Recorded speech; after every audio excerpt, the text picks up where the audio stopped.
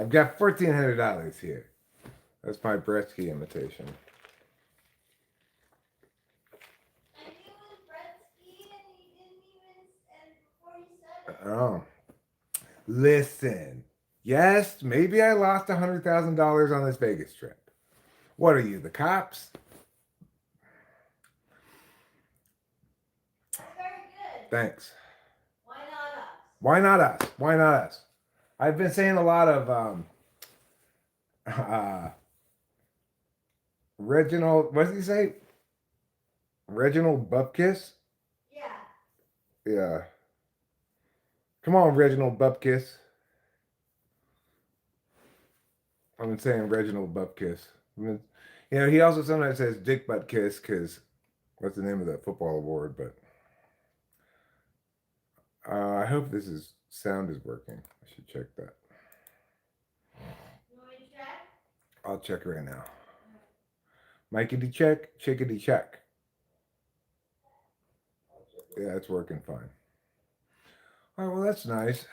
Audio is working. After a bit of a problem with that in previous streams, starting them up. Of course, we're no longer Bluetoothing the rental car, so that explains some of it. It's been a while since last we strom.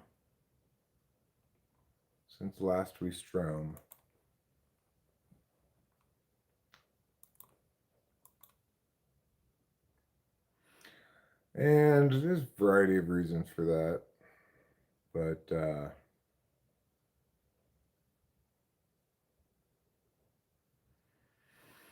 it's been a challenging week in a couple of different ways. So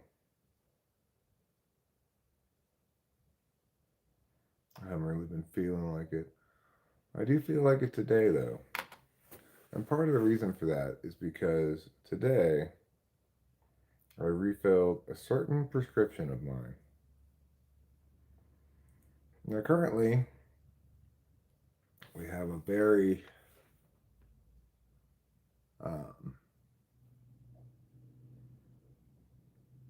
unattended live stream. But hello, Popovich. Thank you for showing up.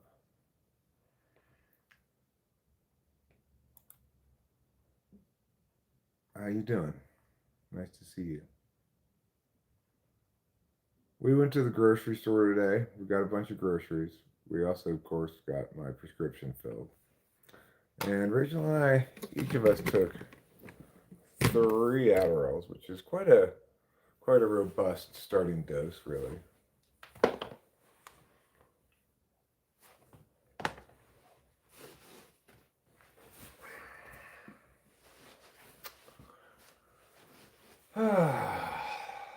Well, it's interesting. When I first started the stream, I was thinking about how I had a fair amount of stuff to talk about. And indeed, I do. Like, I wanted to share with anybody who showed up the amusing story of I went on a walk the other day. I took the long loop, which is all the way around the whole loop here. And after I'd been walking a while, I started thinking a bit about cognitive function stuff. Well, I started thinking about, first of all, how I didn't think about it for almost the whole walk because there's almost no traffic around here. But eventually, I did end up encountering a car, and I thought, oh, I'm walking on the left side of the road. I think that's the side of the road you're supposed to walk on. And then I started thinking, like, well, what's the reasoning behind that? And I came up with, well, because you're further away from the cars, you can't see horizontally, then I started thinking, well, what kind of question is that exactly? Hi there, Casey Jones. What kind of question what kind of cognition does that test? I was thinking it might be TE. And so I came home and I decided to check with Rachel, ask her the question and say, okay, Rachel, good afternoon. I said, okay, Rachel, how You're supposed to walk when you're walking on a road with no sidewalks. You're supposed to walk towards oncoming traffic, like on all the side of the road in America. She's like, I thought it was the other way around. I said, well, okay, let's say it was the other way around. What would your reasoning be? And she said, so you don't jump scare people who are coming towards you. Okay, this must be a TE question because that is the most, like, that answer doesn't make any sense at all, really.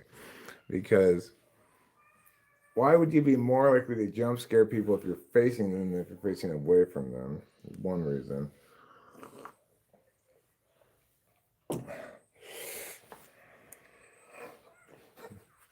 Also, when you're walking towards traffic, are you going like this? Bah!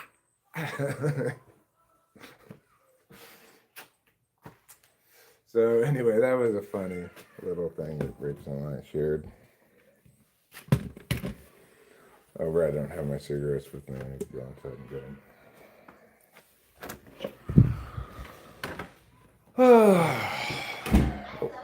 I love you too, darling.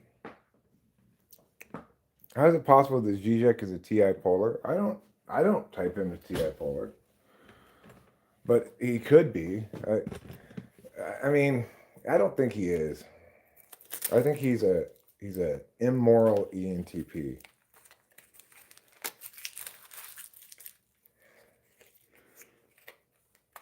But what do I know?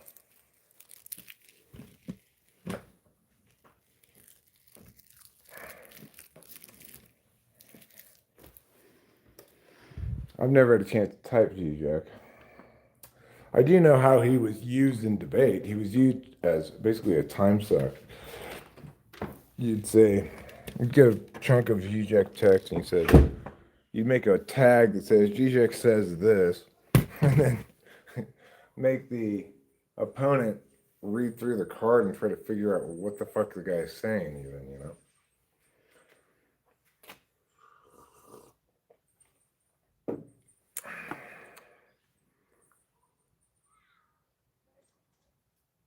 Yeah, I'm a moral ENTP.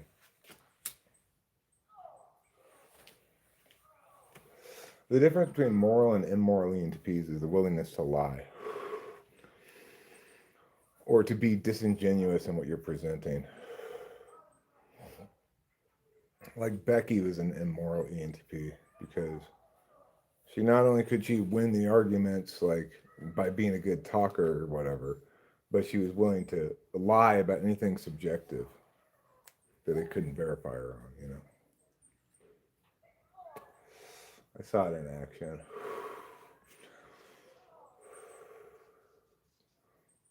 But my commitment to honesty is more playing a long game than it is a moral thing, really. It's like I understand that credibility is something you can lean on at certain times and that you need to lean on at certain times. So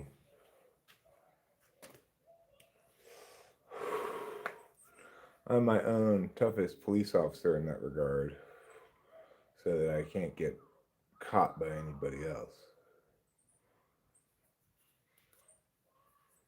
It's just maintaining the defensibility of your ground.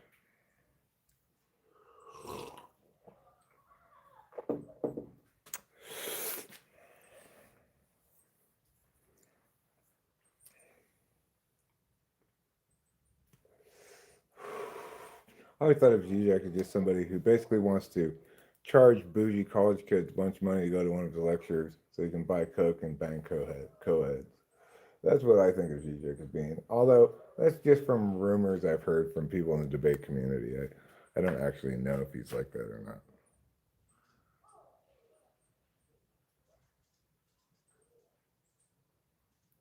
If I'm familiar with Bruce Lee, do I think he's probably beta quadra? He might be. I really don't know enough about his personality. I know like that he was a karate guy, and in ways he bucked convention karate wise. He wanted to make his own style of karate that incorporated all the different kinds of fighting techniques. ISTP seems a possibility. I mean, that seems like a really any polar kind of any, like I'm gonna I'm gonna mix together different fighting styles into my own unique kind of fighting. To me, it's like, are there really any difference? It's like you punch like this or you punch like this or something.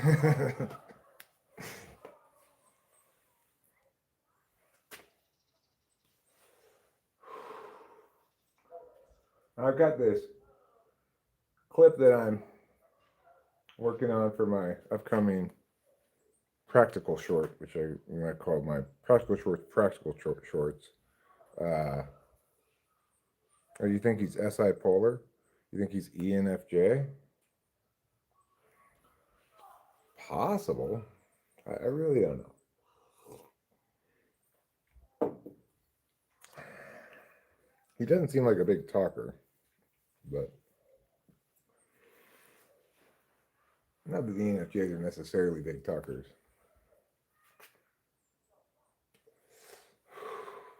I'll show you this fun clip.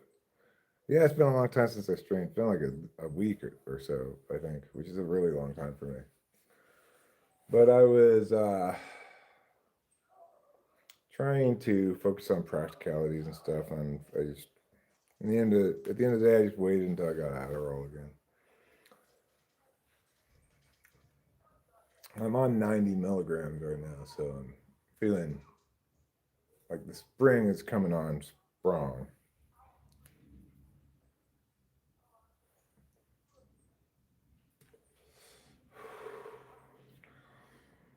I've got this short that I'm clipping for practical shorts, and I think I'll show you guys the section that I'm clipping from because I don't remember what I typed this guy, but I'd be curious to see what people think from this little clip because it's indicative of a couple of different things potentially depending on what you pay attention to in it, I guess.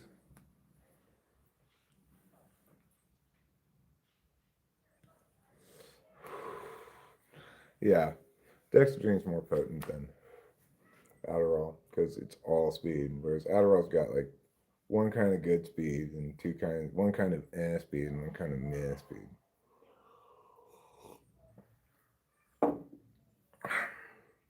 Smoking is injurious.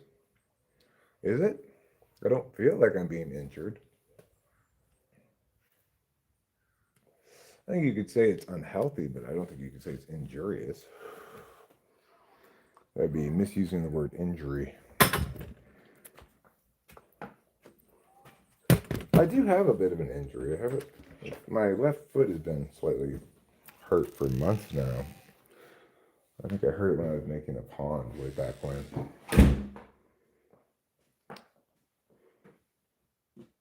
You overdid the alcohol and cigarettes on New Year's Eve. Well, you aren't the only one. Y'all wrong for treating me badly when I wasn't treating you badly. I am sorry that I made that mistake. I thought that you were him. Okay. I've been thinking about you since then, in fact. Here Lamb. I've been thinking about you ever since. I've been like, oh shit. I hope Here Lamb understands that I was just wrong and confused. I wasn't trying to hide him. That guy successfully kicked the anthill a lot, enough to make me misinterpret a couple things. Anyway, I'm sorry. I didn't mean to hide you. Well, because I thought you were him. That's why I wasn't listening to you. I thought it was him disguising himself as you. And then Fly Guy said that he had reinstated one of your accounts because he believed it to be one of your alt accounts, not the other guy. And I was just like, I don't even know. What type of OD stories you most likely to wrote? What are OD stories?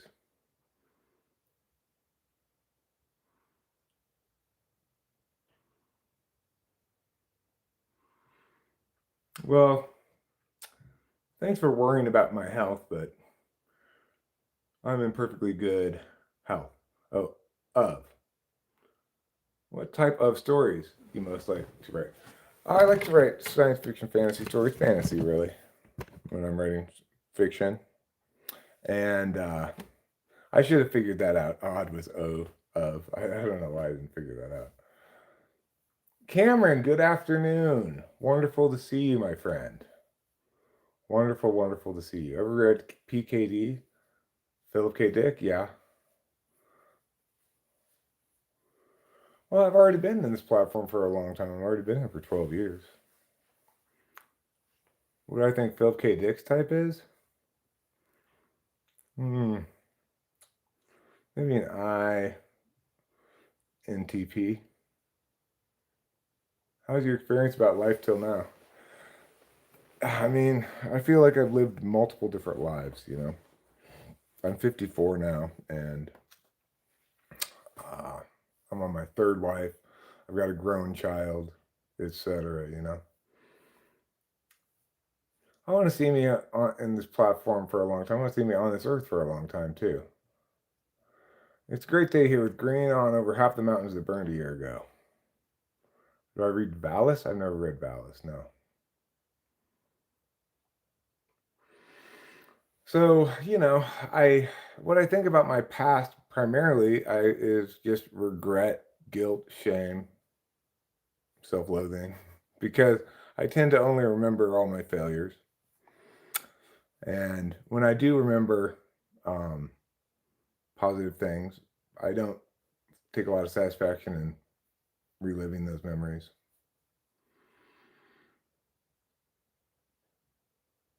Have you ever wanted to be famous in some type of creative industry? Yeah, my whole life probably I've wanted to be famous. I still want to be famous. What things should I learn from your life? I'm just 21. I can make my life better. Well, and Kit Kumar, I will tell you this. I have a lot of skepticism about generalizable advice. So, what was meaningful in me learning life lessons is unlikely to be meaningful in you learning life lessons. I slept wrong. My back hurt pretty bad. Gabapentin is my friend. Gabapentin is a good friend. Gabapentin is my friend too. It makes me sleep and without having to take like actual sleeping pills, you know.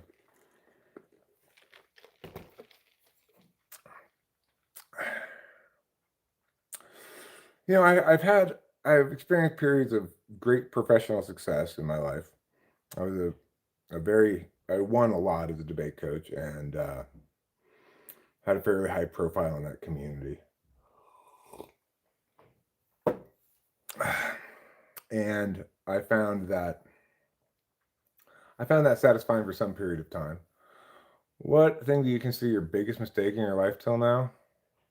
Probably cheating on my first girlfriend, but possibly failing my parents during their last days and not being a good enough son or not doing a good enough job of putting myself in my dad's shoes in particular. Those two things are the most regrettable things I've ever done.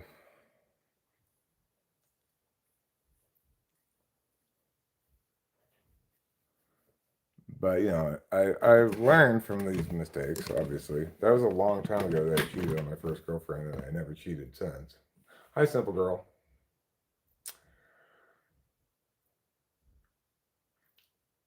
Did you rehearse at all in your life, like the MBTI is a creation of information, not a real meaning? Did you realize it all? You mean, is that what you mean? Um, yeah, MBTI is just a way that people self report, and those self reports get interpreted back as a personality type. That's not a very reliable way of doing anything. But with cognitive functions and the proper articulation of things, there's an excellent case to be made, a much better case for than say for Big Five, that personality type is determined by an attentional configuration of attentional priorities. Like the way you ask this question and so forth is indicative of some kind of attentional priorities. For younger, what's your most valuable advice you would like to give us? Well, I usually go with poop when you can, don't wait till you have to. That seems to generalize universally. Sometimes the right stretch gets my back unstuck. Sorry yours is shot today, Ruben. If I could change the past, I would have gone to school to be not an abortionist, an arborist. Certified arborists make bank. I wouldn't bother reading human psychological types. I don't think it's.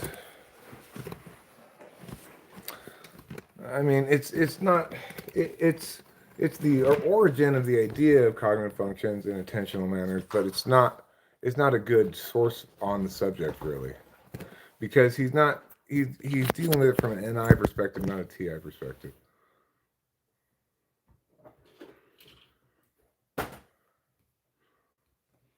Well, thanks, Ruben. I appreciate your positive regard. I I wasn't. I could have been a worse. I could have been a worse son. Would you rather like to have a conversation with Einstein or Feynman? Uh, I mean, I don't even know what I'd ask either of them if I were to have a conversation with them. Like,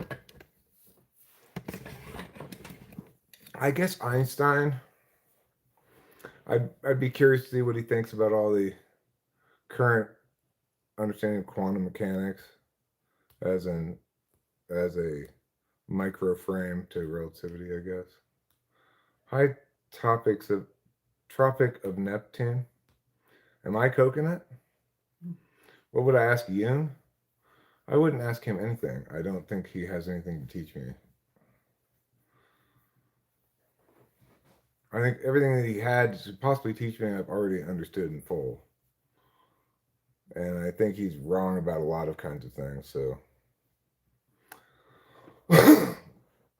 I give him credit for like coming up with a brilliant idea of cognitive functions, and I don't think I could have done that, but I still don't feel like asking him questions would be particularly informative to me. Well, I disagree with him about the idea of a collective unconscious, just because people's brains are hardwired towards towards manifesting certain archetypes symbolically. That's due to shared commonalities of human experience, or the commonality of being human, rather than some magical shared pool of information.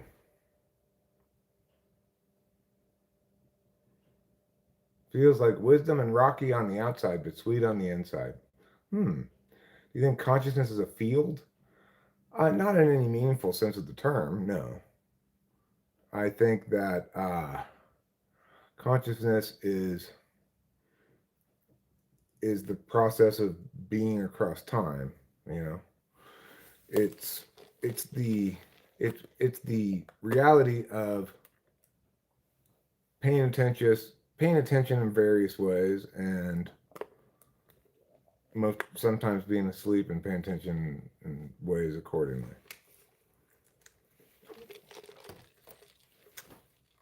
When we talk about what consciousness is, we fall into a bit of an objective analysis trap, because consciousness isn't a static thing that can be treated really like an object of analysis. It's the passage of time for a sentient being.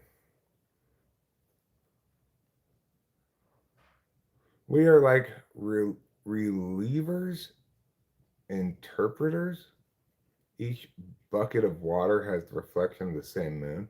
Well, for plenty of us, there's attentional manners that aren't interpreting, that aren't receiving, that aren't determining, but instead are taking action. So, Simple Girl says, sometimes you talk and it goes over my head. You're very intelligent and good with words. Well, thanks, Simple Girl. I really enjoyed reading Surely You're Joking, Mr. Friend, and I enjoyed it a lot too. Oh, I gave that to you? Oh, you were reading to my mom? Yeah, he's cool. Have you read the book Swinging of the Wild Pendulum by Isaac Bento? No, never heard of it. Bye, YT. How much money am I getting per day from YouTube? Basically nothing. I mean, in terms of ad revenue, let's see what my ad revenue was last month.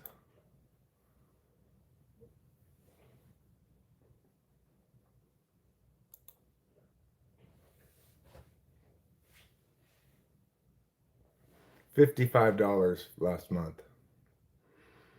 $55.92. So, that's as close to nothing as you're going to get.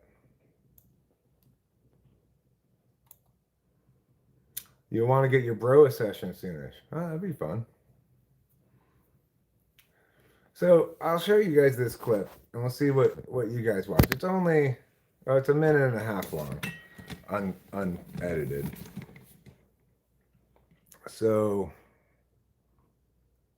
what about from typing people? I make $100 per session, which is an hour long, about maybe a little longer sometimes. And I'm trying to generate more business for that because I do need to start making some money, and it'd be better if I could make money like that rather than getting a job. I'd make a lot more doing typing sessions, but I have to be able to generate sufficient business. So what do you guys think about this? What do you notice? For me, the most easy thing is to see these people as a category rather than in the individuality of them. It's missing. I tend to see them as a category of things, and I tend to differentiate myself from them. That's the mistake I definitely do when I encounter new. Why do you see it as a mistake? I don't see that as a mistake. I see that as a necessity of mine to be objective. Speaking of the category? Well, it's not about categorizing stuff, but it's that I have the, of course, I would say necessity to see the groups as one thing and me as the other. And when it comes to that, I usually have to step back from actively, let's say, seeing myself as part of the group, or seeing myself as an individual that encounters other individuals. Okay. So that's the clip. I think this might be kind of a fun, like, Rorschach test for typing because, like, I'm curious to what people took away from what they heard there.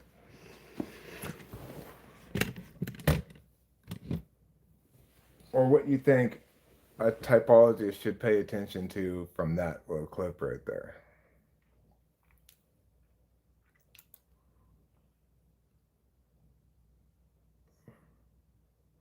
The new season of Fire Force came on.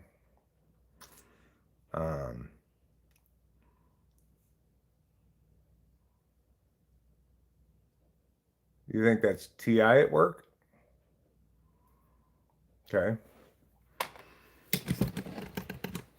So what happened there in part is him saying that when he comes across a group of people, he treats them as a group rather than, and he draws himself as distinct from them. He puts them in a category, and that's the mistake he frequently makes when he first meets people. Well, the first thing I noticed there was the shocking contradictions that occur in rapid succession. He says he treats people like this, and that's the mistake he makes when he first gets people. I said, well, why is that a mistake? And he said, oh, it's not a mistake. It's a necessity that for me to treat things objectively. And I said, by categorizing people? He said, well, it's not categorizing people, even though he had just said it was a mistake and he was categorizing people. So that's one thing I noted. I don't remember what I typed the guy. If one were to pay attention to the treating people as a group thing, you'd say that's FE over FI. You understand them as part of a general bit of humanity rather than as specific individuals with, like FE puts themselves in the shoes of an average person, whereas FI puts themselves in a specific person's shoes. Okay. Maybe I did type him as ENTP. But what stood out to me and keep in mind when I'm going through these old typing sessions, I'm just using the clip tool in the YouTube studio and trying to find something that seems like it would be interesting, generate some views and stuff. I'm not really trying to be correct about things in these shorts, like when I titled the last one, "Is this an INFJ answer?" The answer is no, it's not. But someone put in the comments, 100% INFJ answer, 100%. Yeah. And it's kind of nice understanding cognitive functions, though. I find myself occasionally able to benefit from knowing what my blind spot is. Why was that? Not that one we just watched, but the previous one I published with the lady Paris answering the SI questions. I titled that one, "Is this an INFJ answer?" And it wasn't because she was sharing that she had SI as an absolute value and pretty clearly front stack as well.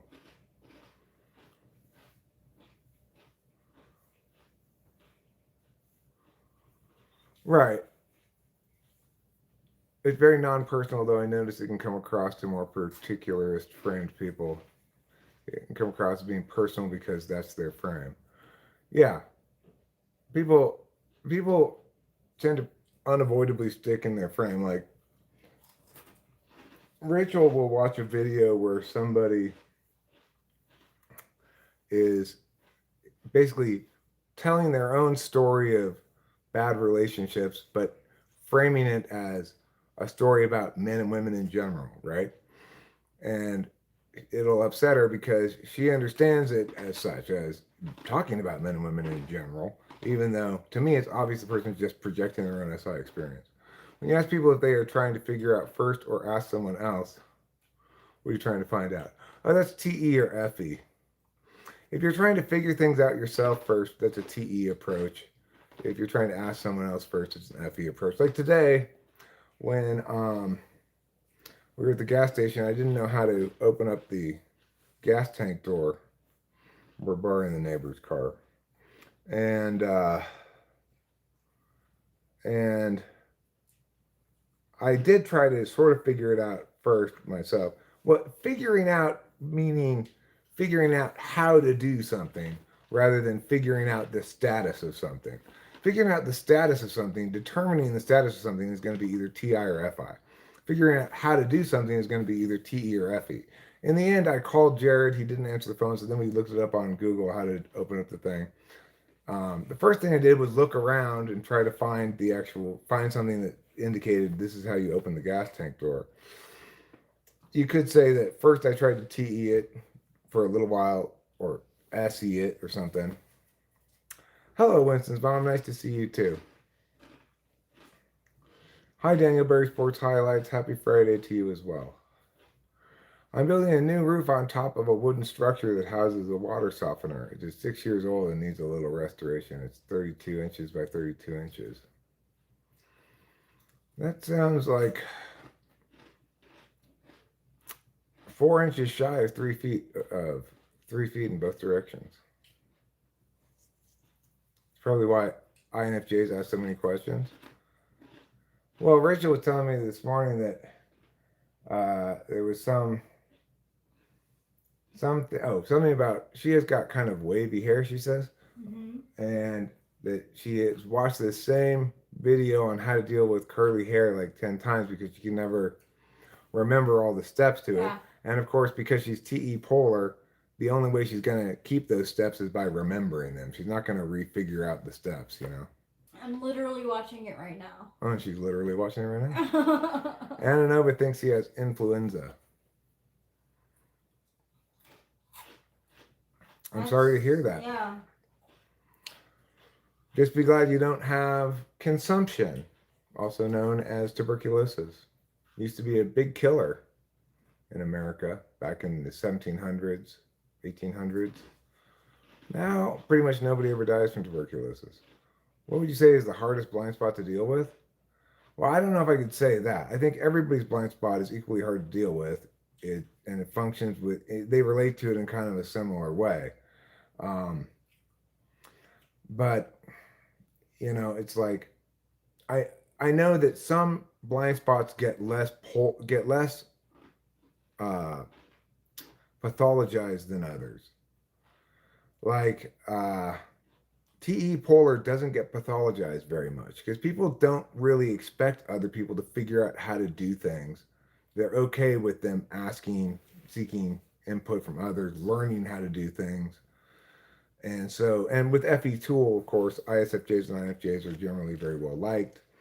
And so they get pathologized less for TE polar than some other polars. FI polar doesn't get pathologized all that much, but it does sometimes. Like Rachel showed me a video the other day by this horrible psychology lady who was basically saying if you're not FI front stack, there's something wrong with you, and you either have autism spectrum or you've been subject to abuse and are therefore incomplete as a human being and stuff. Thanks, Cam. I don't know what the symptoms are, but it puts your body into continuous aching, pain, lethargy, and sore throat. Well, that is consistent with flu. What? Did you throw up at all? It's usually a sign too. And like your temperature, you usually have like sweats and then freezing, feeling cold. What types talk to themselves most? Well, I'm not sure about that. If you mean out loud or in your head. I know my mom used to talk to herself out loud all the time. She was an ISFJ. She'd like replay conversations she had at work, but differently in the car when we were driving and stuff. I saw it all the time when I was growing up. I talk to myself a lot too, but I don't necessarily talk to myself out loud. Sometimes I do, sometimes I don't. I think in general, probably any SI front stack types are more likely to talk to themselves than SE and I front stack probably, but I couldn't say for sure really.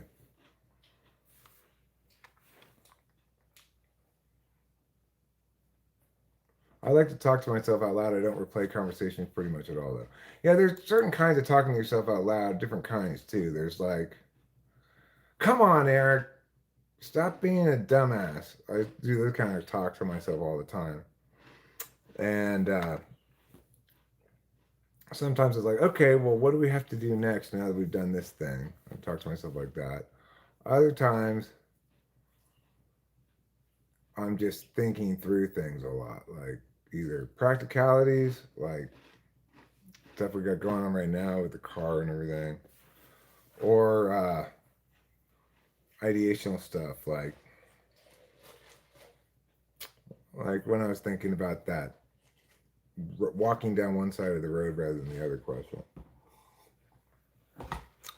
No, I like Quam better actually. I think Ruben. Quam. That's better than random access. Quick access is more correct. Seems like. How many people here agree that Sally Field's name should have an S on the end? Yeah, I'm here for that. Yeah, we're in agreement. Rachel and I are about this. And I don't know for sure that Nelson Mandela is at fault, but I'm pretty sure he is. He took away Sally Fields' S. Yeah. It's F.A.O. Schwartz, not F.A.O. Shores. And it's Chuchansky, not Chuck Chansey. Yeah. Anyone who says otherwise just doesn't know how to speak English. Yeah. Did you make your own games when I was a kid?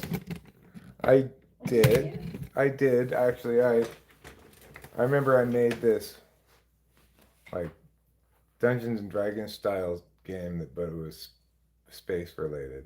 That's cute. Yeah. as I'm taking action, I'm vocally repeating, keeping in mind the most relevant stuff as I'm doing it. Well, yeah, that's a good way to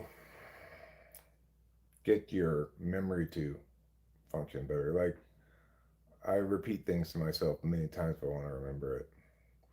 So if I'm cleaning the kitchen, I'll typically do two things at once. Like I'll heat up vinegar water in the microwave to soften the crud on the walls of the microwave. Does that do that? This is the first I've ever heard of this technique. In the meantime, I'll go wash a couple of dishes while that's happening. Like I'm telling myself, microwave.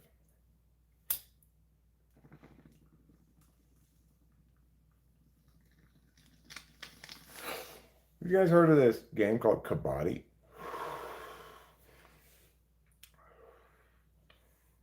I only know because of you. And the name. Now I'm like, oh.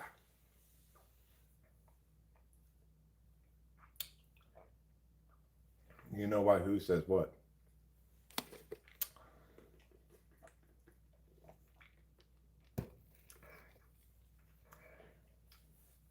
You don't ever want to hear the beep. To me, that means you didn't get to the microwave fast enough. I worry that I'm not going to be paying attention when something beeps, and so that even though I'll hear it, I won't process it. That happens sometimes when I'm cooking stuff and I have the timer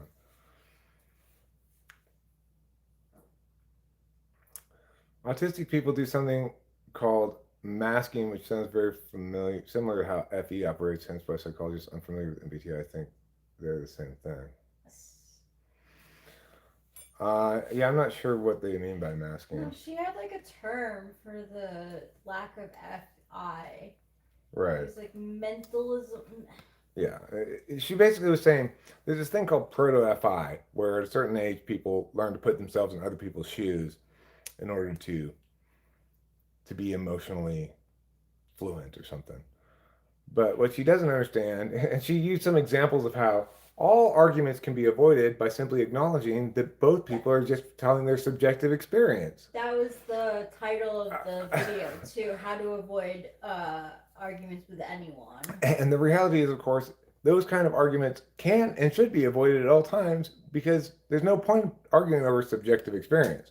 But there's plenty of arguments that happen that are not about subjective experience. I gotta find out the name. I'm gonna look at the video.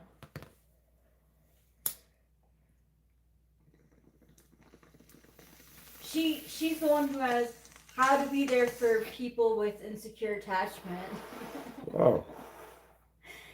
That's the thing, like, I don't know.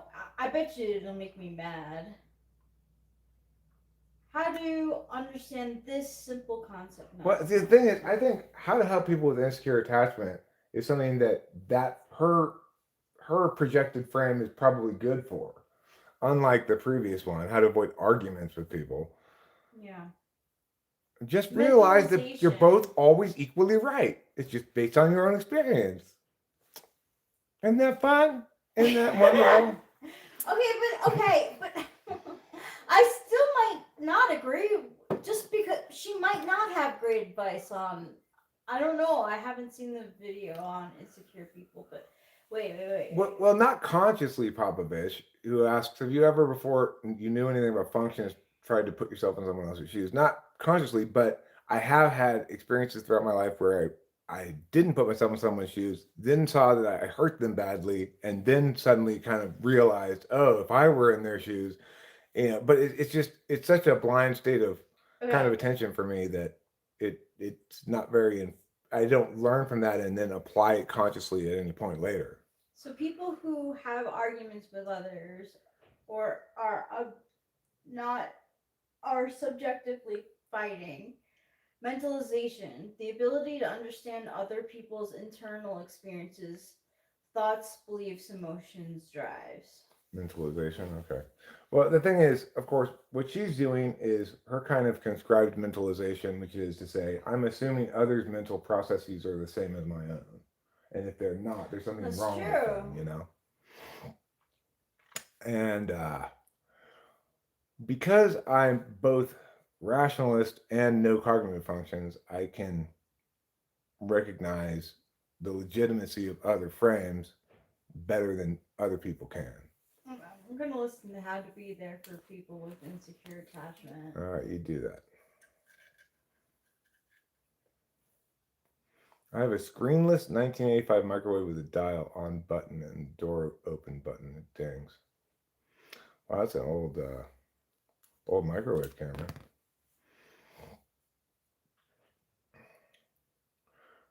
Silent but deadly, Ruben.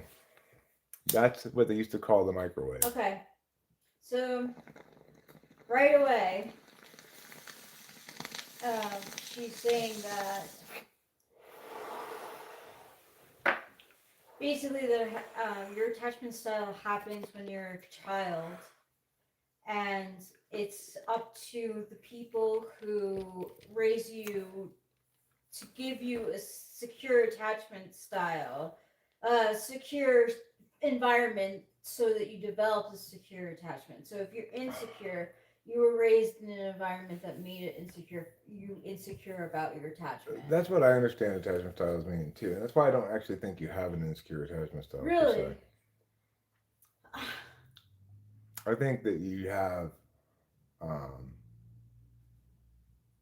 like PTSD about having been abandoned by significant others in the past. Sure, but No, Samba Ball is right. That was fucked up. It was totally fucked up. Or you're talking about Bossy Asamlar? Hi, Daniel Beam. Daniel Heem? Hi, Daniel Heem. I can make this bigger. I'll be able to see it better. I actually don't know anything about that case. I purposely avoided reading about it. So I don't really know that it's fucked up, but I'm assuming it is. If they shouldn't be able to. Cops shouldn't be killing people. No, that's just fucking terrible. So scary.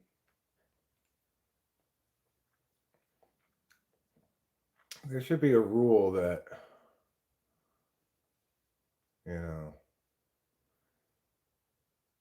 anytime a cop kills a person or shoots a person, or just kills them, that they can't work in law enforcement again for a period of 10 years or something, even if it was legitimate and justified. Yeah, I agree. Because I read that they're not supposed to shoot, even if they have reason. Not if they have reason, but if they. They should only use deadly force when they actually feel like their life is an imminent threat of death. Yes, that's right. That's what it is. And they don't apply that rule. It's not when they think that you're guilty.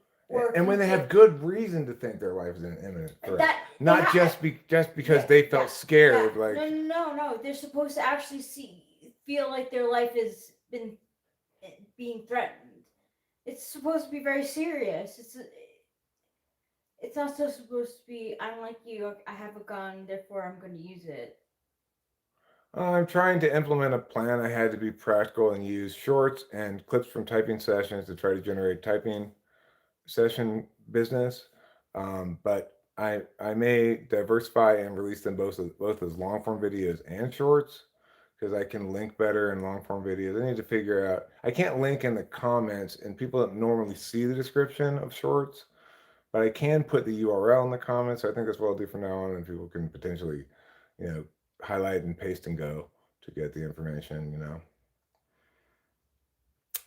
So yeah, that's my reasoning. And Rachel and I were talking a little bit about how best to title them, and it's you might call them cynical in that I'm not interested in being correct or teaching anything or conveying any information. I'm just interested in generating business. But it's if I could make money doing typing sessions, it's the best way for me to make money because I make much more money than I will getting a regular job per hour. I miss the 90s internet. NE is hell on earth. Extroverted intuition is hell on earth. Well, sometimes it is. Sometimes it's like, I was thinking the other day,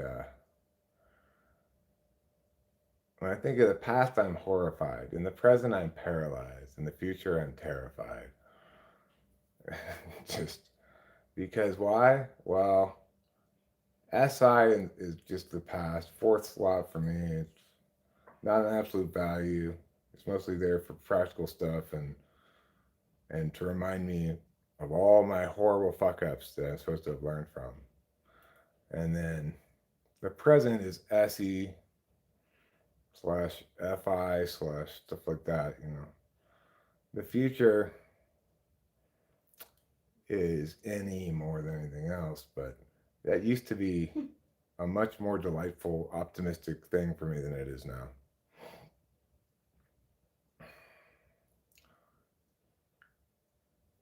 I'm getting great mileage out of self compassion lately. I'm glad to hear that, Jeremiah Haas. That's good. I'd like to emulate you. I'd like to have better self compassion. I'd like to be Someone kind said to to me- myself, but God, it's hard. So true. It's like, oh no, never mind. Comparison is the death of happiness or something, and comparison, don't compare yourself to other people.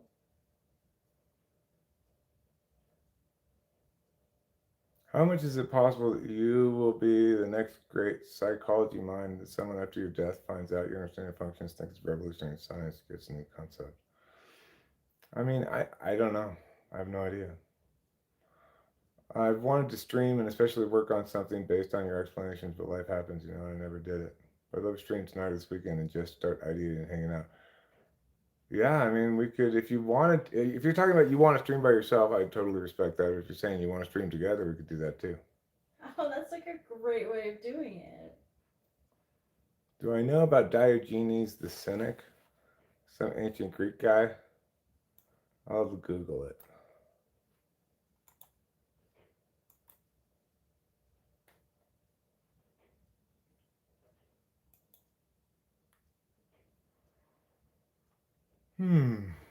Let's see.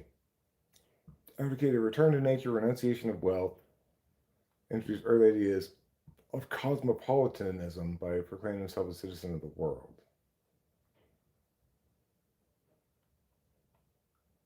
Well, but he wasn't actually a citizen of the world, though. If you went to other countries and said, "Is Diogenes a citizen of your country?" they would say no.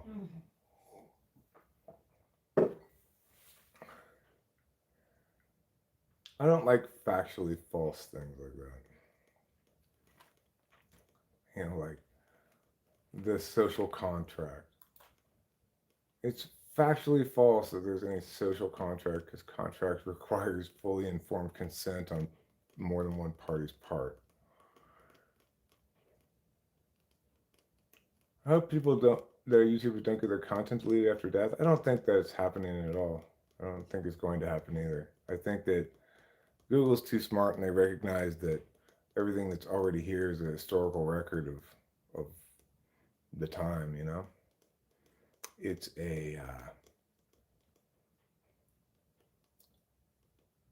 it's an internet archive with fewer copyright problems. That would be so fun, Ruben. I've been like, it's always a thing that I'm looking up that I get different answers for, so. Like, Ruben, I'd love to consult with you in general about because I'm currently successfully following through on my plan to make these shorts and stuff. I'd be very interested in hearing your thoughts about how to optimize the text and stuff in the shorts, like what to title them, what text to put during the short, how to maximize typing business from them and stuff like that, or what other kind of relatively low effort videos I could make that you think would generate would help generate business better, or how I could do that better. I'd be really interested in hearing your thoughts. Your stream would be so boring. Well, what would you do on your stream, Fly Guy? I'm open and ready and actually involved in taking these actions now. So I'm all in, like, spiritually on the idea.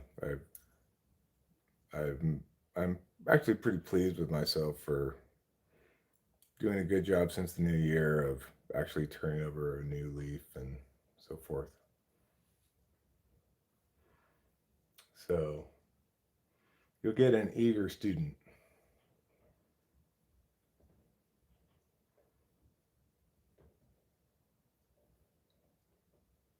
Ready to take action on actionable intelligence.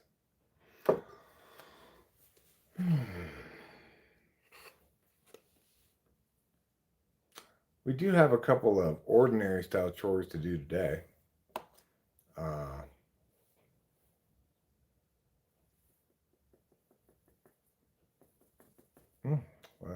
that's nice to hear. Act like an annoyingly enthusiastic kids TV presenter and ask people to smash that like button and hit us up with a subscribe and point to the buttons.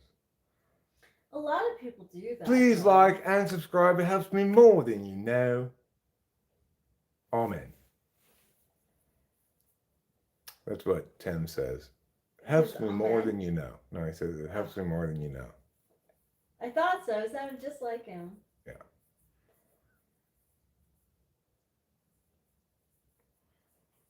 Discussing the inferior function, episode 14, ENFP and INTJ show.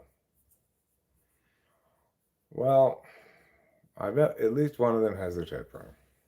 Just a random guess, but I just throwing that out there that it's highly possible at least one of them has their type wrong. It is important to ask for people to like and subscribe. With the shorts I'm currently making, I could like record a little short segment of me doing that and stick it on the end of them, but I could do that. Yeah, because like even channels that I don't think would do that.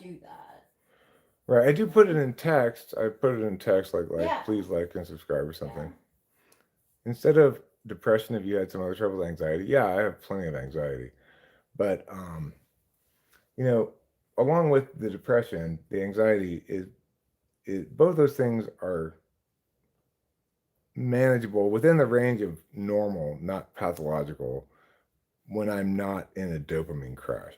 After I crash from the Adderall, it can be a rough go. It can be a rough go.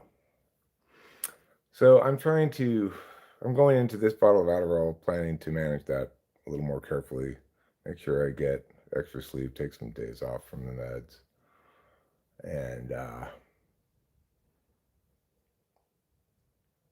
and just try to be a grown-up, you know? Rachel and I, as I said to her, I think yesterday, we're a couple of coddled, bougie kids coming up on an increasingly hard Scrabble world. And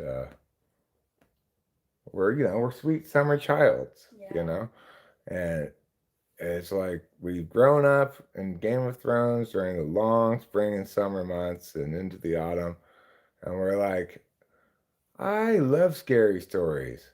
And then the old lady says to us, oh, you sweet summer child, you do not know yet winter. Well, Rachel and I have had some shit go down this last month or so, and it's been horrible. It's been since November. So like I count your work on your dental work as like one of the things that's been being worked on. And that was before Thanksgiving. That was November 22nd. Right, starting with 10, yeah. Yeah, and not too long after that, the car broke down. So alexithymia, called emotional blindness, is a neuropsychological phenomenon characterized by the inability to process, identify, and describe one's own emotions. And correctly, AI says it is considered a personality trait rather than a mental disorder, and affects approximately 10% of the population. So even AI disagrees with that lady. Well, that's why I don't trust what she says. I don't find her to actually be a psychologist. I think she's interested in psychology, but she feels like she's like superior for some reason. I'm really happy to have this word now, Popovich. Alexithymia. I have to see how to say it, but because that is a label for FI polar. Mm-hmm. To some extent FI 8th. Okay, we'll talk about it. It's like when I started this trend, I was like, I don't even know if I want to even talk about it. Oh, I'm sorry. But no, Winston's moment. I know, but So anyway, we were driving it home from the shop. We got the new windshield. He checked the check engine light and says it's just this misfiring issue that when it's in cold start and it's fine to drive it, blah blah blah. And we were driving home, and the car completely conked out, broke down about I don't know, 10 miles from here, 7 miles from here, something like that. And we had to get it towed to the house. And we are currently borrowing the neighbor's car because, incidentally, thank God, it made me think of when God doesn't close a door without opening a window. Have you ever heard that expression before? Because the neighbors, Kay is in Australia for the next 3 months, and her car's just sitting there. So uh, we're borrowing it. I'm paying them. We're renting it technically. I'm giving them $20 a day to rent it. Um, and anyway, uh, I haven't even contacted the shop about the fact that it's fucking totally dead. But I mean, it's not totally dead. Like it'll turn over, but it won't start. And it just stopped mid driving on this hill. I can't throw any more money into that thing.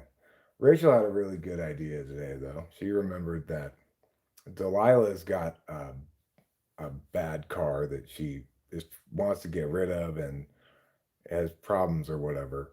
But we could get that car, potentially spend, I don't know how much it would cost to get that fixed, and then we wouldn't have to get a different car. We wouldn't have to buy a car.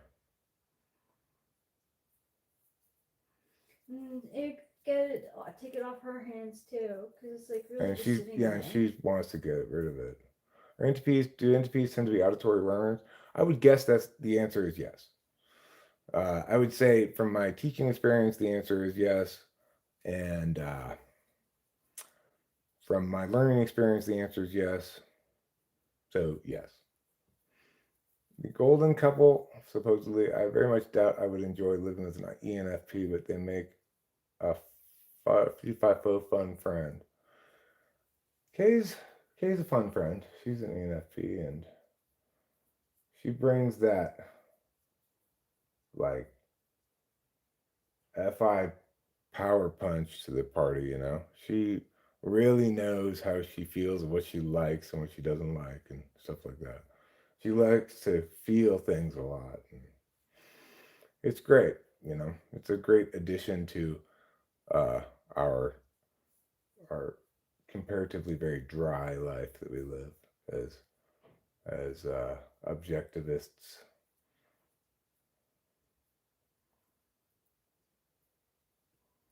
From my experience, I listen to YouTube videos pretty fast, 1.5 to 2.0, but Eric listens to it way faster than I do, like 3 times sometimes. Sometimes I do listen to it 3 times, but it has to be pretty slow for me to listen to it 3 times. I put on this video called, this channel I like a lot is a history channel about World War II in particular. Mark Colton Productions or something like that. Let me see what it's called. I like this channel. This kind of information I can listen to very fast because it's just information. Mark Felton Productions. I really like this guy's content. But he's got so much of it that I go through little phases of listening to it. Yeah, Mark Felton Productions. You watch that channel too? Yeah, that guy I can put it on real fast. I had it on 2 times today, but I could have had it 3 times. Einstein, if he was an INTP, was exception. He seems like a visual one. Thoughts?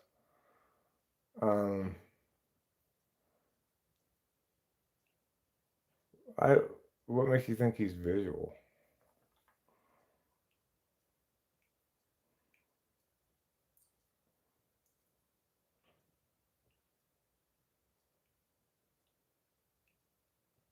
I've been going through a Manly P. Hall lecture videos. Let's see.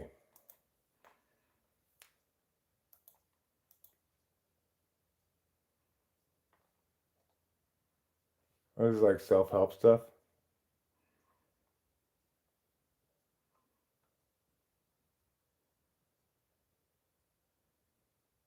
So, there's plenty of potential room and value in self-help stuff, like stuff that's framed as purposeful in some way or another, but it's not the kind of stuff I generally watch. What's the P stand for? PEA, P. Man's status in the natural world is determined, therefore, by the quality of his thinking. Man's status in the natural world? You can't determine a status by quality. You have to use some sort of determination metric or calculatory function approach, doing something to stuff. You can't determine a status by having quality thinking. That doesn't mean anything. I already said that I should I interpreted it as getting back into manifesting. Do you want to get back into manifesting? I don't know. I I don't know. I get frustrated with it. I don't know. So here's the thing. Think about look at this thing here, right? The reality is the quality of a person's thinking is informative about how he determines statuses. That it would be a correct sentence, as opposed to that sentence there, which doesn't mean anything at all. Man's status in the natural world is determined, therefore, by the quality of his thinking. No, it's not. They wander in darkness seeking light, failing to realize that the light is in the heart of the darkness. Oh my God. What in the world is that supposed to mean? That's just Confucianism, like Taoist bullshit. The strongest reed is the reed with the weakest strength. Ooh. Words are vehicles of ideas, and unless they are understood properly, misunderstanding is inevitable. So, unless they're understood properly, misunderstanding is inevitable. Obviously. But the thing is, you need to act like that. Right?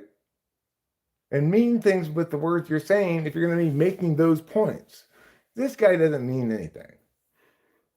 He's just trying to make you get this kind of general sense of enigmatic spiritualist garbage. I don't know. Sorry, I don't mean to shit on your pie, Jeremiah Haas.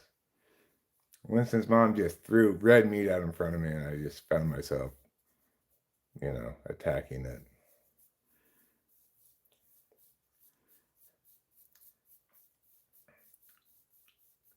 What I would say about words is words can be used to convey information via a definitional approach, or words can be used to express yourself via a non-definitional approach.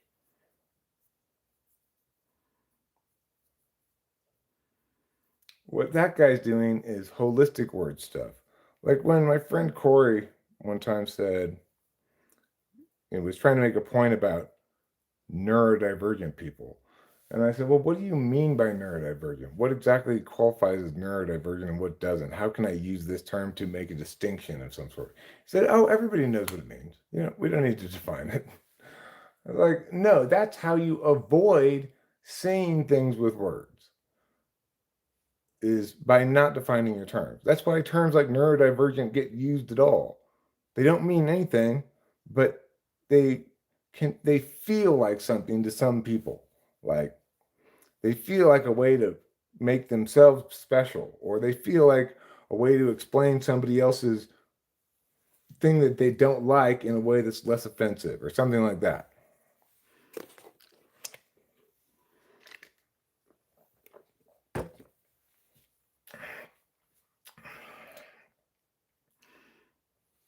Right.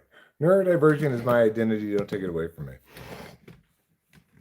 Listen, what I know about myself is that I'm different from all you normies. I'm different and special. Obviously, I have a lot of intuition, a lot of, powers within me that you don't have. And you can't have because you have normal brain.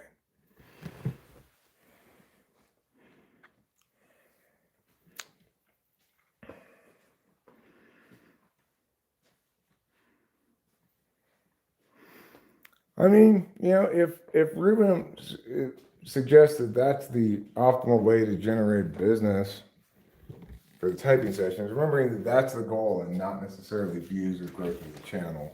It could, two things could be, parallel. It could run parallel, but sequentially in a time frame.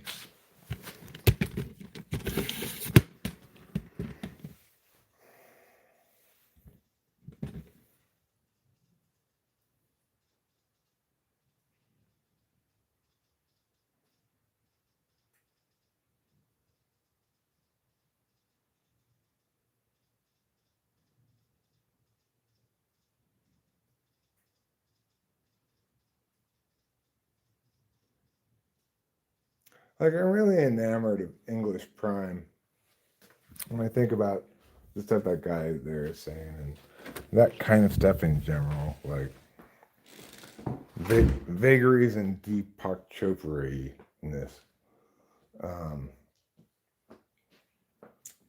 It makes me think about English Prime and how I should, in some sense, endeavor to utilize such when I'm trying to say things.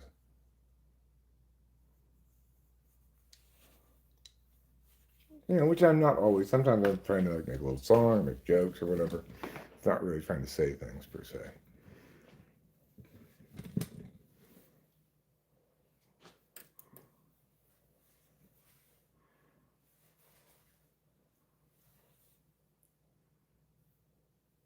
I mean, I don't know if neurodivergence is even pathologization. I think it's more like self-aggrandizing. But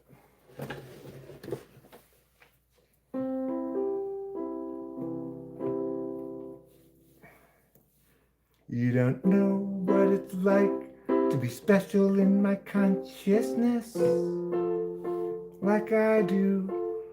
You can't know what it's like to be special like me. 'Cause I live life neurodivergently. Yeah, just your mom and me. We're different in how we think. We're special. We've got so much intuition inside of us. I have a request when you're done. I'm done. What's your request? I wonder if you could guess.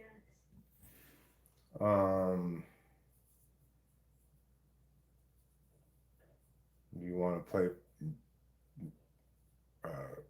Parappa the Parappa? Parappa the Rappa?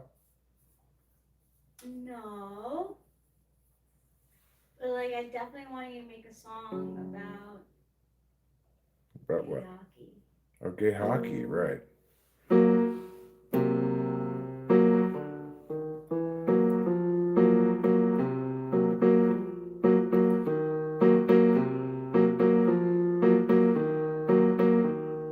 Rachel's been watching a very special show.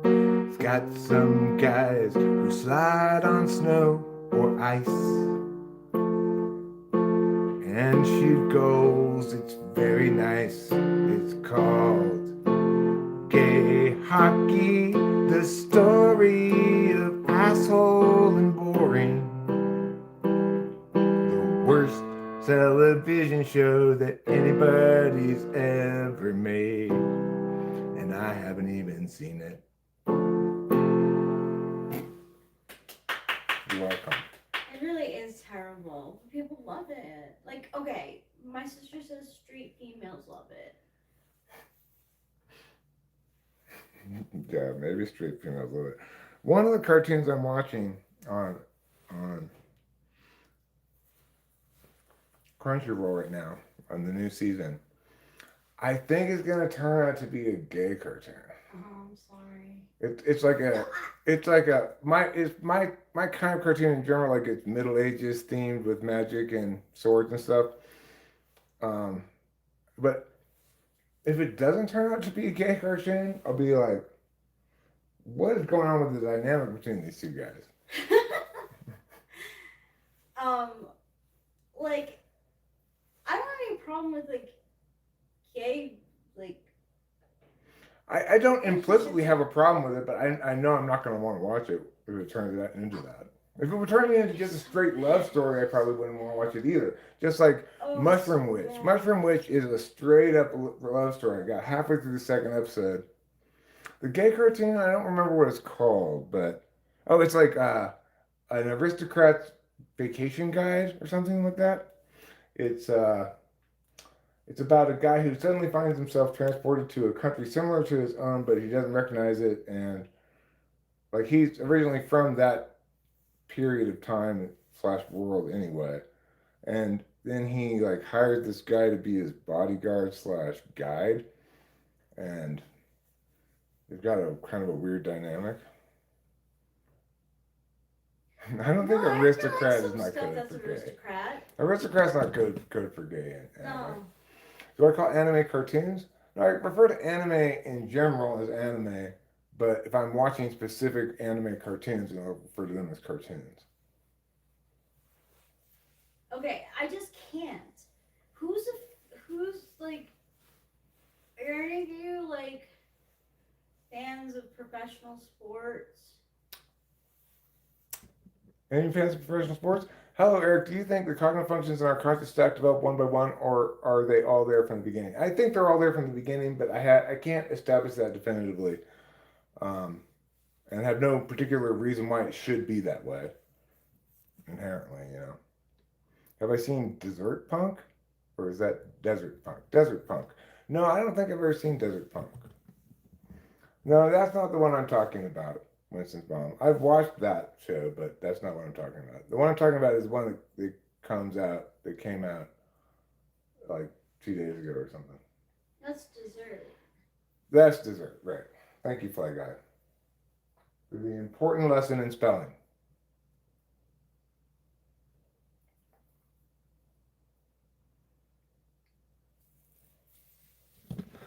But you know, Japanese cartoons, they have a lot of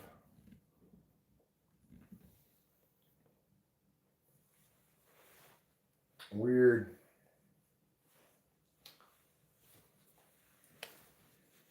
they've got a lot of weird like approaches to gender.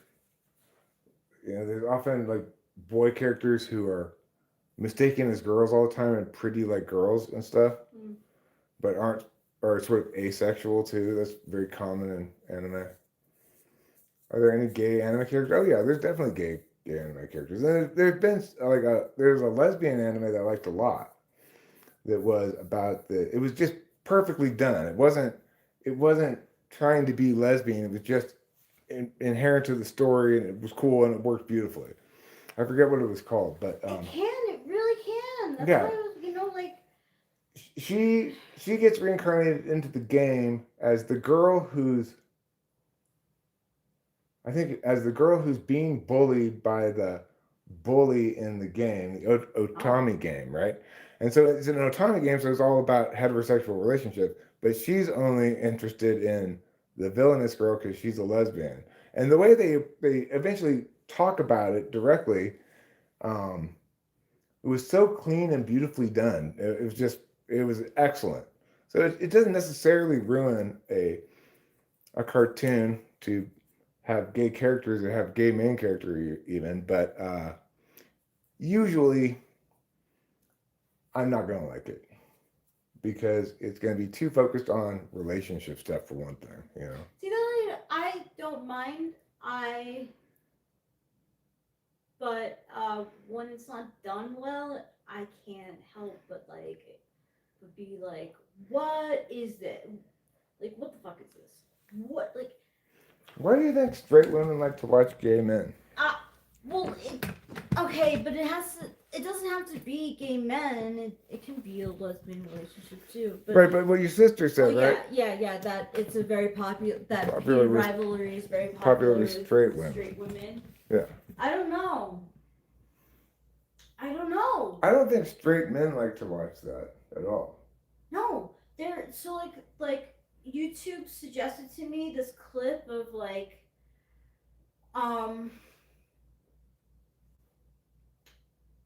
people watching heated rivalry at a bar, and I'm like, I'm gonna look at the people. Well, think about it. You got a show that's about hockey. Presumably, it might be interesting to straight men who like Sure. hockey, sure. But it's also really not about hockey, is it? No. It's about gayness and how gayness can occur everywhere, including in professional hockey. Mm-hmm. So, of course, I don't understand why anybody would want to watch that. Because it's just, it's really more popular. social commentary than anything else. And it sounds like the relationships in the thing are unhealthy, horrible relationships. Most of the dialogue is through text messages. They're fucking text messages. And then the storyline starts at 2011 and ends at like 2016. It's like, what? Are we supposed to believe that this happens for that long? Texting back and forth for that long? I just won the Stanley Cup. And it's time for me to make love to you, Stan. Yeah, basically. And it's like, oh, are you jealous? You're boring. You're an asshole. Yeah. Oh, look at that sassy talk between the two of them. Gay men make great girlfriends. Well, that's fine. But I suppose it still doesn't really explain why straight women want to watch gay men be in a relationship. I guess they just project themselves onto one of the men, maybe, or something. Like, it has to do with like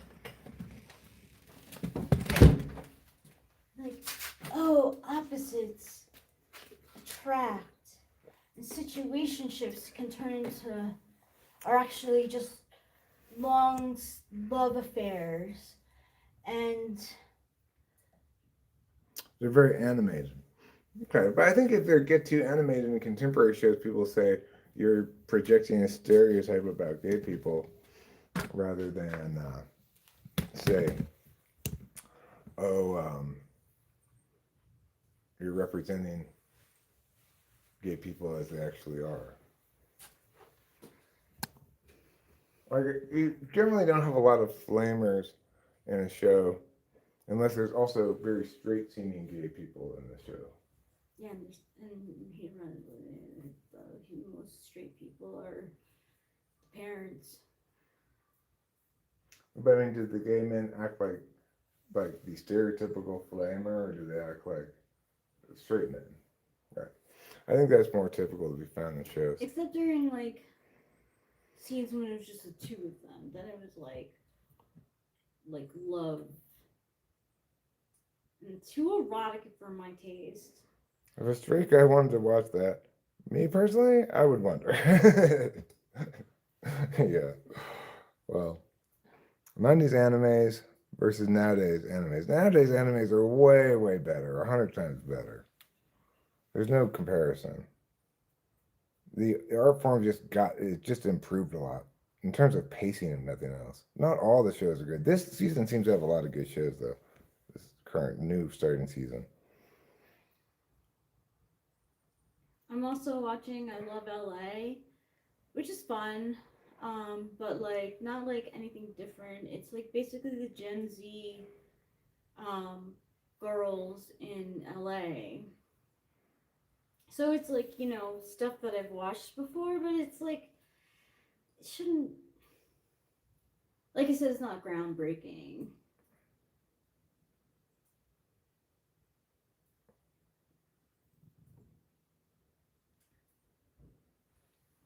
Okay, so I can't barely read this. I need my glasses. I can't read that. Let me go get my glasses. If you really want to like see what I love what LA is like, I mean LA is like definitely watch it. I love LA though.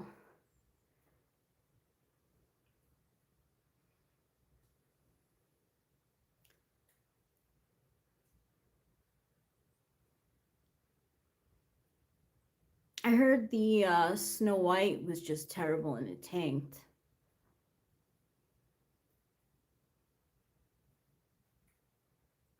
It's like so many of these shows are older shows from the 90s, like Melrose Place or Saved by the Bell, but the characters are gay.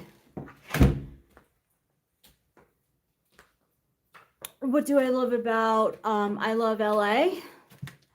That they're Gen Zer characters. I like to see into younger generations.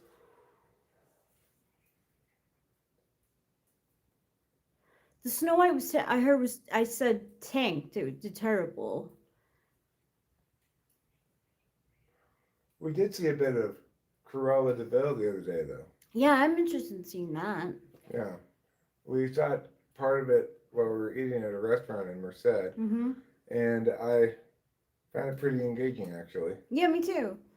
That was different. Like CGI version of Lion King. Like I feel like it didn't need to happen. I didn't even know it did happen. Mm-hmm. Live action Aladdin with Will Smith as the genie. Like they didn't need to do that. Nathan Lane was doing a rebooted Golden Girls with gay men and Linda Lavin playing his mom as their Sophia. She died. I'm not sure what the show is doing now.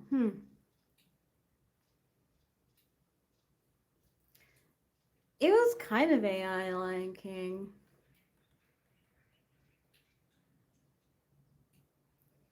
Beyonce was in it. Ew. Mm-hmm. She doesn't get a get out of jail free card from me. No, me neither. That's why I always say Beyonce, schmeyonce. Beyonce, schmeyonce.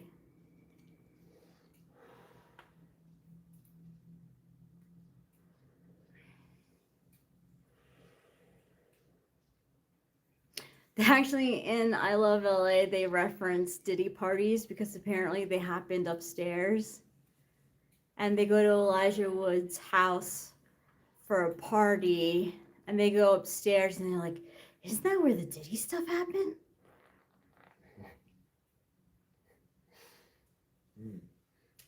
They have the song I Love LA in it as well. Mm-hmm. It's really not bad. It's just, I don't think it's like anything new. That song always just makes me think of LA sports teams winning games.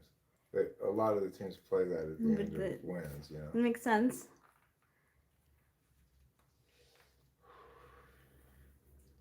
But that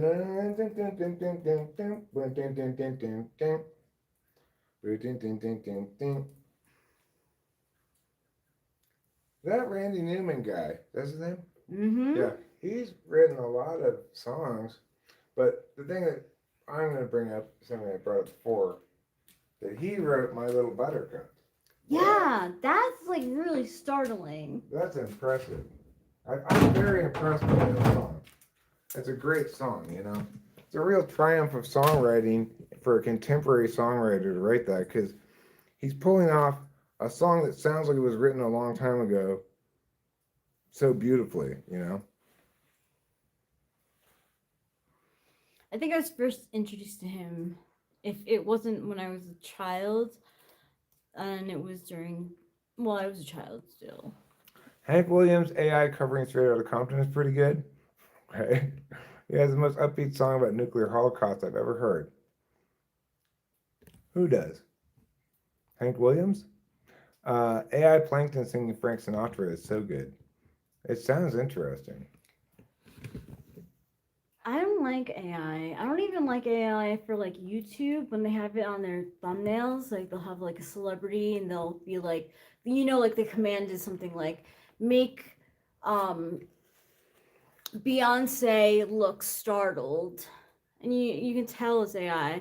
I mean, I don't like it any better when you can't tell it's AI. That's pretty scary. I don't know. I do. We use ChatGPT, or she uses ChatGPT, but we both use Gemini all the time. Yeah. I just I use like the text both. version of it. And I think it's great at answering questions, the kind of questions I ask, Like, are Korean temple monks allowed to eat spicy food? Yeah. Is champignon the French word meaning mushroom in general? Yes, but also it refers to a specific kind of mushroom, often called champignon de Paris, sometimes shortened to champignon. It's not really pronounced champignon, probably. That's how it's spelled. You can get the paid version of Gemini for Champignon. free for a year. I may already have the paid version. Yeah. Oh, really? Maybe I'll try to use that, Ruben, to Did generate yeah. images like thumbnails.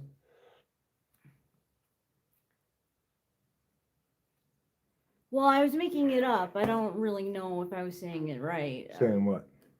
Champignon. Champignon? Champignon? Yeah, it's pronounced champignon. Champignon. So, anyway, that's what that cartoon is called, is Champignon Witch. Champignon Witch. It's Mushroom Witch. And it's turning into just being a love story. She's a witch who processes all the bad energy and poisonous negativity of the world, and then it goes into her body, and as she walks around, she sprouts poison mushrooms everywhere she goes, um, which sometimes she then eats. Anyway, nobody can touch her because her skin is poisonous, and they'll wither away and die. But she fell in love kind of with this boy that she saw in the town, and then etc. Sounds like me. When I first asked Gemini to turn my image into a JSON object for Nano Banana to run into an image, I usually tell it to generate 3 maximally different variations, and then I'll pick my favorite. Is there a turnip character in this story? I don't know what Nano Banana is. I also don't know what a JSON object is, but I'm assuming it's a Nano Banana file extension. Speaking of mushrooms, will there be any magic mushroom streams forthcoming? Probably relatively soon. I'll probably uh, contact my local Connect here shortly-ish. Oh, it's Google Gemini's image generation option. We can play with that. Oh yeah. So like, can I give it pictures of me and say like make a thumbnail with me in it and the following other stuff like that, or make a thumbnail with? Okay, I could do that.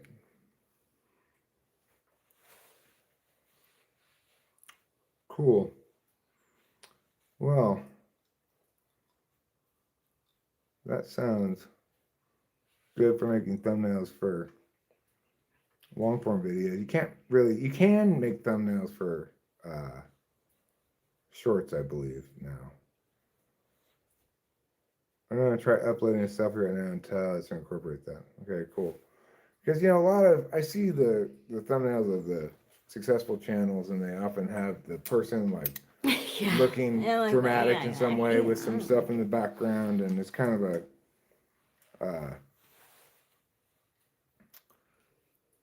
kind of a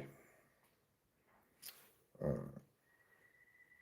formulaic, I guess, approach to thumbs that seems to be pretty successful.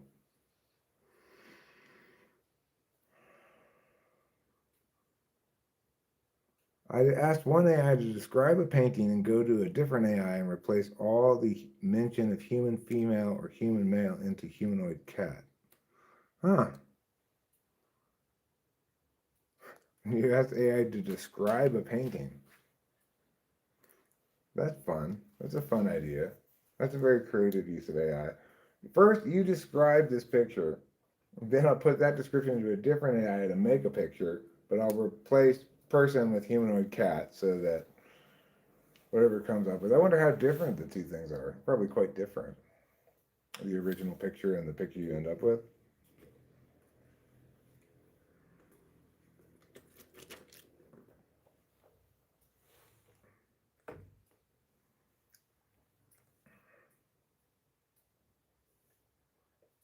Well, that's a good way to do it. You did American Gothic first. There's a couple pictures of Rachel and I look like American Gothic. I guess you don't count, by the way, Johnny Cass. That's why there's 0 people here. Or there's 3 now. I guess you started counting again.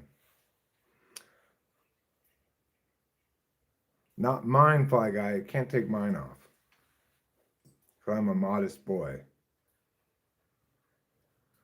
Well, I think I should get something done here right now while I have a little bit of energy. So why don't I start in the kitchen with some floor cleaning, because the floor is kind of sticky in a couple spots in the kitchen. It bugs me every time I cook in there. How good are donuts with chocolate? You mean regular donuts with chocolate frosting on them? Chocolate donuts? Or regular donuts with a side of chocolate?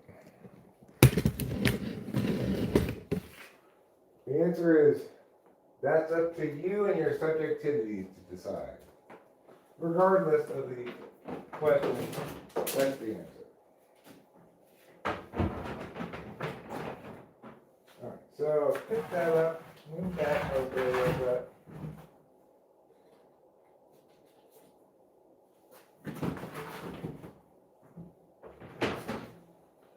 Okay. So probably we should sweep first here. It's been a while since I swept in the kitchen before we try to mop anything. I will continue to try to pay attention to the chat at the same time. I just tested the thumbnail thing amazing. Flying a hot air balloon, racing cars, playing poker.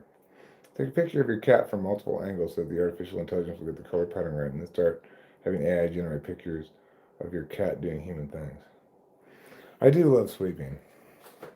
Well, I think it's an important first step because I got so much cat hair around here.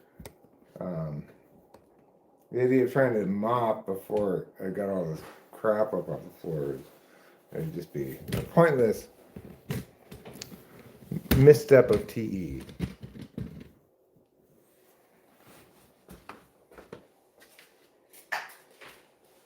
Broom.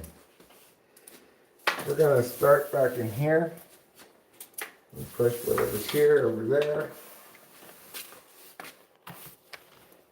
And you'll see when you see the amount of stuff I sweep up, why it's important to sweep first.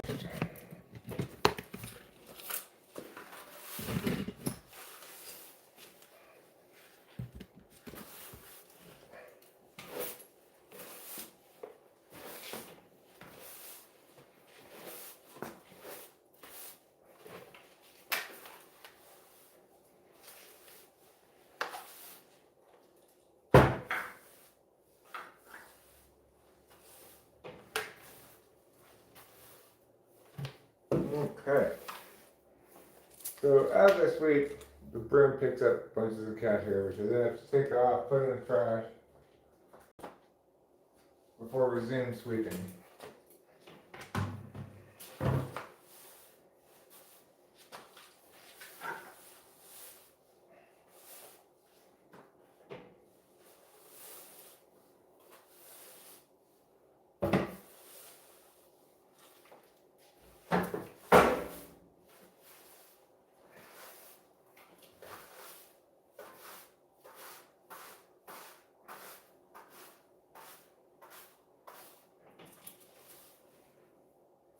Okay. A little bit more cat hair up of here.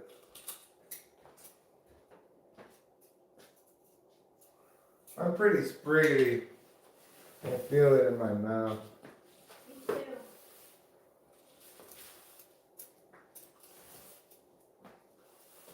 90 mil on a clean head is quite a bit, you know.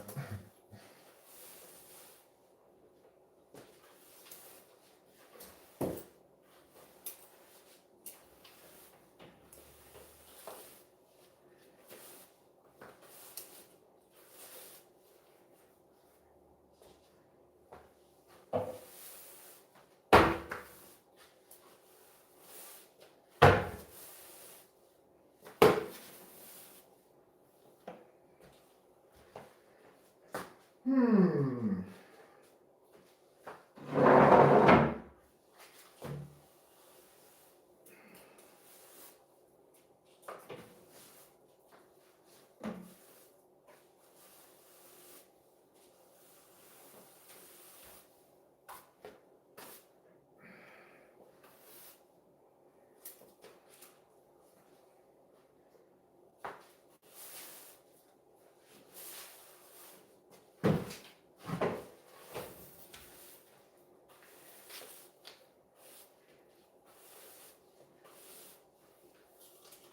Okay. Take some cat hair off.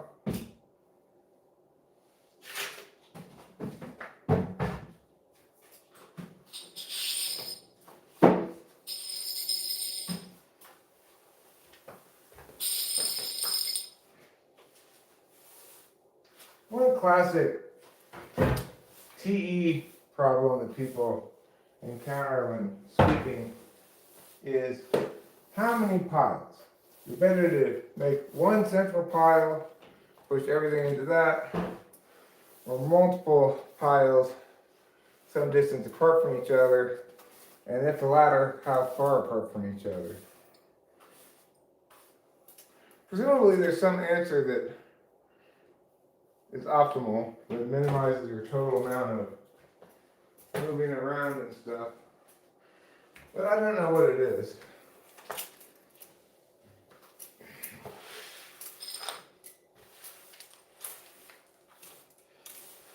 I'm sure it would be somewhat specific to the size and shape of the space you're sweeping in, obviously. It might be somewhat specific to the kind of stuff you're sweeping out, too.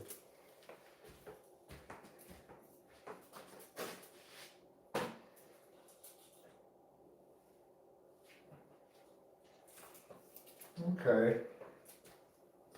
Well, that's a pretty good sweep start.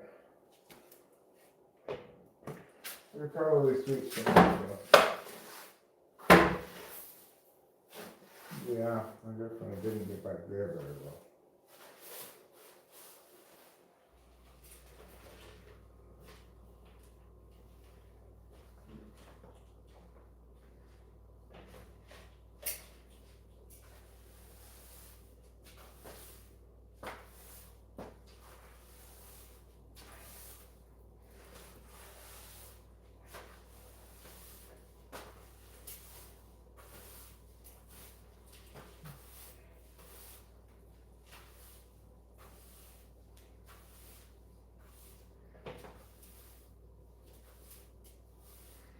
I'm probably not sweeping very optimally right now.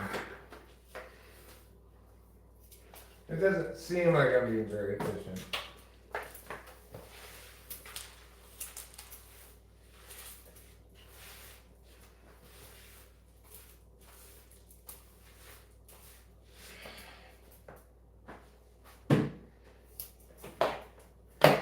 Alright.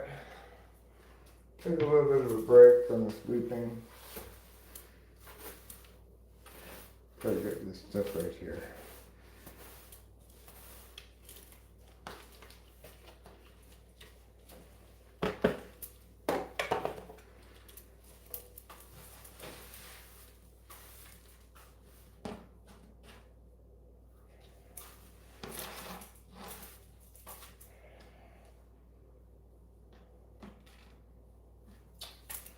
So much cat hair.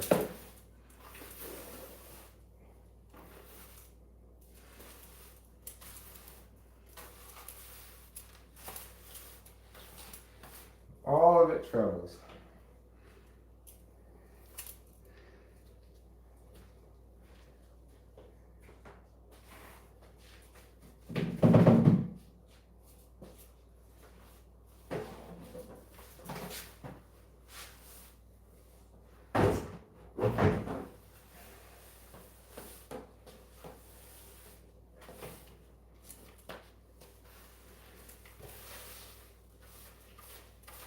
Okay.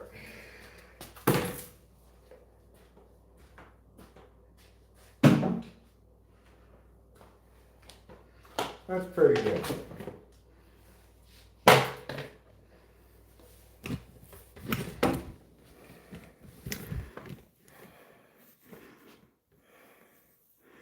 See what's going on here in the chatteroo. I think a broom that has a vacuum on it is pretty cool, I guess. Yeah. Imagine if you had to brush your entire furry body with your tongue, and the only way to clean that brush was to swallow the hair. Yeah, well, you got a point. Checkmate, atheist.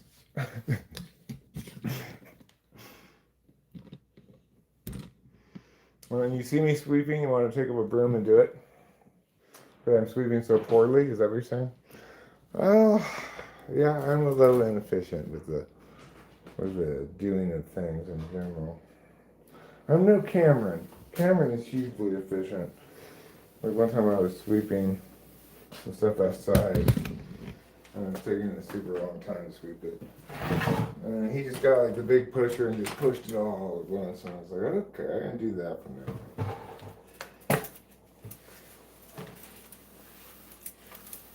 And I have. Not always. I just feel like sweeping.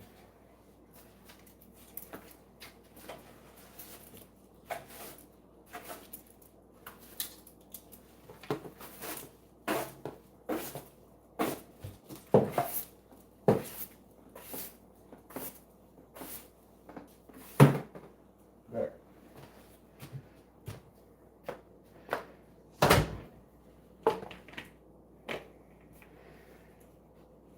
Okay.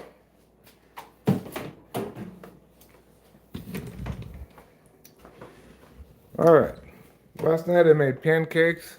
I've been making pancakes fairly often recently. It's another thing you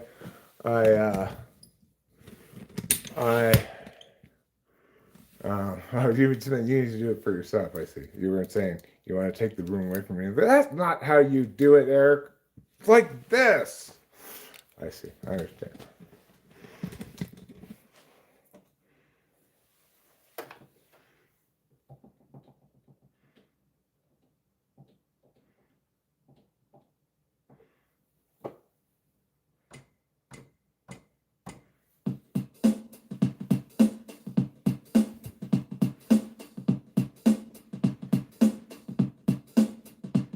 Pet recipes. Gonna make some pet food. Pet recipes. I want to make some pet food. Pet recipes. I'm not gonna make some food out of pets. Pet recipes. I'm gonna make pet food.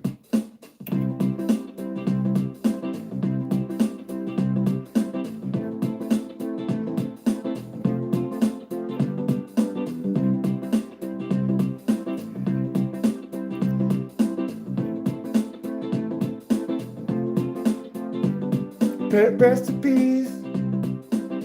I'm gonna make some pet food right now. Gonna use some beef and chicken. Gonna use them 'cause my pet's not a cow. If my pet were a cow, I wouldn't do that, 'cause that would be encouraging cannibalism. And even animals are more civilized than that.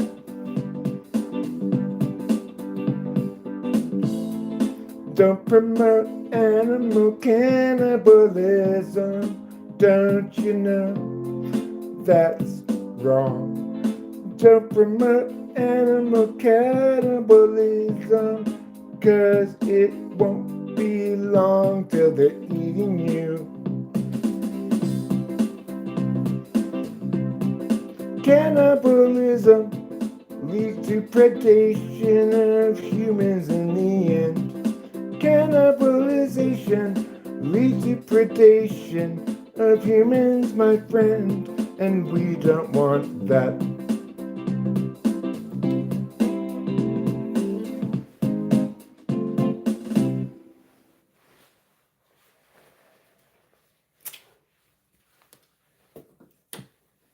So hopefully we all got the message there. If you're gonna have cows eat something, don't have them eat other cows.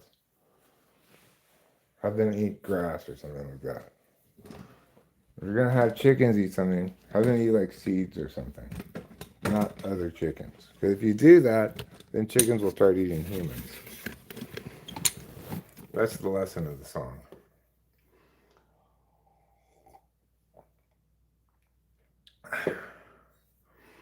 The only exception is pigs. Everything likes bacon, even pigs.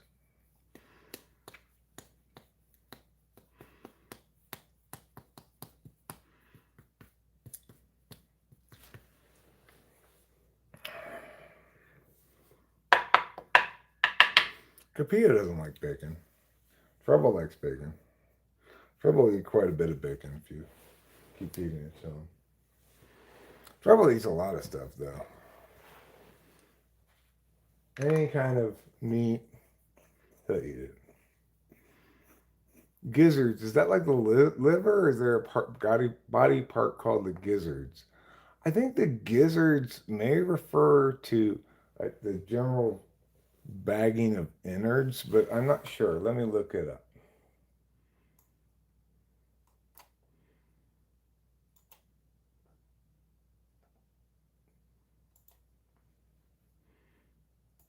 Just gizzards. Gizzards is a muscular organ in the digestive tract of many animals, especially birds, used to grind food, often with swallowed grit or stones. That's how I grind my food too. Instead of chewing it, I swallow some grit and stones and I just keep it right here in my throat. And I just partially swallow my food and get it mixed in with the grit and stones. And then eventually I'm able to swallow it.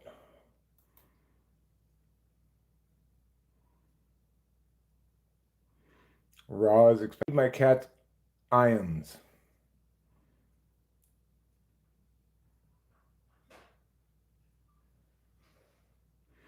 Yeah, well, it's not good to keep any animals inhumanely. Around here, we see the happiest cows conceivable when we drive anywhere. All the cows around here grazing on these lovely green hills with trees and stuff and plenty of room to walk around and all that kind of stuff. All the chickens are chickens people have in their chicken coop and they, throw seeds and you see them walking around yards and stuff. We don't have that kind of farming around here. I don't like that kind of farming either. The chickens will peck each other even if they're kept in very humane conditions. I've had chickens before. They're very cruel to each other.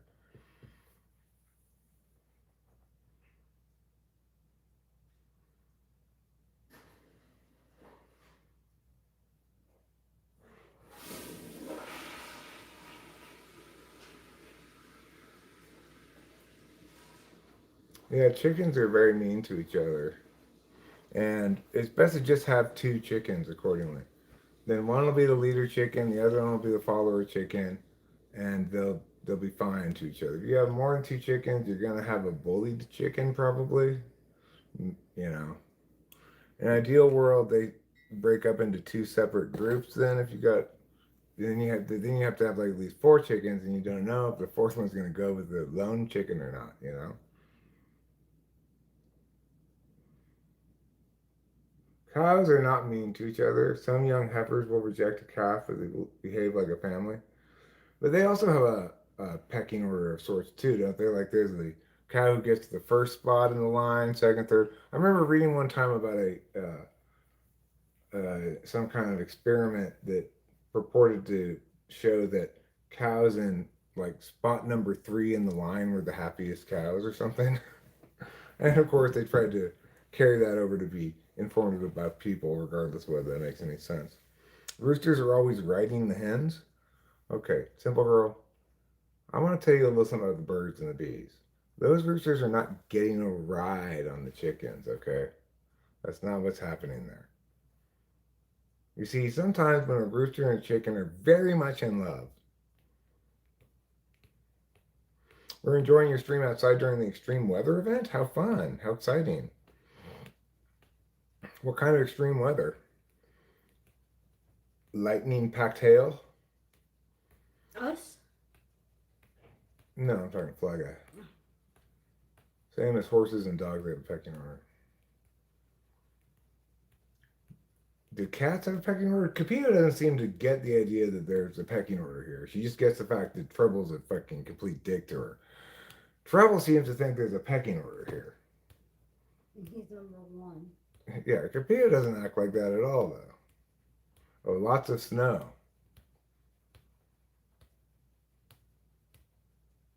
A business of ferrets. That's a fun group name.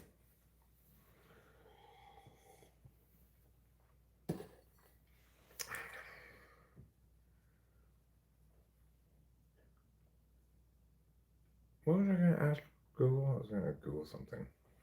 Question I had. Oh, right. I know I've asked this before, but I forgot the answer. Oh, cats are just territorial. Okay. Which states count as New England? Connecticut, Maine, Massachusetts, New Hampshire, Rhode Island, and Vermont. So then what is New York? I thought Connecticut. That's the Eastern Seaboard. Oh, really? I would say, yeah. So what else is Eastern Seaboard? Let's see.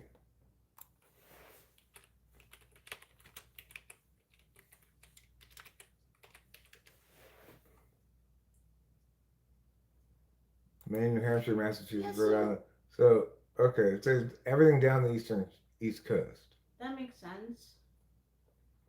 So, all right. How about I ask this? If New York isn't in New England, what is it a part of?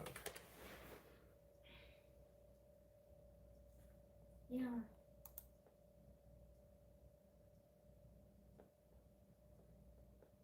Mid-Atlantic. Mid-Atlantic region. Oh. Okay. Mid-Atlantic is New York, New Jersey, Pennsylvania, Delaware, Maryland, and sometimes Virginia. See, like that surprises me because, like car sales places, like on the radio, I remember as a kid they always used to be like Tri-County, and that included, or Tri-State, in the Tri-State area. It was Connecticut, New York, and New Jersey. Ask it Connecticut, if New York, Tri-State is a thing. All right. Connecticut, New York, and New Jersey. Yeah, Tri-State area. When they say tri-state area in New York, what three states are they talking about? Yeah, so New York, New Connecticut Jersey, gets and the best Connecticut. of both worlds. They're like, They're part of New England, but they're also part of the tri-state area. yeah. But they're not part of the Mid-Atlantic region, apparently. Oh. No, they're not. So.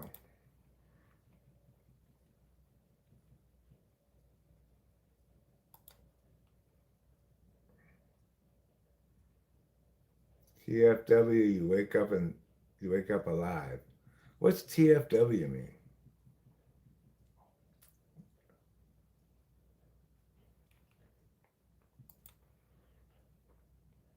That's a good thumbnail.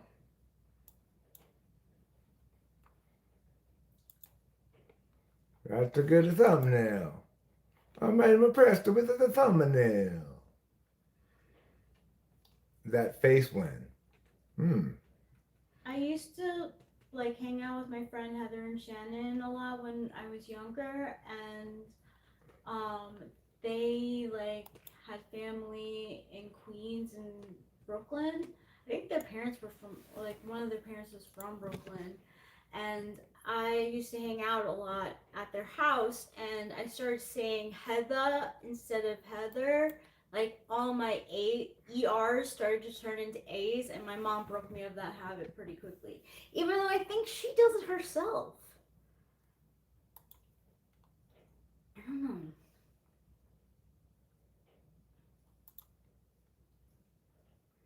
What do you call the place to go do your business? The bathroom. What do you call food you first ordered? Takeout. Takeout, yeah. Possibly to go. What's your preferred way of saying hello? Hi? Hi. How would you address a group of people? Folks, y'all, everyone, guys. Guys, listen, guys. What's your go-to term for a small street between buildings, an alley? How do you refer to a loved one playfully? Darling. I also say sweetheart sometimes. Sometimes, but darling way more. Do I? Okay, I'll take your word for it. Which word resonates with you as a way to express excitement? Awesome? Cool? Cool more than awesome, but that's fine.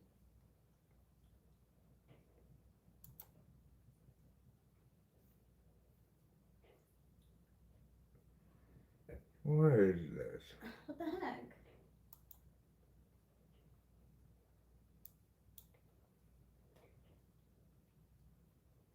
Well, so much for that.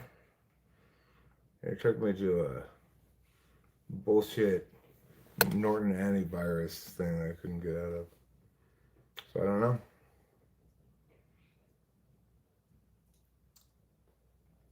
I just said soda.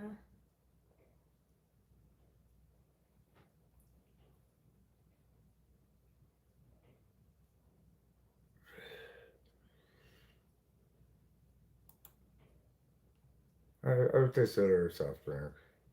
Garage sale. I'll do me again, see if I can get Okay. it to work. Okay. Man. Bathroom. Takeout. Hi. Guys. Alley. Darlene. Awesome. I'd say awesome, cool, like interchangeably almost. We call it long sandwich sub.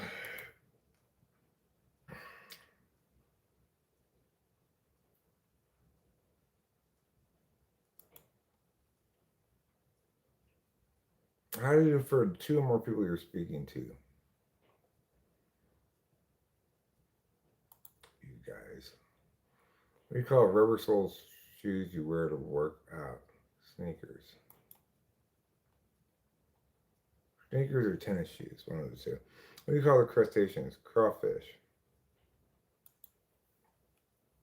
View my results. I'm a Northeast dynamo. I'm a quick-witted, fast-paced individual who thrives in the lively atmosphere of the Northeast. Whether catching a Broadway show or exploring Boston's historic streets, my love for culture and community shines through. I'm a proud Northeasterner. I am not a proud Northeasterner. I'm actually from California. But that's okay that you got it wrong, Test. That's I take fine. it? Sure.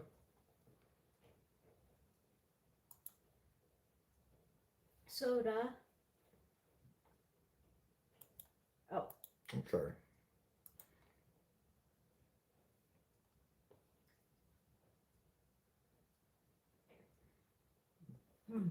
Garage sale, yard sale, rummage sale, car boot sale, estate sale.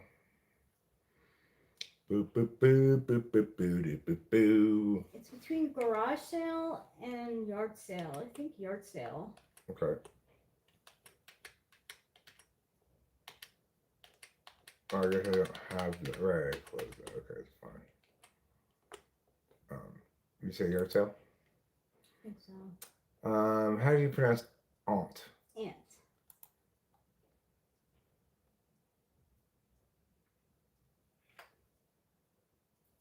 I don't know. Like I say, bathroom and restroom. Which one do you think you say more often? Bathroom? Restroom? I say restroom. Okay. take out. Hey. Hi. Say hey. But well, How would you group people? everyone. Would you go to term for a small street between buildings? Lane, alley, street, path, pavement. Alley. How do you refer to a loved one playfully? You don't call me into this thing, do Call you? you handsome. Yeah, you do. You call me handsome. If you had to pick one of these, what would you call me? Love. Which word resonates with you as a way to express excitement? Awesome, brilliant, neat, Oh, I cool, don't amaze know. balls. I do like they Between included awesome amaze and cool. balls. You want to pick cool? You want to pick awesome? Either one would be awesome or cool. Right? They both would be the same. Cool. What's those sandwiches called? Subway. Sub sandwich? Yeah.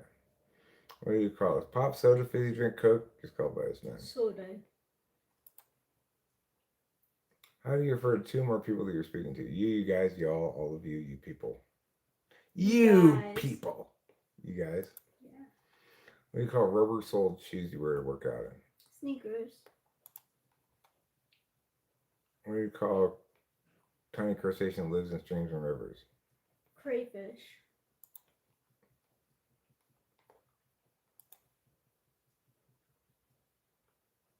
You're also a Northeast Dynamo.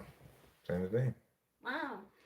They're right about you. We're soulmates. They're right about you, but wrong about me. Yeah.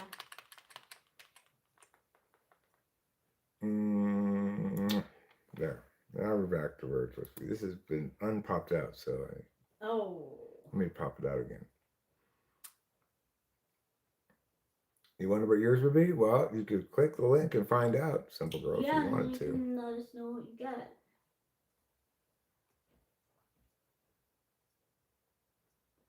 Estate sales are the best. Estate sale to me is a specific kind of yard sale that includes the inside of the house. I would also go between garage sale, yard sale, back and forth. Yeah, me too. Yeah. I am Dim Folks a question. You asked Dim Folks a question. What did you ask? Let's see. Ye knaves shall let every lantern alight. What if you use ye? I mean, ye for y'all? Ye knaves.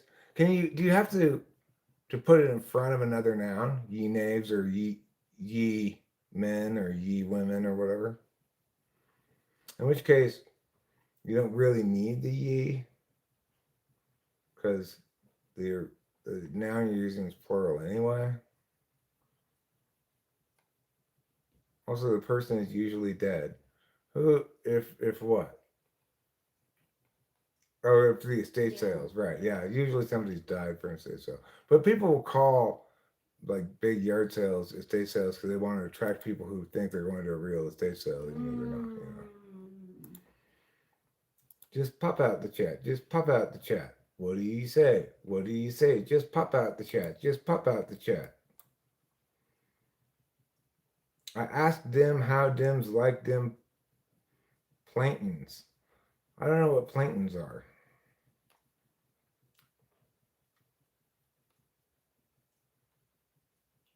You know, I learned a little thing or two about the long S.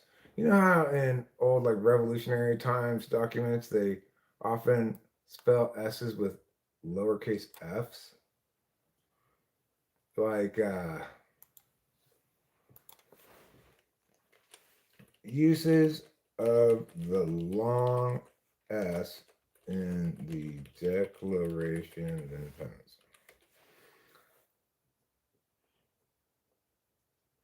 I never noticed that. Necessary is spelled with Necefsary. So anyway, the long S used to be a spelling distinction where you'd only use it though. It was never at the beginning of a word. You couldn't use it at the beginning of a word, and or at the end of the word. And it was always only used in the lowercase. So if you had an uppercase long S, you just use an uppercase S. So like success? No. Success would be SUCCEFS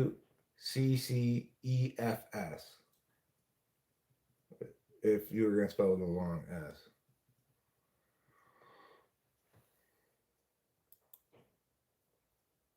No, that's not what I want to do. Okay, no. Success. No, you put an S at the end of that though, Fly Guy, because you never began or end with F. with an with a long S, spelling wise. And the reason I learned about this is because I watched a video about it from one of my favorite channels, Dime Store Adventures. Mm. I also watched an incredibly long video he did on all the flurry of Jack the Mia namings of people after Jack the Ripper became famous in London. Then newspapers in America would start saying like Jack the Smasher, this guy who would go around breaking windows and kept getting away with it for a while. Then they call him Jack the Smasher, right? Or Jack the Clipper was very common because there was a period of time back around the turn of the century, turn of the 20th century, when real hair wigs were very popular and people were paying a lot of money for human hair. Like if you were a girl with really long hair, you could get it cut and sell it for. They do that in They did that in Les Mis. She like needs money, so she cuts off her hair. Also in the story of the gift, the gift of the Magi, gift of the Magi. Oh, yeah. But anyway, so there was a little bit of a crime spree that was going on around 1900-ish, where criminals would go around sneaking up behind women with long hair and chop their hair off and run away. And they'd be often called Jack the Clipper. But by far the best story in the whole 2.5 hour long journey through the history of Jack the Whatevers that I watched was the one he saved for the very end. And he said, like in the middle, he went along it chronologically, but when he got to this one Jack the Smasher, he said, I'm going to save this one for the end because it's the best story. And it was a spectacularly good story. He's such a good content creator. Not all of his stuff is great. Like some of his videos are kind of boring. Some of his videos from like 5 years ago or something. Some of them are silly. Like he has this video called My Dog Sniffer. And he's got this long stick that's bent like this. And he starts by saying, when I was a kid, me and my siblings used to play this game where we get a stick like this. We'd walk along the pavement and the little cracks and stuff would make it go like this way or that way. And we pretend it was our dog named Sniffer.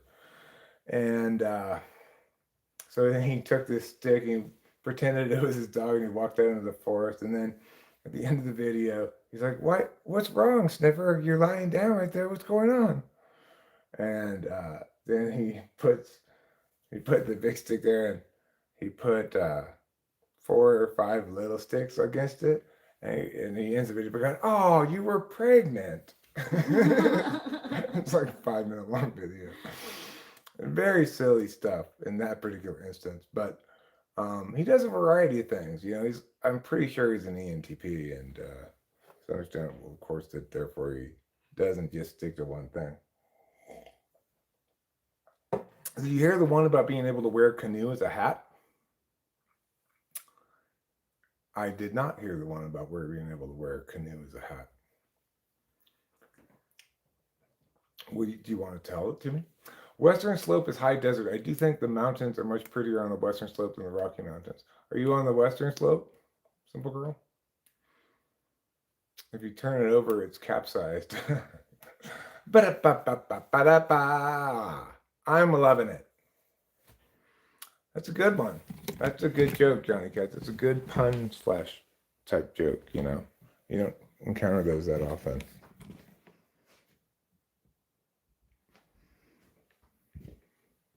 Lucifer is the name dreamt up by the Denverites for that big horse statue at the Denver airport. Yeah. People have lots of theories about kind of New World Order stuff. linking to the Denver International Airport and or continuation of governance stuff, like in case of an apocalypse, go under the Denver airport. You know, there are tunnels to some mountain hideaways or something. I don't know if it's true or not, but it's not impossible to conceive of. Certainly, we did all kinds of crazy shit like that during the Cold War. I wish I could say I came up with it, but funny people in this world, right? Yep. It's true.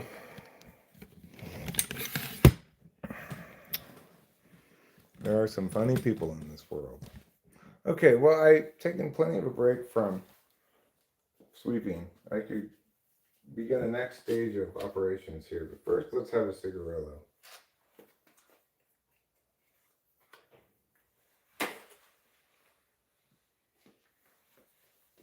I have lived all over the state, however, I came home to be close to my mom.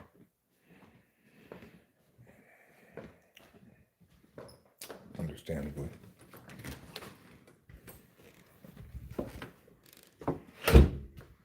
Is that where you grew up too?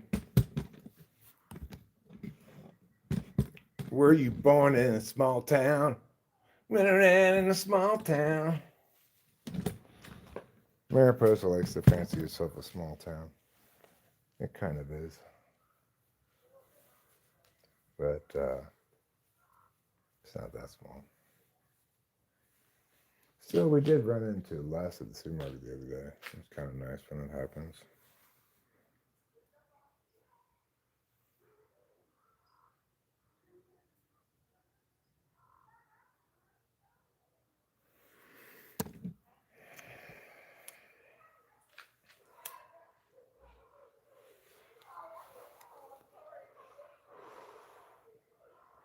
This here's a little ditty about Jack and Diane.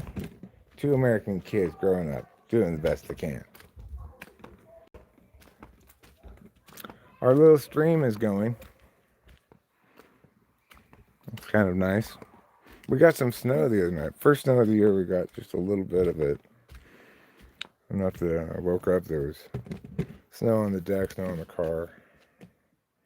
Hello there, Elpidio Nunez.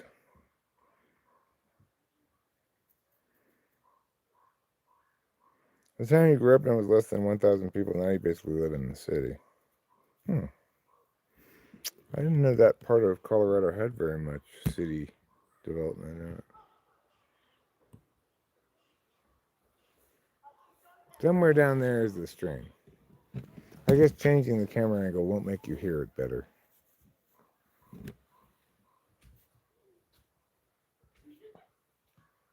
Yeah, we got a real stream with water. That's right.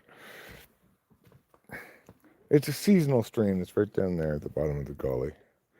And it only comes on around this time of year after we've had a good amount of rain and some snow. We've got a little bit of snowpack a little higher up, so.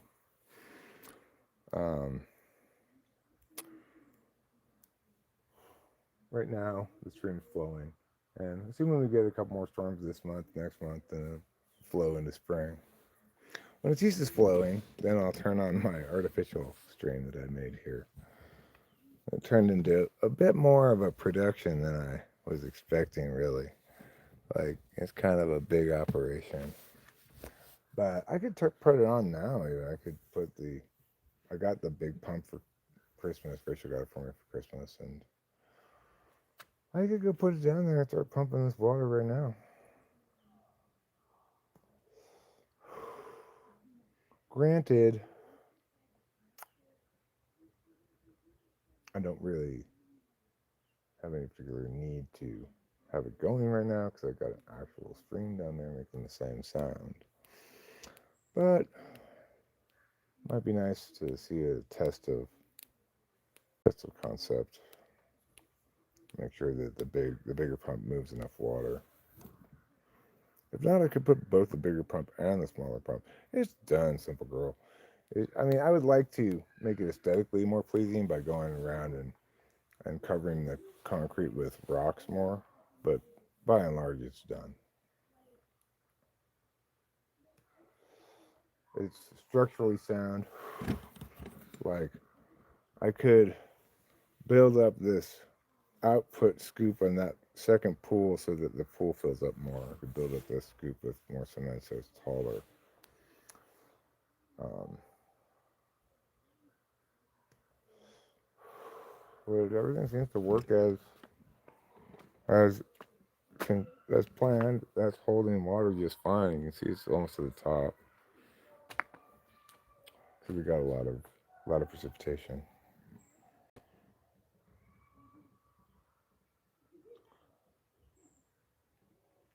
Maybe I will do that. Maybe I'll go get the pump and see if I can get it operational.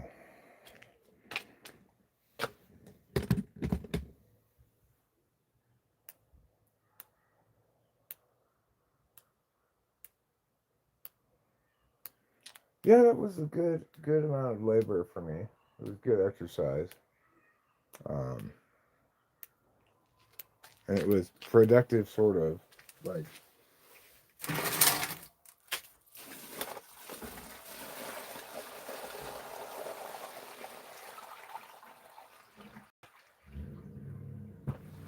I mean, it was doing something. It wasn't just doing nothing.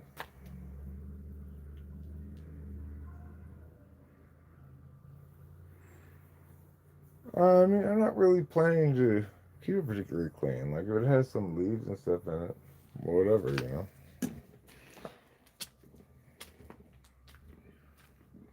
I'd like it to just kind of grow moss all over it or something. It'd be nice. But it probably just isn't just going to happen out of nowhere. So here's the car we're borrowing from the neighbors. Renting, technically. The Subaru's got 250,000 miles on it. But we are very grateful to have access to it. What a fucking mini thing. It's been just a nightmare of unspeakable proportions.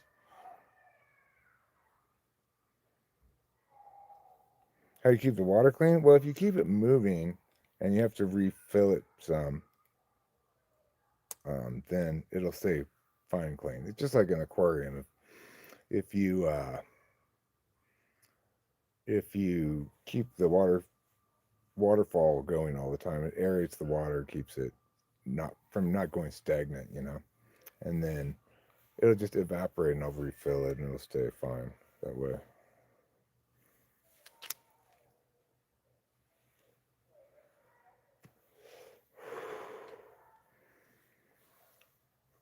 You've watched two pond building channels now where someone puts in a pond the size of mine? Not really.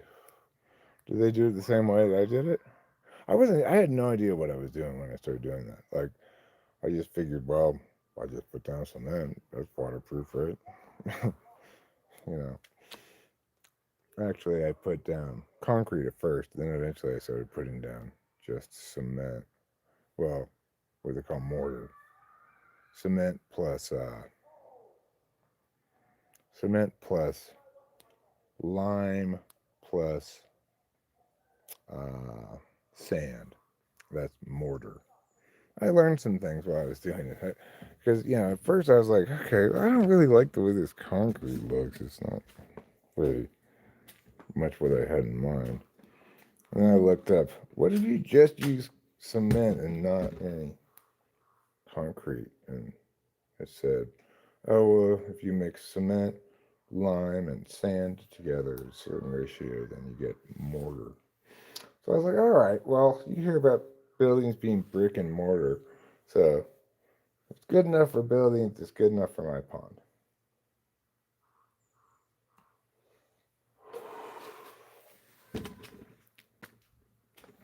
I like Subarus. I always wanted one, but I don't have good vision, like seeing all around you. Oh, well, it's fine. It's one problem with it is it does have a cracked windshield, which is like right where you look through, which is kind of annoying. And they put some like gummy stuff also right where you look through when you're driving to keep your car from growing, I guess. That's kind of annoying, but one fellow used a liner but basically did what you did. The other guy did what you did minus the pond liner. I also didn't have a pond liner, so the other guy did what I did as well. Exactly, I guess.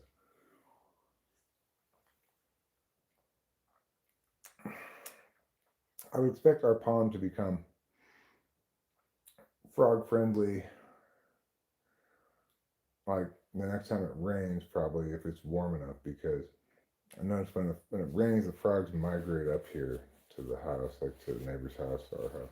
The neighbors have this little blue above ground swimming pool they fill with water for their dog, and the frogs get in there when it fills up with rain.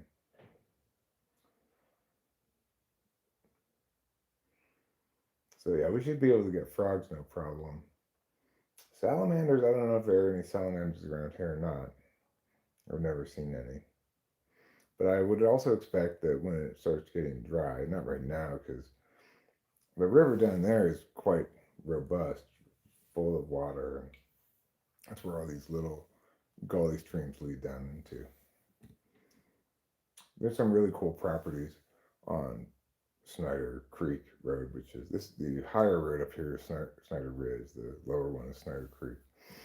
And some of those properties down there are, like their backyard is the little river that goes down there to the North Fork of the Merced. That would be a cool place to have a property, but I'm not complaining about our property. It's wonderful. But I do sometimes wish, oh, I wish I just had, I just walked down my hill in the backyard and kept walking and just walk into wilderness instead of into somebody else's property. But that's okay. If I walk across the street, I could walk up the hill. And I just have to cross the water company property, which is fine because technically I'm a owner of the water company just like everybody else who lives in this neighborhood. So I could go up there if I wanted to. I just never have. Why? SE8? That I'm not sure why.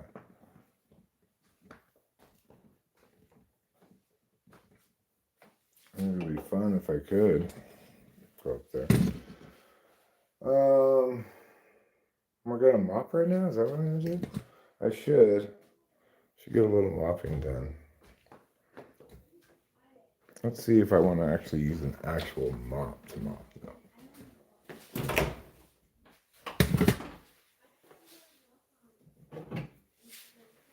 Okay. Sure, let's do it. Let's use an actual mop to mop. What do you guys think? Yeah, it's nice. It's really nice.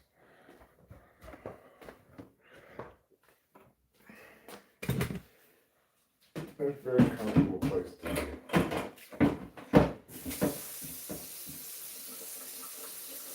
Okay, I'm gonna get some water in here. I'm then gonna get some ammonia. Pour some ammonia in here. And that should be fun.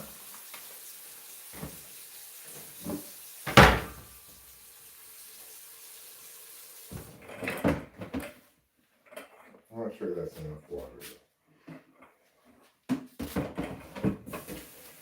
Get a little bit more water in there. So just mixing some water with some regular ammonia, some sudsy ammonia maybe. There are several salamander species who live near here apparently. Including Mount Lyell salamander, high elevation rock dwelling. We're not going to be high elevation enough for that. Come near water with orange bellies, California slender salamanders, tiny lungless in woodlands, and Sierra insatina found under logs. Well, the ones that don't have any lungs probably wouldn't be able to get up to our pond, right? Because they could get there from somewhere. Unless it's super rainy, maybe.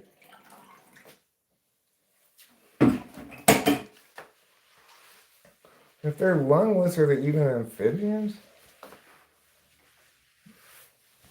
I thought amphibians had to be able to breathe on land.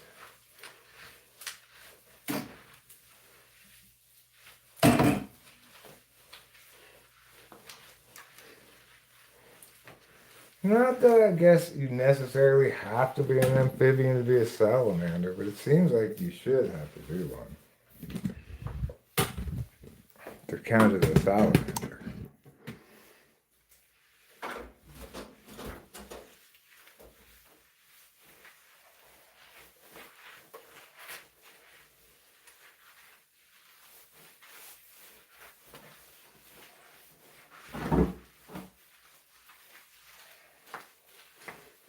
Okay.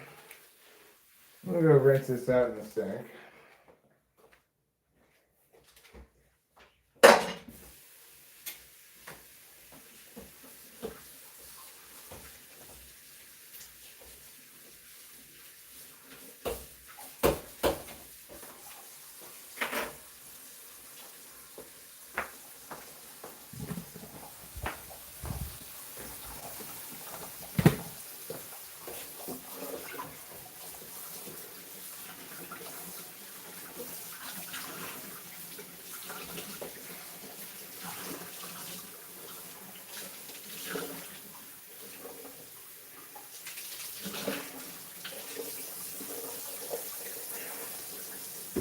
Okay.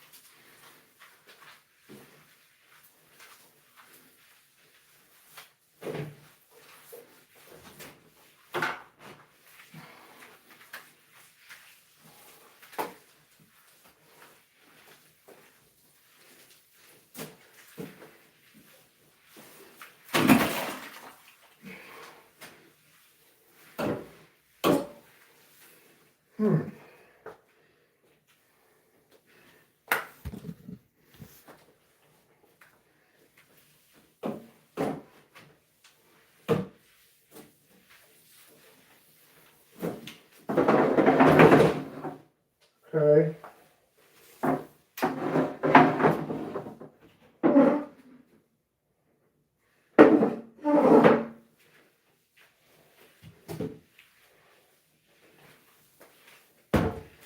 Okay. Now that I've gotten this part mopped pretty good, let me get some paper towels to dry it up with.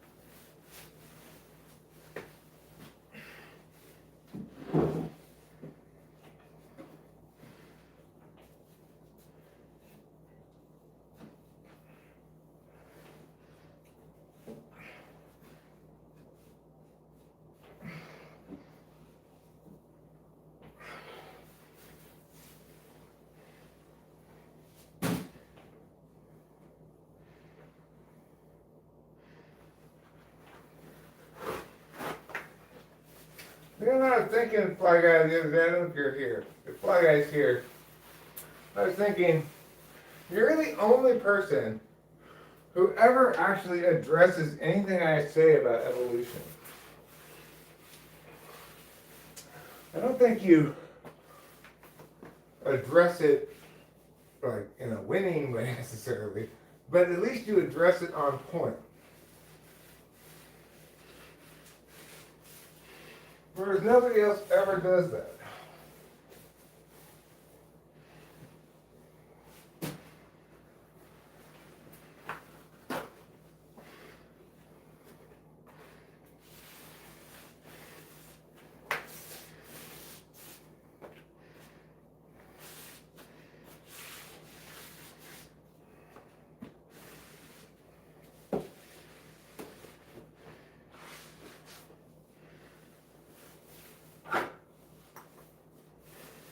Like, for example, when I was talking about woodpeckers, you said, well, why does it have to be the final state of being to the woodpecker?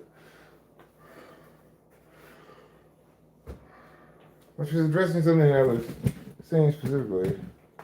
My answer would be, well, that's the thing we're assuming because it's not evolving currently anymore, and presumably things drive evolution in some fashion or another is necessity for survival.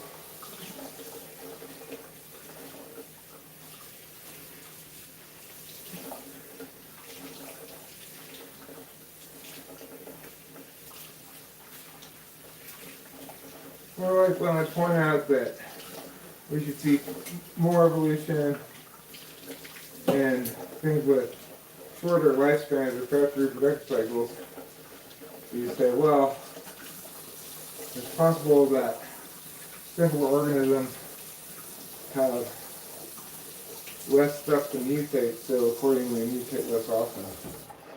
It's possible, but I don't think that's really how mutation works. And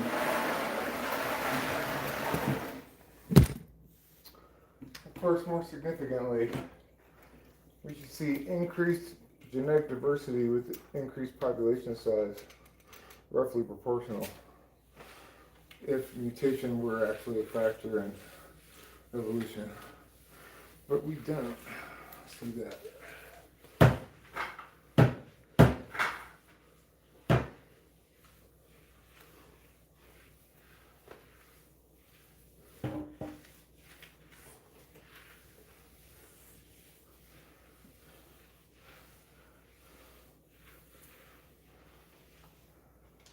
Of course, that's how science is supposed to work, right? Like, there's an explanation for something, and they go, okay, well, if this explanation is right, then under the following conditions, we should see yeah.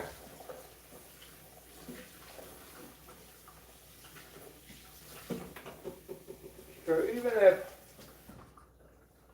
a theory by itself doesn't include predictions on its own accord, if it's an actual explanation of something,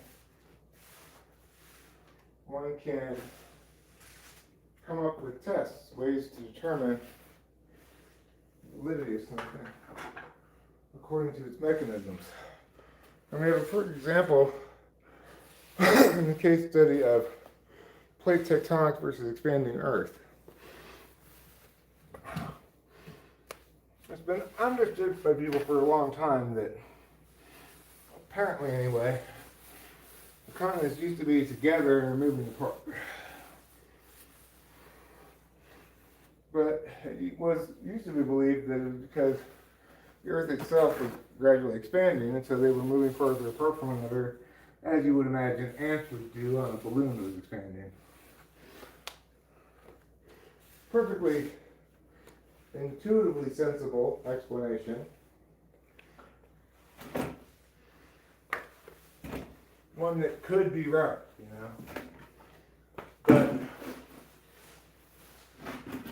when it came to testing, which is correct, plate tectonics or expanding Earth, somebody came up with a great idea. Well, let's check fault lines and see. If it's expanding Earth, all the fault lines should go in like this. If it's plate tectonics, they should be jagged and uneven. And they were consistently, in like all places, the latter and not the former.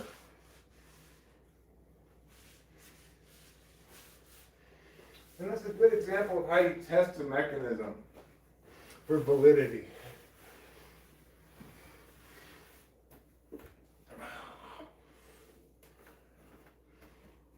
Only a scoundrel would try to avoid establishing a clear mechanism in order to avoid falsification.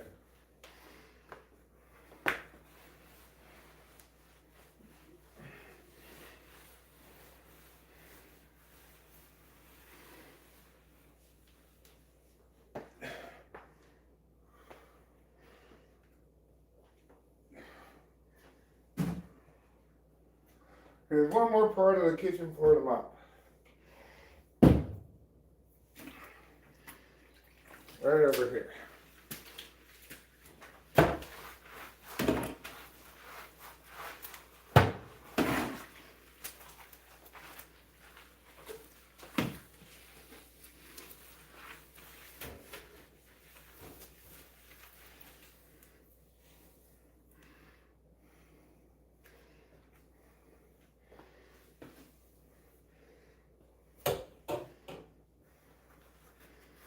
Okay.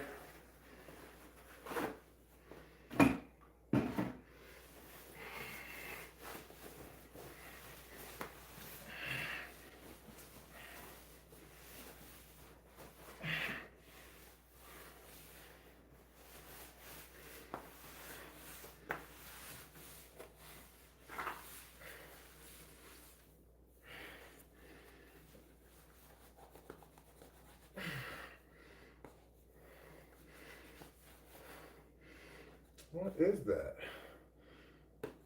Could be like bone resin or something.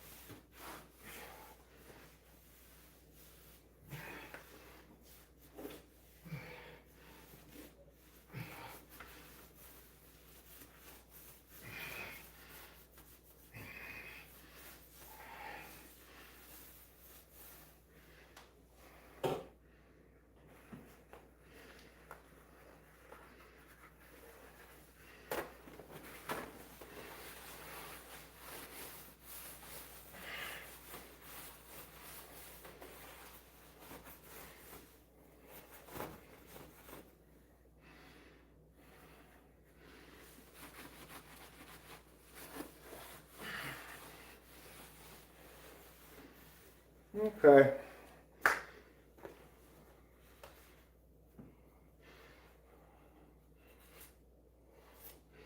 Seems good enough.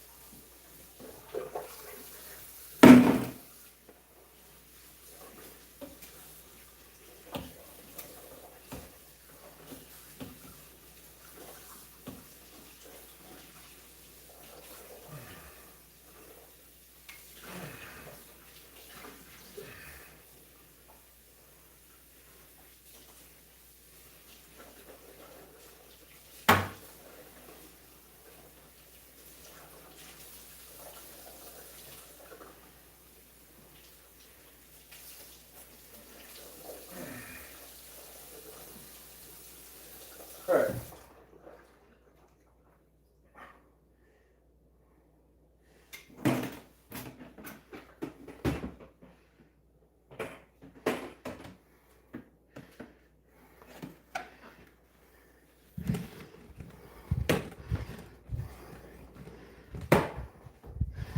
I'm gonna take this outside and shake it out so it doesn't get all gross. Or I could just leave it in here for a little bit actually.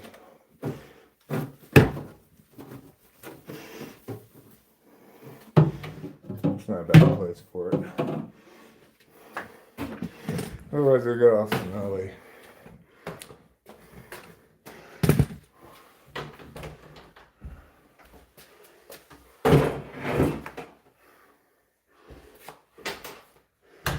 Oh, well, that was quite a workout. Cleaning the floors like Jacob DeVores, famous inventor of the diamond.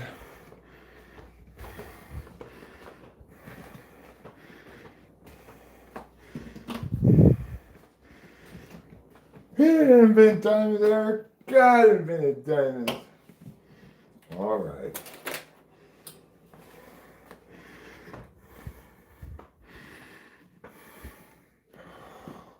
Oh, you were shopping.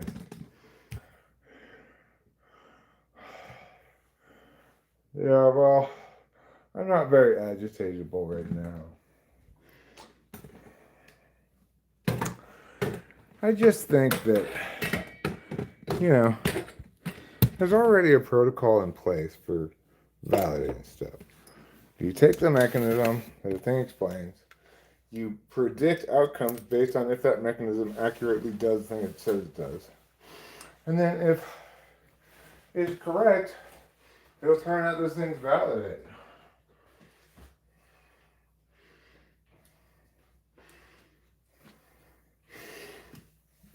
The only kind of validation evolution does is circular. They're trying to explain the fossil record, but they point to the fossil record as validating their explanation.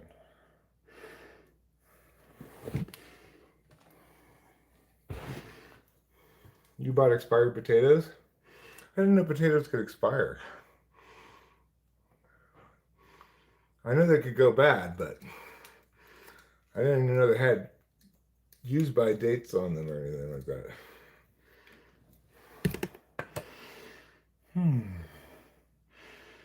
John Brower Minnock was an American man who was reported as the heaviest recorded human in history, weighing 1,400 pounds. Wow.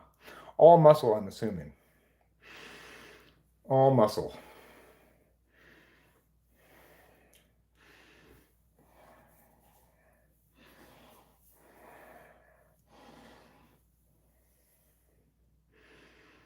Oh. Well, I'm a sweaty boy now. Having gotten some stuff done. You can always plan on grow your own new potatoes, by guy, if they are sprouty. Sprouty or soft.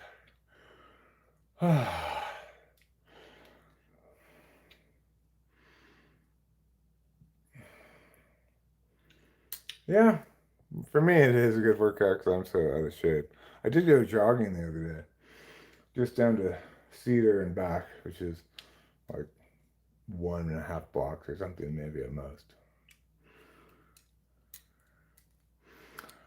I'll eat any potatoes as long as they aren't mushy out of the bag. Yeah, they're not too mushy out of the bag, then they're probably still fine.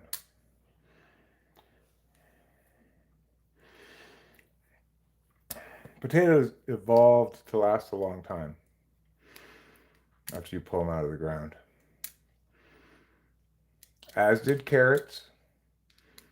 Broccoli, less so. Asparagus, no. You cannot keep asparagus for more than a couple of days after you buy it. It goes bad really fast.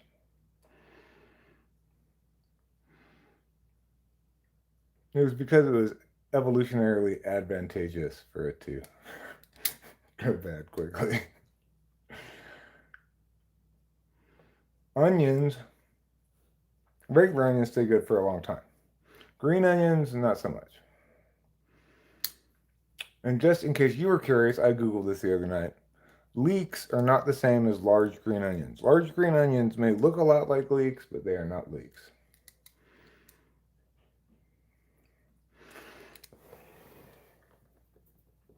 We've not seen large green onions before. They had them on this Korean cooking show that we were watching, and they're quite large. They're very large. I was like, they look like leeks to me. Nope, they're not leeks. They're different. And that's one to grow on. Remember Yan Can Cook? The name sounds familiar, but I don't think I ever watched it.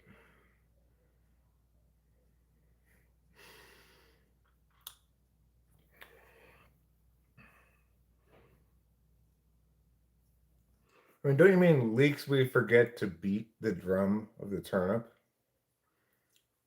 You like lots of onion and garlic? Well, simple girl, you are not going to be allowed to be a Korean Buddhist monk. Because Korean Buddhist monks do not eat any of 5 different vegetables, whatever they're called: garlic, onions, green onions, scallions,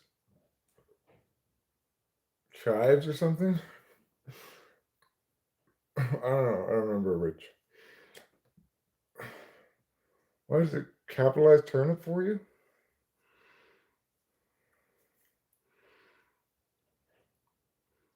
Off topic, but I'm very curious. What was your primary career throughout your life, Eric? I was a competition debate coach, low debate coach. So I coached public forum debate, Lincoln Douglas, and policy debate. I also coached speech events and coached Congress some, and not really much Congress though. I preferred coaching debate. I was a better debate coach than I was a speech coach, but I do have a student who got a national championship in a speech event before. I've been the director of the school for others, but I didn't coach them personally.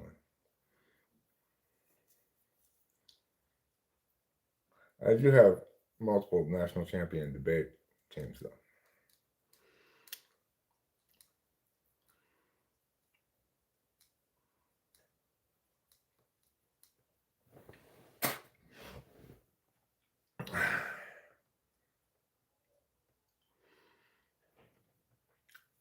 I mean, I may recognize fallacies, but most of the argumentation people do, including me, does not include like named or specific fallacies. It's just a failure to communicate ultimately.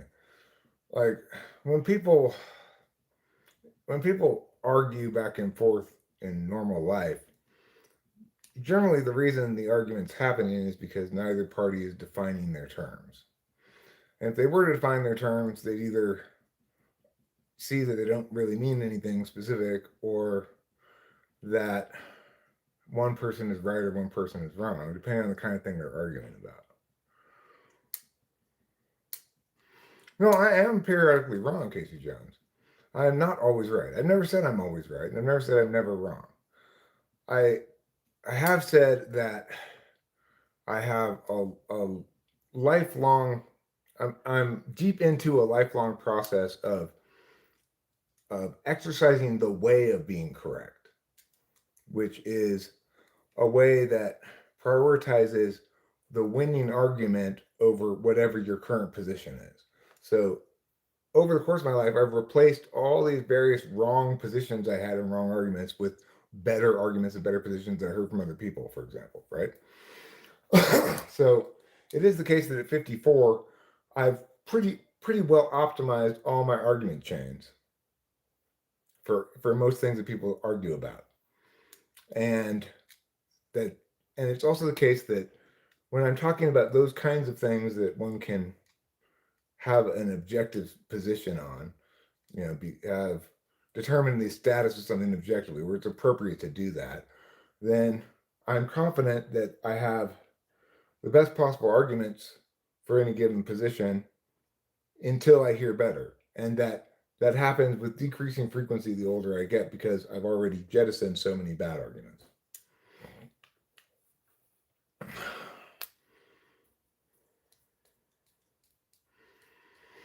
I would have made a good lawyer. I've never really taken a formal IQ test. I took an IQ test that was all basically patterns, like math/visual pattern things, pattern completion stuff. It was all one kind of question. I got 107 on it. I've never taken a formal test though before. I don't really believe in IQ. I think it's an attempt to create something that doesn't exist, namely a generalized intelligence.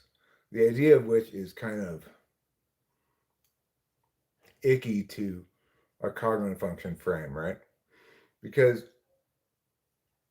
like extroverted intuition plays a role in being holistically intelligent. If you're gonna say there is such a thing as holistic intelligence, but it's not the kind of thing that IQ test can test for, really, or does test for, either. I talked to him. I apologized. I said I really didn't know it was him, and that you tried to reinstate some of his accounts, but then he just disappeared. So hopefully he'll be back again soon, and he can tell me which accounts he wants me to unhide. The smartest people play dumb. Well, those are probably the most effective people, right? The people who get what they want, who know what they want, and are scheming to get it. And that's certainly a form of intelligence, right? It's certainly not a form of intelligence that is tested by an IQ test, though. So that's why the idea of a generalized intelligence being scored by an IQ test is kind of ridiculous.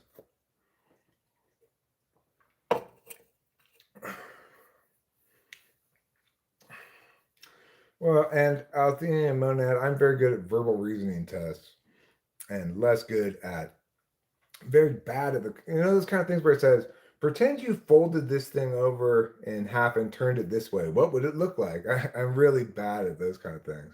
I can't do that for shit. And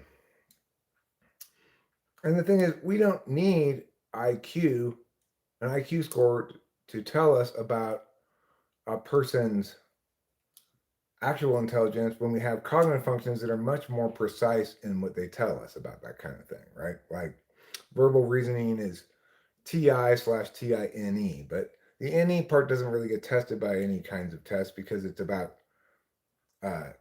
generating quantity of divergence.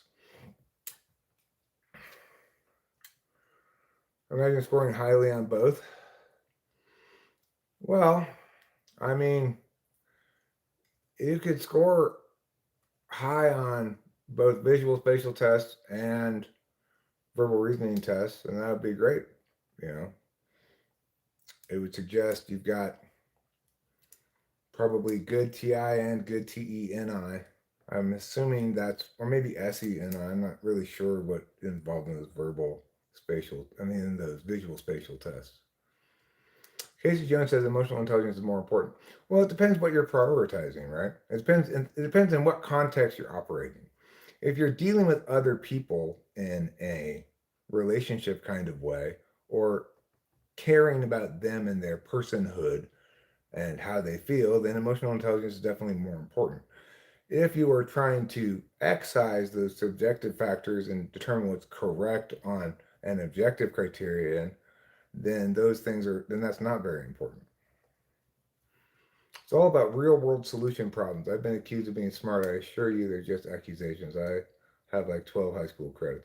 Well, how much education you have has nothing to do with how smart you are. I heard that it tends to go one way or the other. People mathematically inclined or tend to be linguistically poor and vice versa. I'm not mathematically poor. I just don't. I'm just disinclined towards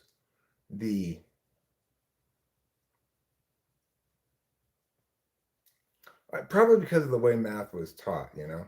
It wasn't taught as an explanation of physical relations, which is what it is, right?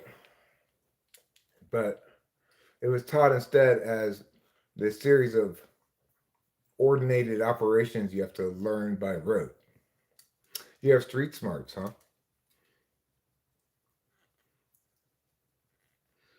I oppose all new taxes, no matter what they're called. I don't care if you call it the evil person's tax. I still oppose it. And whoever's getting taxed is still Americans, right? And I think that the idea of Americans choosing to increase the amount of tax revenue by taxing people other than themselves is appalling and horrendous, and they should be ashamed of themselves.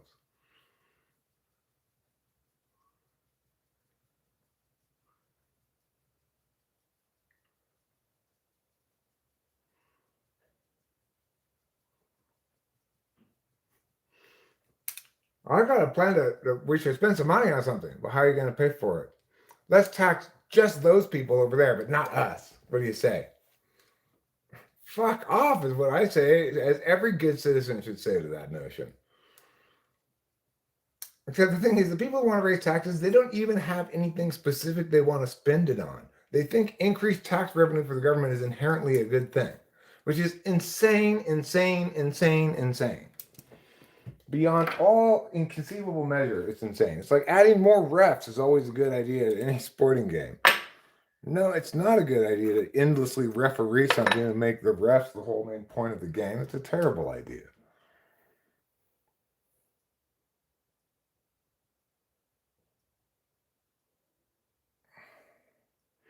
You know, we need more fouls called in this game.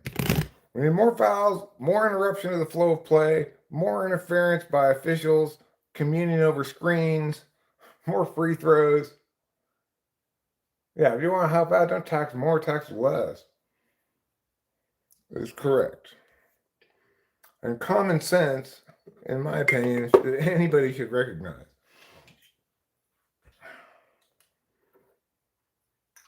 How is some centralized decision-making body going to do a better job of spending American dollars than Americans themselves are going to do? It's ridiculous. Yes, the government needs some tax revenue, and it has certain things it needs to do. But the idea that the government doing more is somehow going to help, oh God, it does plenty already, believe me.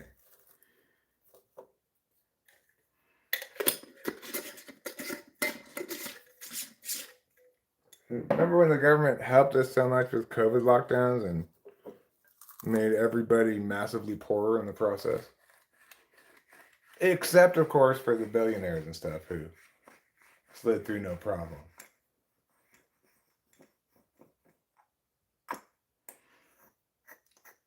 Look, there are no examples of socialist success. It's never a good idea to centralize decision making. It's always a good idea to decentralize it, with not always, with a few specific, policy areas prescribed appropriately for government. Like, we need somebody to make sure that people don't use anti-competitive practices to establish monopolies. That's important, right? It's conceivable that uh, that certain interests use unfair practices to harm everybody by preventing competition that allows people to generate wealth for themselves and also improves consumer choice and stuff. So it's important that we have some body that polices markets in that fashion to ensure that it's as fair a playing field as possible. Taxing the rich doesn't count for inflation. I mean, taxing the rich is a stupid concept to begin with, right? Like, tax everybody a flat tax percentage because it's a citizen democracy. Everybody should chip in, if not the same total amount of dollars, the same chunk of their income, right? Because otherwise, we're not equal citizens.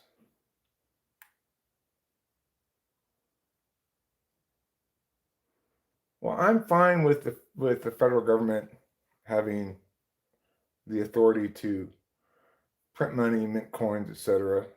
Whether or not they should delegate it to the Fed is another question. But I also am in favor of federal jurisdiction over patents and copyrights. And it's appropriate for the federal government to intervene where there's interstate commerce issues at stake. Getting rid of the penny is dumb. I don't think it matters either way, really.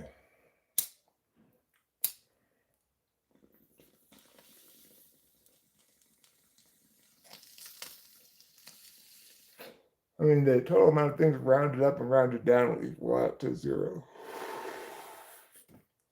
We're close enough.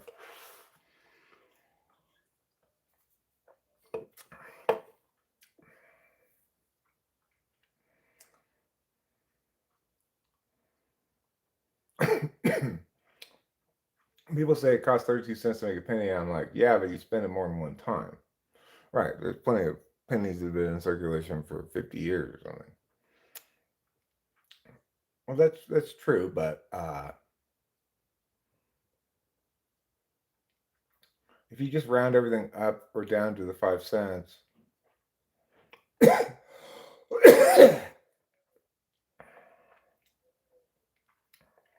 won't really make any negative economic impact on anybody, really. I don't see. I round them to the nearest dollar in my billing. Hmm. Oh, right. When you're billing people. Gotcha. Yeah, it makes sense that you wouldn't charge people cents as a performing services for them.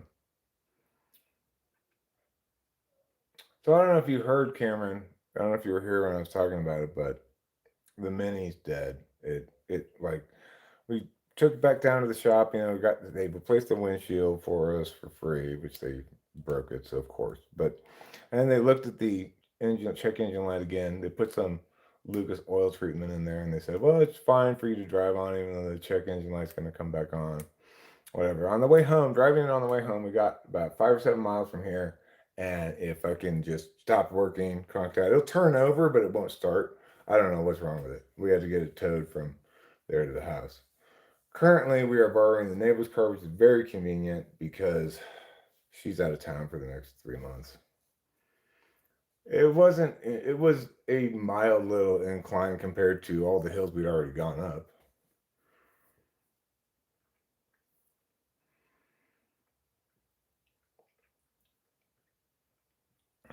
I don't think Cameron's trying to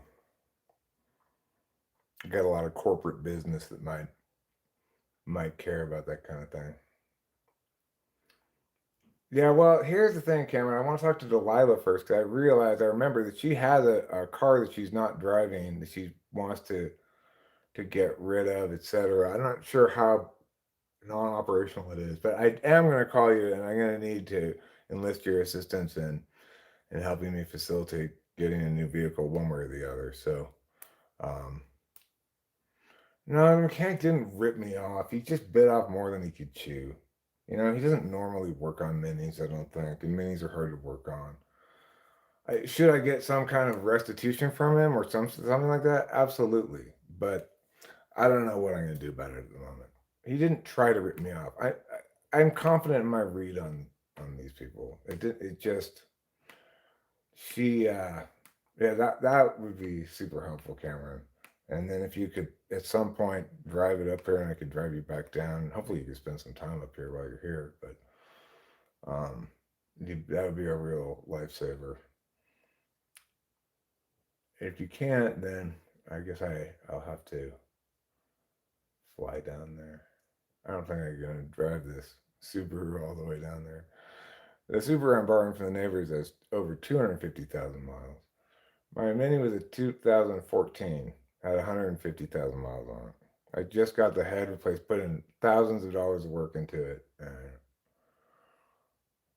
it when we first got it back, it worked for a while. Then I took it back that money to get the fact that the check engine light had come on, checked out, and he said, "Oh, it's nothing. It's just this misfire thing when cold start. Let me put some Luke's oil treatment in it. It might come back on. Just let me know if it starts driving rough." And it didn't start driving rough. It stopped driving completely. So I don't know what's wrong with it. If I could determine what's wrong with it and determine that it's an easy enough fix or something, maybe it'd be worth it to get it towed down there or something. Yeah, it sounds like unfortunately thousands of dollars down the toilet. Exactly, Buddy Cat. Which is part of the reason why I haven't streamed for a while is that I've just been processing this fucking horror. And it's horrible. It's just horrible. But only so much possible lamentation can I do that has even conceivable purpose. So at this point, I'm trying to kind of just get past it and go, get a different vehicle because I cannot justify throwing any more good money after bad here on this Mini at this point. But the thing is, if I but it might make sense still to take it to a different place. Maybe the tow truck driver recommended Advanced Auto in Oakhurst. If they could fix it for $1,000,000, then it would be worth it to get it fixed so I could sell it. Right now, I can't even conceivably sell it. You know.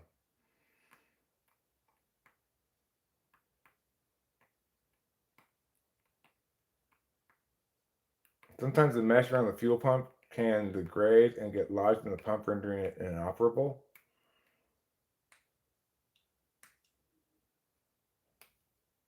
Um, yeah, I will. I'll let you know, Cameron. Let me just talk to her about it first, and then I'll call you. Is Rachel pissed? No, I think she feels really bad. You know, like I do. There's nothing really to be pissed about. Nobody here did anything wrong per se, except maybe the mechanic. You could say for taking on a job he probably shouldn't have taken on because he can't do that serious kind of work on minis. Maybe I don't know. You could blame him for that, but I really it just I don't know. At this point, I don't even want to think about it. I could find ways to kick myself. Hindsight's 2020. Maybe I should have done things different in certain parts of this decision making process, but regardless, it all turned out catastrophically bad. So fuck me and call me Tuesday.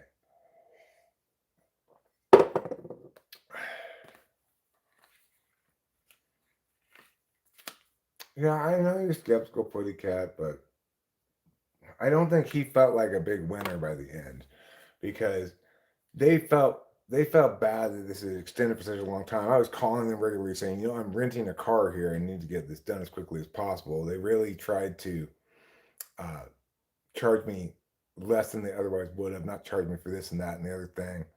And and then they had to replace the windshield, and they had to bring it back, and they had to look at the engine again to see what the check engine light was and stuff like that. They've already had to do extra stuff. They and I both regret having undertaken this process. I'm convinced of that. Because think about it. If I were going to be probably sensible about it, I would take it back down and say, no, you need to fucking fix it until it works. I paid you all this money, blah, blah, blah, blah, right? Uh, I'm just demoralized by the process that I just don't even have it in me to deal with it right now. I forgot about the game. Let me put that on. The game last night was fantastic. Did you watch it? I only watched the second half, but it was great.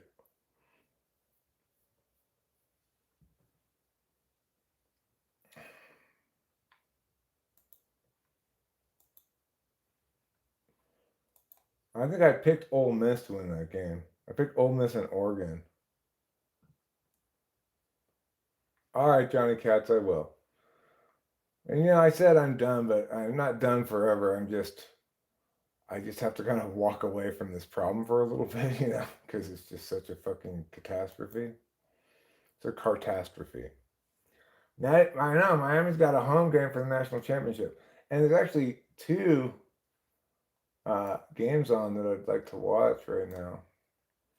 There's the USC men's basketball game and the Oregon Indiana game. Indiana's at 14-7, huh? Okay, well, I picked Oregon to win this game.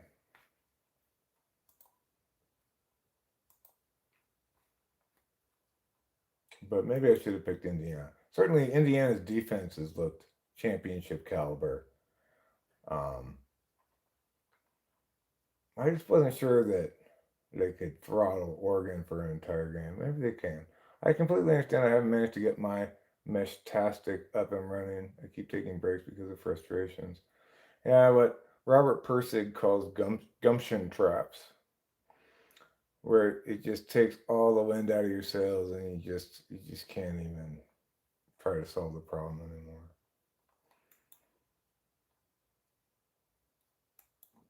Indiana has an awesome QB.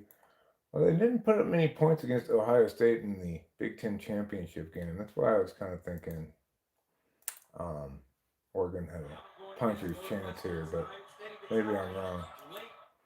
Spinning my wheels? Yeah, maybe spinning my wheels is a good term for it. I don't know. No, not that one.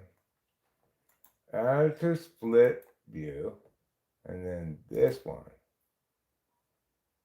Meshtastic looks great. What's Meshtastic? Oh, Puttycat, tell me about it. And the women fucking lost to, was it Oregon the other night? Yeah. We lost to Oregon. We were up by 17 points in that game. And we lost by 5. I don't know what to make of this year's women's team. Rather a schizophrenic mess. But obviously we're not the same team as that Gigi Watkins. No, the women lost to other women. They didn't lose to the men. I wouldn't be concerned if the USC women's team lost to the USC men's team or any other men's team because I wouldn't expect them necessarily to win that. And they don't have to compete against that normally, so.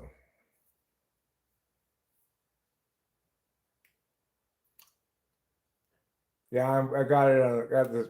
I got the tri-screen going on here. Let me show you.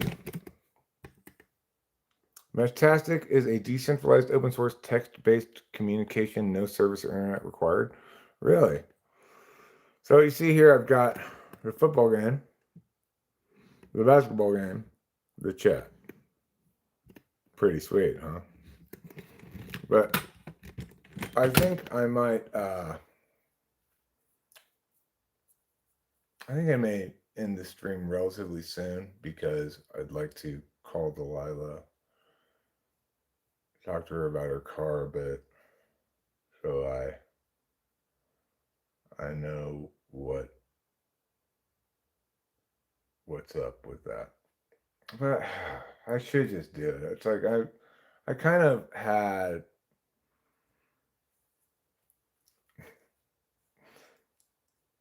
I kind of had given myself the day off about that today. I didn't really make a list today, even though I have been making lists every day of things to do. I guess I probably didn't really need to make a list today. I started working on the short, which is the main thing I really need to do. And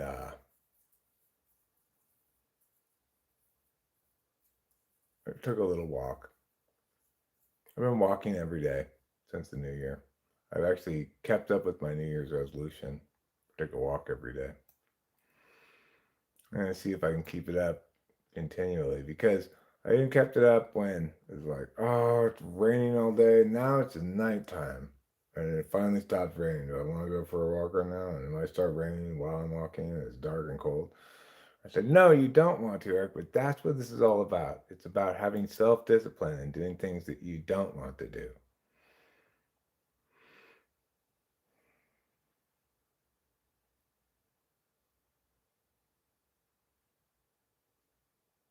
We got a little bit of snow the other night, 2 nights ago, I think.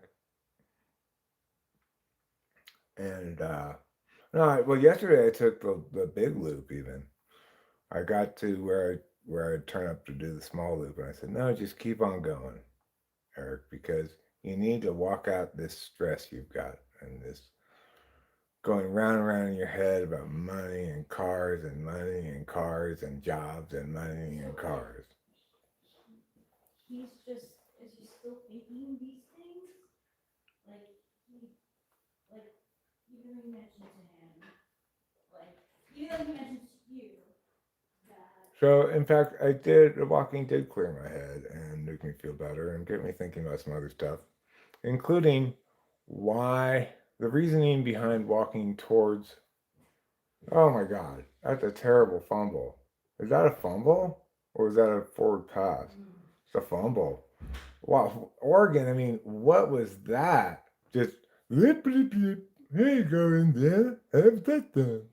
No, I'm just thinking about different things I could do to make money, including, like, potentially I could, like, thinking about jobs meaning I can't really go forward with getting regular job even if I wanted to, which I'm not ready to try that quite yet.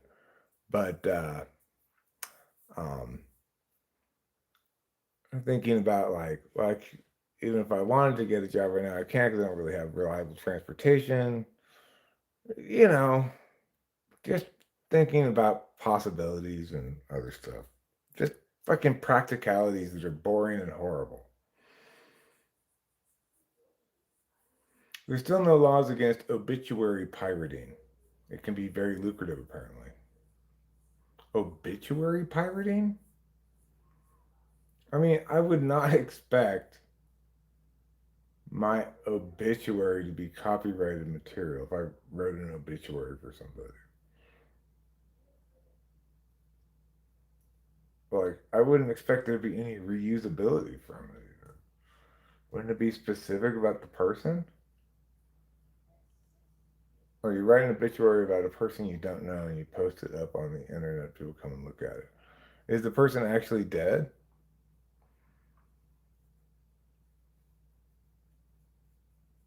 Does the obituary actually have anything to do with them? No, there's not an Olive Garden anywhere near here. I'm not expecting Rachel to get a job, and it's not like things are super urgent for us either. I'm starting to stress about long-term realities, and I'm trying to be as much of an adult about the world and life and stuff as I can. And you know, I'm I've had a few years now of getting used to things, getting over the deaths and getting accustomed to the life changes and so forth, right? I'm ready to turn over a new leaf and move forward and start being productive again, you know? It's just that simple. And I also know that I need to start bringing in some income if we're going to be fine long term. I mean, you know, I'm the amount of anxiety and or stress about this I'm feeling has more to do with me needing to feel like a fully functioning human being again than it does with urgency.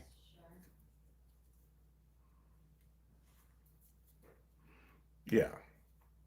And you know, it is true that eventually Rachel will have a inheritance as well, and I guess it's going to be not not too modest, you know. So, but I don't. I need to get back to life,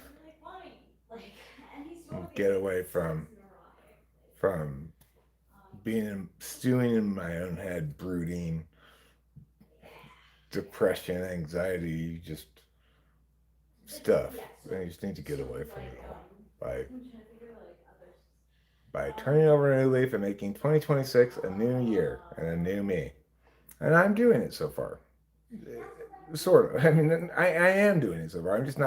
I'm not doing a ton yet, but I'm transitioning into steady productivity and I'm doing things that I don't feel like doing because I understand that I want to do them in a larger sense. And that's exercising some good self discipline for me. And hopefully, I'll continue to grow into this different, more adult version of myself as the year progresses. Yeah, work gives a person more than just money.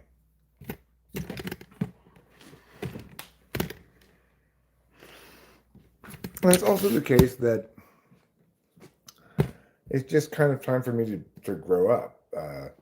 I realized that I had never really grown up and taken the responsibilities of adulthood seriously while my parents were alive because they were alive and they functioned as a reliable safety net if I needed it, you know?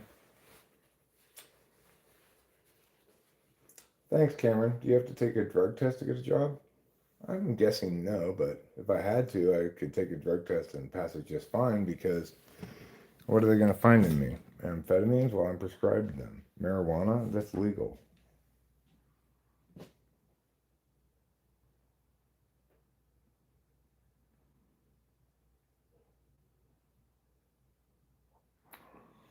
Mushrooms? Well, if somebody wants to not hire me because I've tested positive for mushrooms, then that's fine. Just fuck off. I don't know how long mushrooms stay in your system, or even if they have a test for them or what. I don't really know anything about it.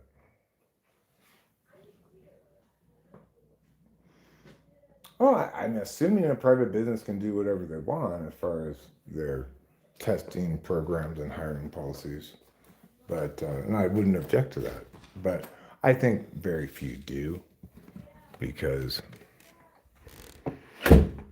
it's a very 420 state in general.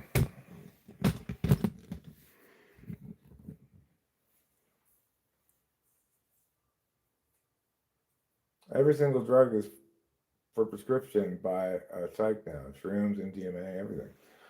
Well, yeah, but like if I tested positive for ketamine, I wouldn't be able to produce a ketamine prescription even though you might be prescribed for it.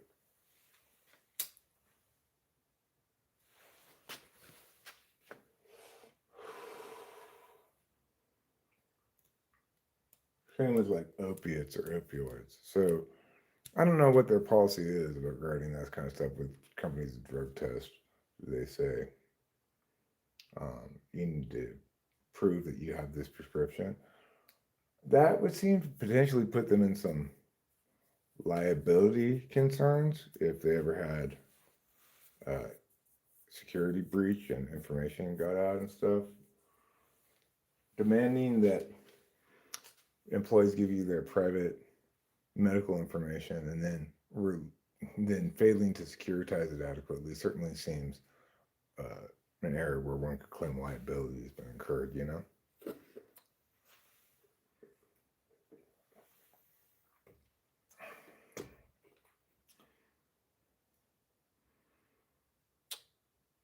Okay, well, yeah, I just won't qualify for those jobs. And that's fine. I've got a lot of possibilities of things I could do. It's like the boot jack market is actually hiring for the stocking deli position right now. I've considered multiple times putting my name in, but I don't have reliable transportation right now. I need to get that resolved first. This is what I mean when I'm thinking about jobs and cars and stuff is like that, for example. It would be kind of nice way to segue back into the workforce, get this little part-time job in the local market here and then see how I feel in a couple months. But I can't do that yet because I don't have reliable transportation.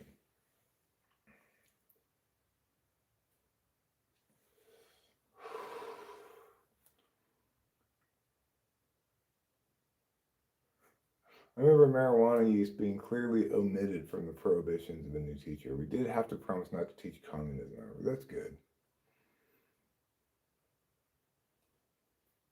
I mean, they should teach it as a mistake of thinking that, if implemented, leads to catastrophically bad results. That's what they should teach it as. Well, thanks a lot, Casey Jones. It'd be fun to be a bud tender. You're good with people. I'd have to drive a fair distance to be a bud tender. I'd either have to get hired at the Indian weed store, which is a good. I might have to drive that far to work eventually. But if I am going to drive that far to work, it'd probably be a better job than that, I would guess. I don't know how much bud tenders make.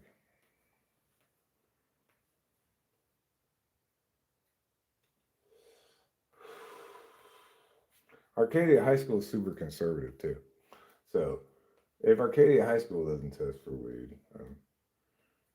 the thing is, I bet they didn't drug test at all, the school district. Remember that coffee idea? You could do that. I don't remember what you're talking about at all.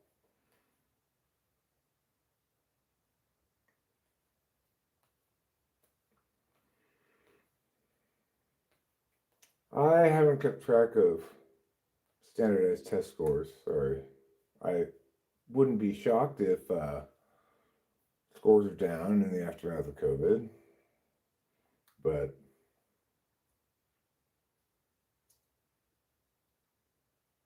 there are myriad harms of COVID lockdowns. Not of COVID, keep in mind.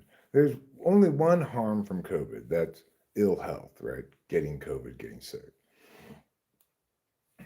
People are going to incur that harm from COVID no matter what. The lockdown harms, those are all self-inflicted.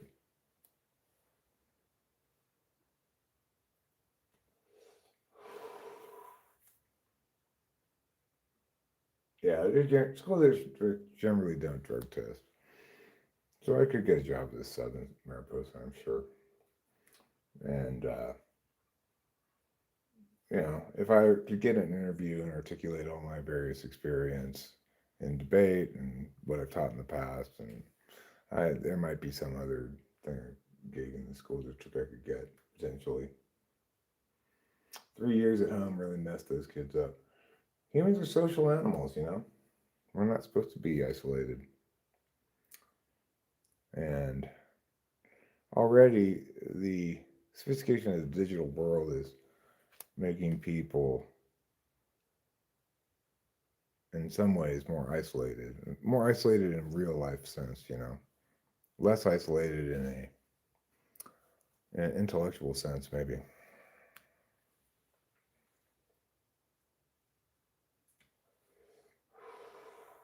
Yeah, they always grab good subs up for long-term or full-time jobs. That's in districts that need teachers. I'm not sure if Mariposa qualifies as such or not. There are not that many schools in the district, and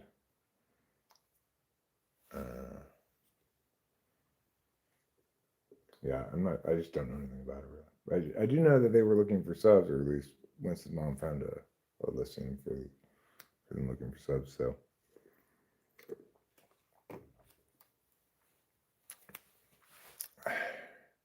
and I am a really good teacher.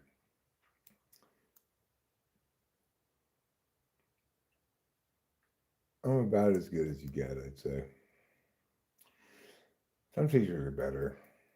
My mom was a better teacher than me if you just focus on teaching English. Like, she did a better job teaching English than I did. She was always grading papers. I just found it impossible to grade all those papers. You just go like, okay, I'm just gonna throw all these ones away and just mark them either turned in or not turned in. You either get 100% or not. But if you tell me you turned it in, I'll probably just be like, okay, I must have lost it.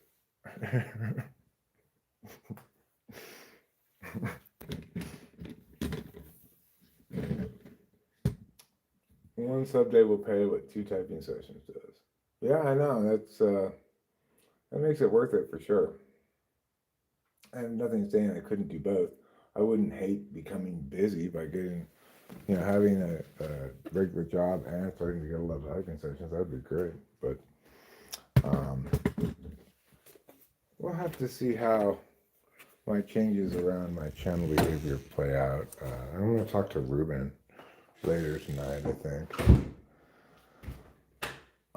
about ways to maximally turn my YouTube presence into typing session business. And I think he works in that field in general, like marketing, stuff like that. Yeah, well, he like runs ad campaigns online for people, basically.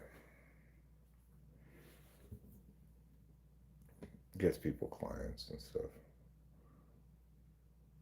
Like I think he's done it for his dad, who's I think a lawyer, and his law firm.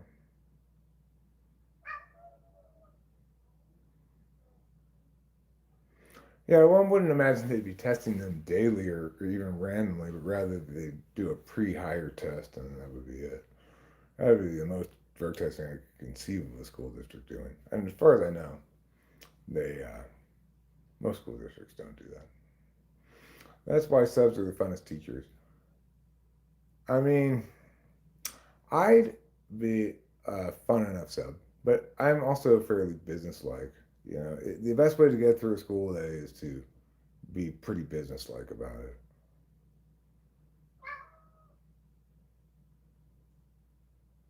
I mean, I don't find it bizarre. Would you find it bizarre if they tested them for alcohol? If everybody who taught had to not drink alcohol?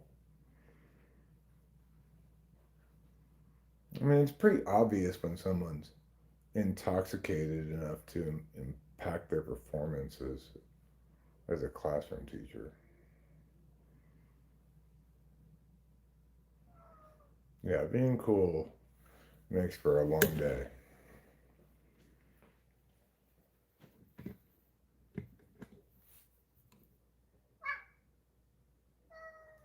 Well, it's probably wrong that you have to pass a drug test too, Putty Cat. Just because it's fucked up that you have to pass a drug test doesn't mean it should be fucked up that I have to pass a drug test too. Like I said, would you be okay if you had to not drink alcohol for your job? As far as I know, you seem to enjoy drinking alcohol.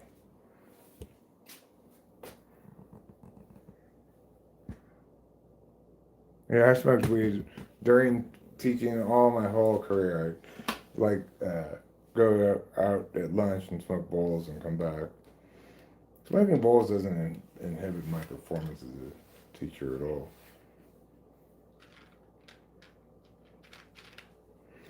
Okay, so you were tested for booze, meaning like if you're drunk right now, or like a breathalyzer, or tested like had if to make sure you haven't had any alcohol in the last couple of days. What kind of job do you have? You're like a pilot or something?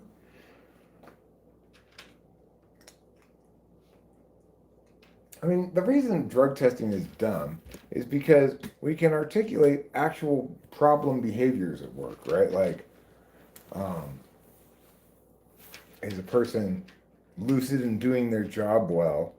It should be sufficient to give them the benefit of the doubt that they're not getting drunk on the job or something. It's always been the case that like getting drunk on the job has been grounds for firing, right?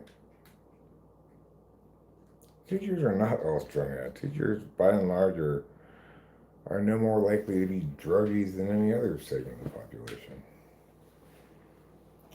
And it's like the tow truck driver said to us as we were driving home. Like he was talking about how they have to do all these things to make sure that they can win in case somebody tries to say they didn't actually do the tow, like to call the bank and tell them, oh, that's fraudulent, that tow never happened or something. That they can win by having a picture of the person's driver's license, picture of the car, and all these different angles, and blah blah blah. It's like it's a shame. It's the druggies. They make things. They make things. They ruin things for nice people like you guys. That's what he said to us. So, maybe we should stop having these stereotypical dumbass perceptions of people who do drugs, right? It may be the case that in some of these people that he's talking about, they were druggies and had an unsustainable, unhealthy relationship with drugs. It doesn't mean that everybody who does drugs has such a relationship with them.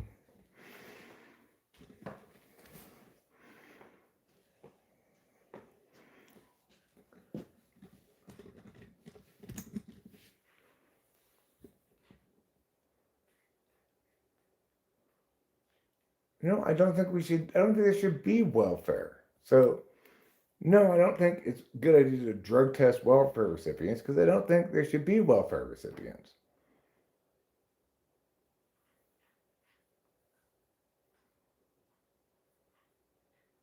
I saw a teacher losing it because her knee surgery drugs fucked her up.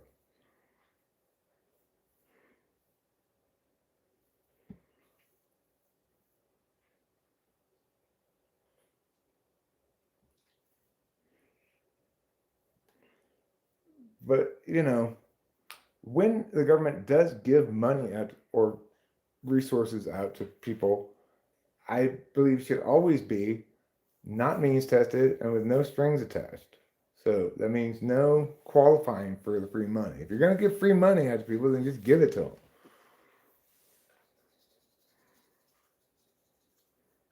Well, I mean, I wouldn't propose getting rid of it all at once, right? I'd say let's do a a sunsetting of this thing and try to coordinate with state agencies that may cover that same ground. Um, Maybe even as part of the sunsetting process, set up like this chunk of money and have that try to facilitate handovers to states, something like that. I'm not in favor of just being super harsh, like let's just end disability all of a sudden so that all these people who are dependent on it to get through their life suddenly have nothing. I'm not somebody who's in favor of stuff like that.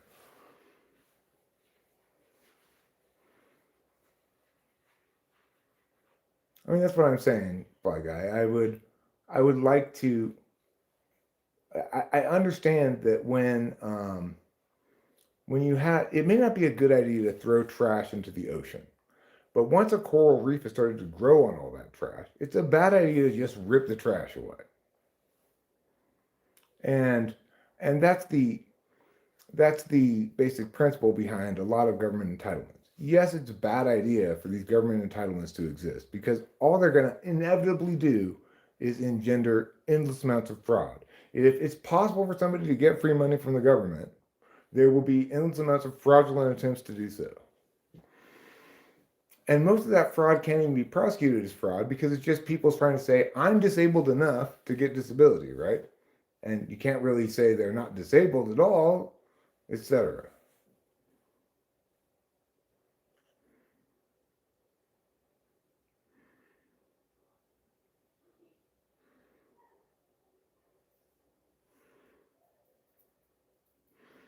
I mean, I think the biggest problem that the country has is an incredibly high cost of living, um, and the gut punch of the huge inflationary crunch, making everybody poorer and having to work more to have a lower standard of living. So, the number one thing to prioritize then is to maximize economic growth and prosperity, um, and maintain the strength of the currency at its current levels, minimize inflation, even to the extent of risking a little bit of deflationary pressure.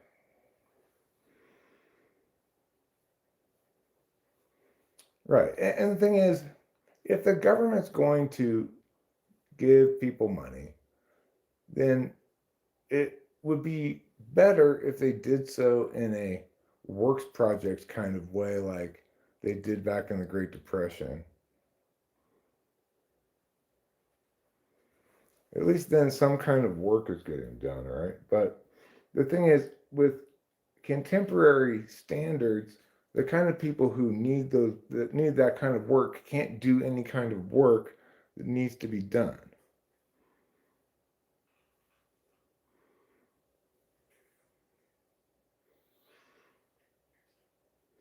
And unfortunately, Chesterton's fence was not applied when these entitlement programs were put into place.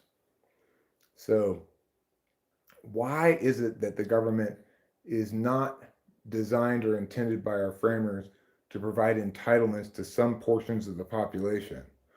Why shouldn't it do that? Why haven't we done that heretofore? Why have we respected constitutional limits heretofore? That was never addressed when these entitlements were put into place. And there are many reasons why it's a terrible idea. Because first of all, these entitlements tend to be means tested, which cause multiple problems. I could iterate them if you'd like. But second of all, uh, it is fundamentally rewarding people for or incentivizing a lack of productivity, and that's not a good idea. Like a disabled person, for example, if they're on disability, they can't work very much, or else they'll lose their disability.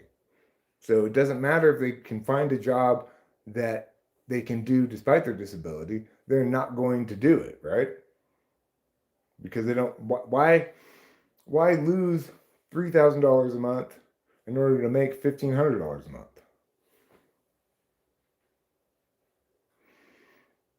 And yet at the same time, we can't have it such that a person can both get disability and be making a large salary, right? Supposedly they're too disabled to work. So what does it incentivize people to do? Be too disabled to work regardless of whether they can. And regardless of how severe their disability is. That's the inevitable consequence of these kinds of programs. And there's no disputing it, you know?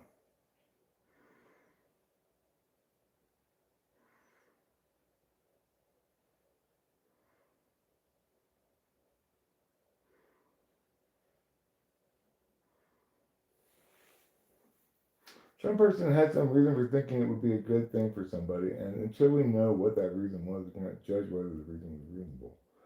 No, but we can judge whether the thing itself is a good thing or a reasonable thing. We can judge it on its inherent merits, right? Like, is it a good thing for me to go up and stab somebody? No, we can judge that on its inherent merits. We do not need to know what my reasoning is. Yeah, public schools are largely a waste of money and a very deprecated way to teach children.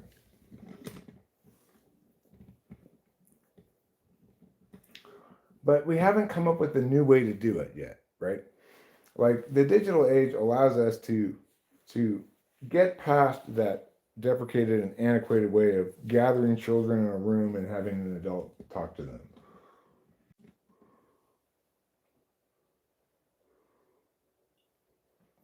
Like, why is it that private debate schools that were teaching students all the educational stuff of debate, which is all debate is nothing but educational stuff, right?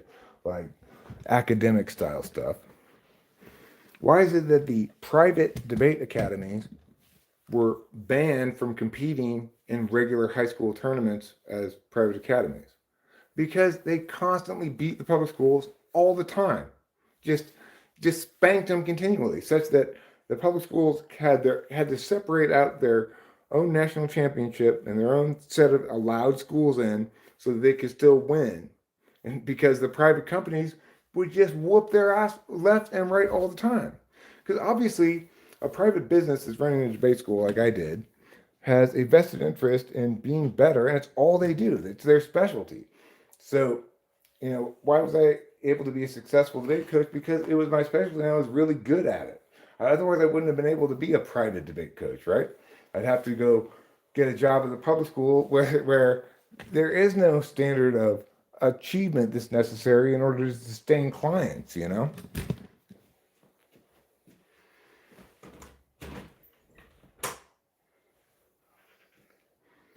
Well, there were some public schools that had not complete failures of teams, but by and large, you had a couple kinds of schools that were successful. The private high schools could compete against the public high schools as long as they were full day private high schools that did all the curriculum, not just debate, right? And they would consistently kick the public schools' asses. But there were exceptions, like Peninsula, which is one of the public schools in one of the richest parts of LA County, called Palos Verdes. I forget what it's called. They have an excellent debate program that wins all the time, and is run by my ex-assistant coach Scott Wheeler. They're one of the best programs in the country, and they're a public school. But by and large, the schools that wanted to devote the budget, time, and have the rich enough parents to do it, because there's a lot of travel if you want to be a successful debate team. Yeah, Indiana's spanking them. I see he's up in the basketball game at least.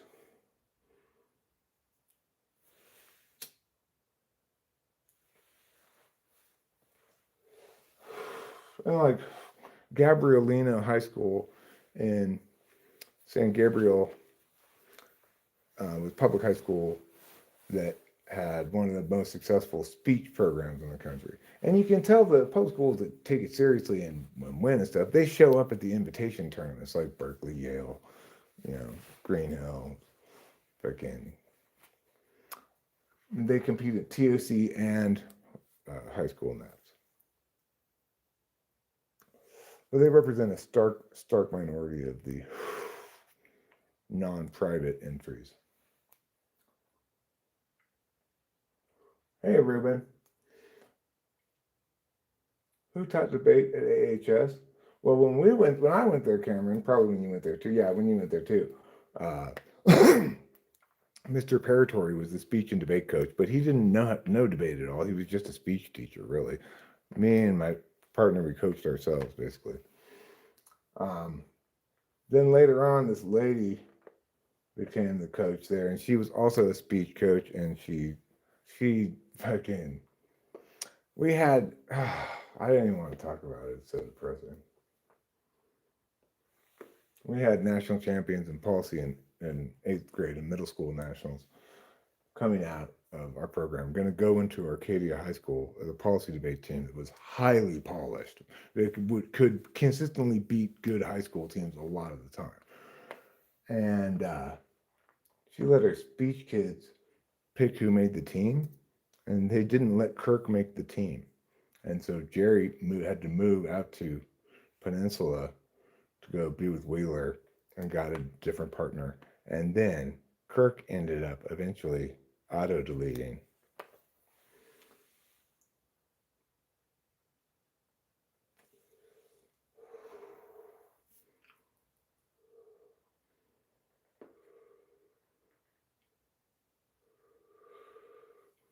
Right, in public school, it's like, oh, who wants to teach debate? There's a $250 stipend for the semester.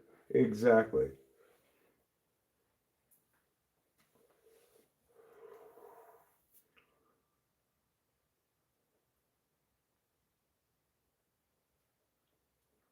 I mean, I'd say we could call it a successful way of molding people to society if, in fact, there was any reason to believe people wouldn't fit in society as well without it, right? Like, if kids, instead of getting a regular education, started doing the work they'd eventually grow up to do at a young age in some capacity, in some kind of apprenticeship way or something, then that might be a better way to accomplish that.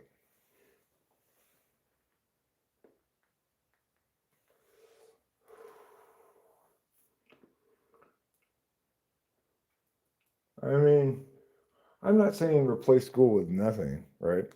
I'm saying there are other alternatives to the traditional schooling approach that that one can conceive of anyway, like a personality type structured approach where you understand what a given kid's attentional strengths and deficits are and track them accordingly towards appropriate work.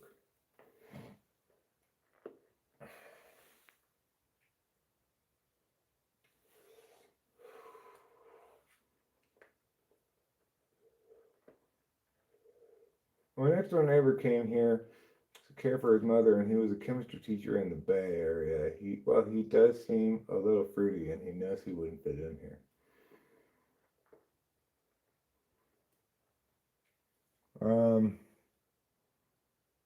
Because you own property. If you rent, you probably don't pay for it directly, although it would be factored into your rent in some sense. So it's okay, simple girl. I'm fine with typos. Typos and I are old friends. I like how when you type a question into Chrome, you don't really have to fix your typos. It'll figure out what you mean. She's in the conservative part of Colorado. No, that's using it incorrectly, Fly Guy. You can't use it at the beginning or the end of a word. You know, like stereotypically homosexual, Pretty Cat. Like, oh my God, look at me. I'm super homosexual. Like that.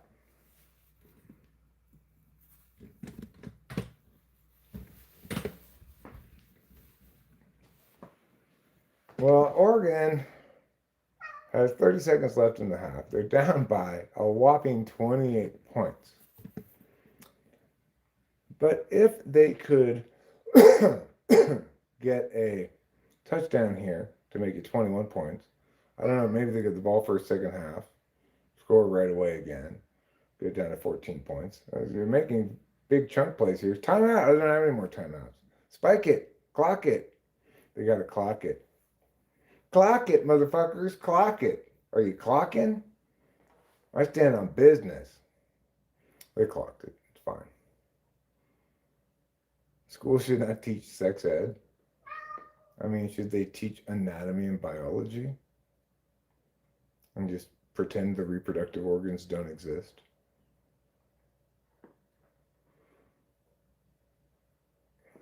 You just object to culture war stuff. You don't want them to be teaching people like to be tolerant of trans people or something. That's not a problem. Just it's fine.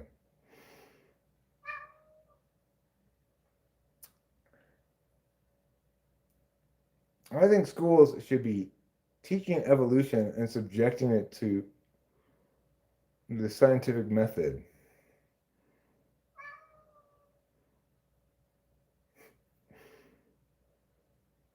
Our sex ed was about how to have sex. I think we could have skipped this lesson. I did have sex ed. The only thing I remember from it was that them saying masturbating was okay, which I actually found quite a relief. Like, oh God, I thought that was terrible that I was doing that.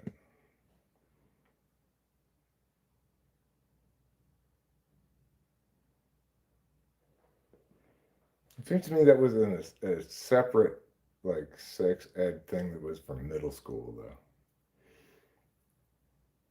I think they probably had sex ed in elementary school. I don't remember it at all. I like to say I went to the girls' class by accident. That's why I'm still waiting for my menstrual period. I thought it was a problem. Yeah, I thought, like, I can't do that. What is this? That is horrible. Does this mean I'm homosexual?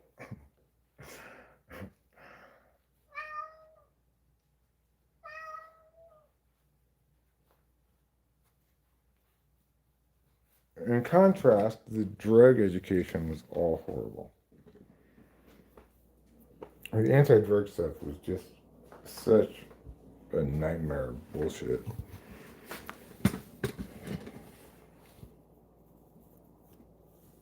Go ahead, eat.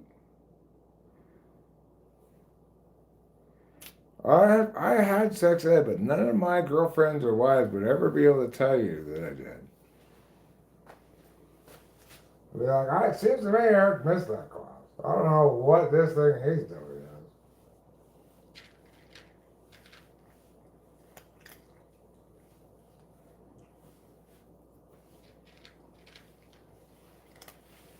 is. Cat hair, cat hair, cat hair. You are the bane of my existence, cat hair. I'm trying to get ahead of the problem a bit by combing him. Get into the trash before it gets on the floor.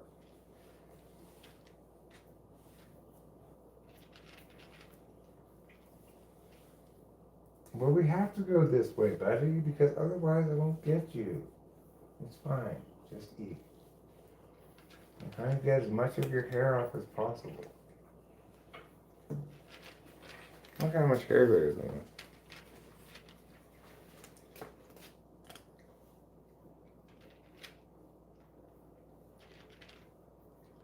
I don't know. My mom gave me the sex ed talk at some point earlier than school did, explaining how sex occurred. I probably asked, I guess.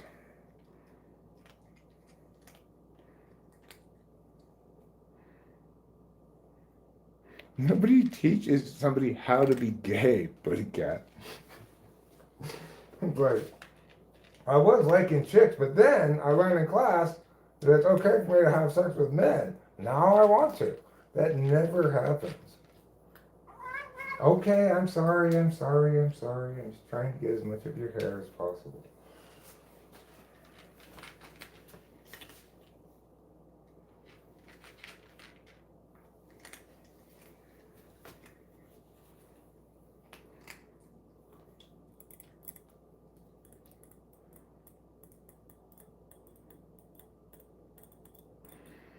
Was homosexuality part of my sex ed? I don't think so. I don't remember it being part of it. As I recall, the argument was always between sex ed and the pro-abstinence people who said that the schools should teach abstinence as an alternative to sex ed. Well, those people, in my mind, were never teenagers.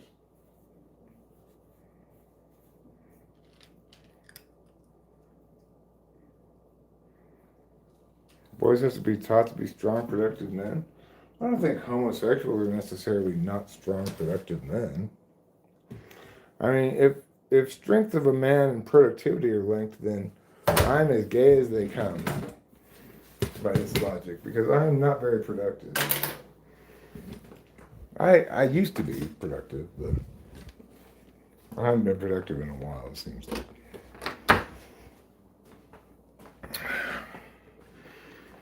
And I can tell you also, simple girl, that's not something that's very teachable. Like, my dad did everything he could to teach me to be like him, like that kind of man.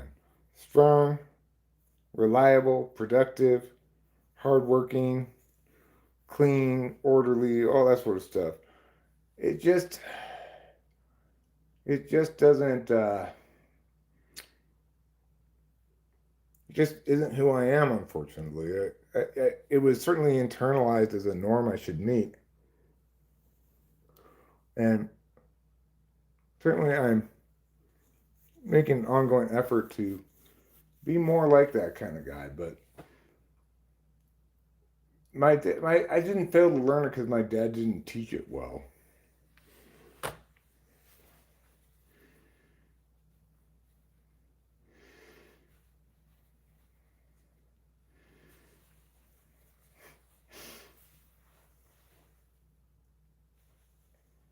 I remember one time I came home from a party where I had met this interesting guy named John, who I continued to know and hang out with periodically and go to parties with and stuff for some years afterwards. Anyway, I was just chatting with my dad about I met this interesting guy last night, and my dad was like, "You aren't, you know, homosexual, are you?" I was like, "Dad, no, I'm just telling you about this interesting guy, man, because he works in the entertainment industry and the interesting conversation I had last night." you know, at that point, I already had like multiple girlfriends. I didn't have one at that moment, but why he would think I was gay, I don't know. Like, what? Why would you think that? I guess just because I was talking about an interesting conversation I had with a guy I met last night.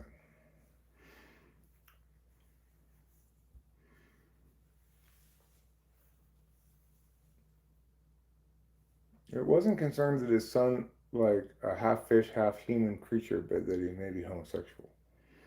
Well, look, I genuinely believe that gay people are born that way. Like, I have an example, which is Candace's brother. Like, they could tell from very early on that he was homosexual. He was very flamboyant, liked to wear dresses and stuff. Was just obviously gay as a Mayday parade. So I don't think it's right to invalidate people because they're born the way they are.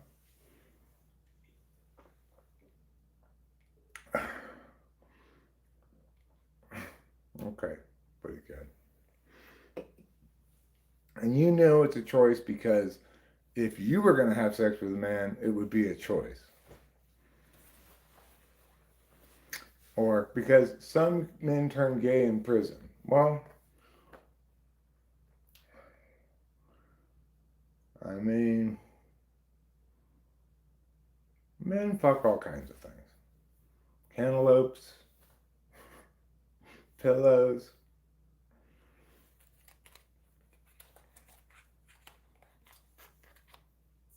They need to understand their place in life. What's their place in life, simple girl? We're in the same district for 20 years. Gay kids are gay in kindergarten and stay that way. No, but not any choice. Why would anybody choose to be ridiculed? Why not? Why would anybody choose to be this disenfranchised group that everybody's talking shit about here, you know? You can tell with little kids. And no, teaching them to be a masculine, strong man is not going to help. They're just going to internalize that there's something wrong with them.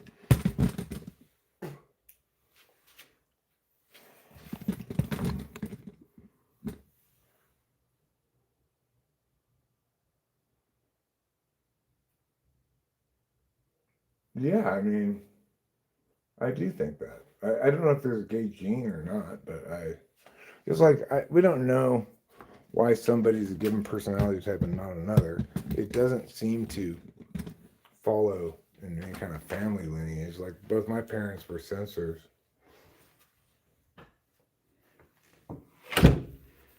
Um, I am NESI as both they were, but um, I am in the same quadrant as my mom, I guess.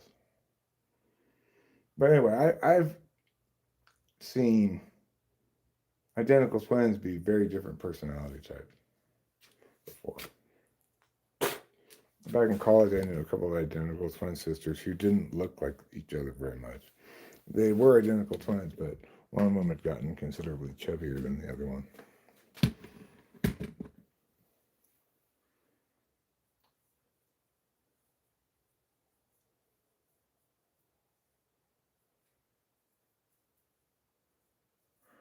Gay man shouldn't be in a military camp with straight men. Well, I mean, the world's more convenient when, like, you can have locker rooms where men get naked with each other and assume that everybody's heterosexual, and women get naked with each other and assume everybody's heterosexual. But it's never actually been that way. It's just nowadays people are acknowledging their homosexuality where in the past they didn't.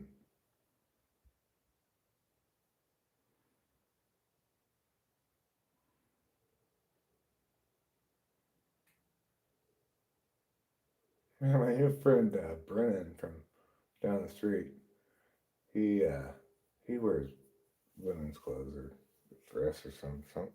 I guess I should say women's clothes. I'm not sure it's all women's clothes, but he's a mishmash or whatever. I didn't even barely know this.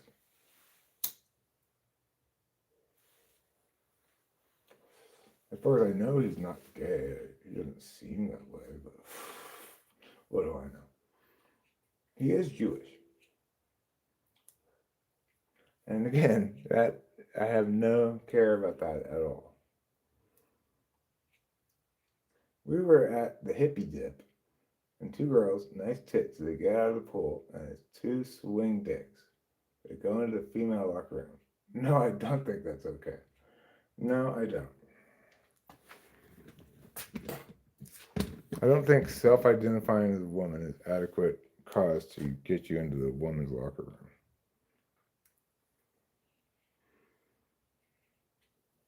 Yeah, I don't think that's the same as gay people in the military either.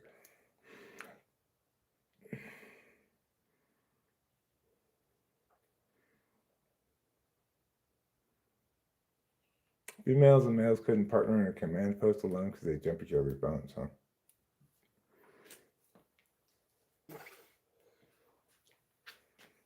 Remember when there was don't ask, don't tell? We don't want to ask if you're gay, you don't tell us that you are.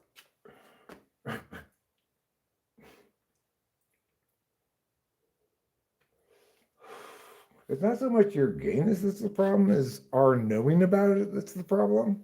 Could you just go back in the closet, please?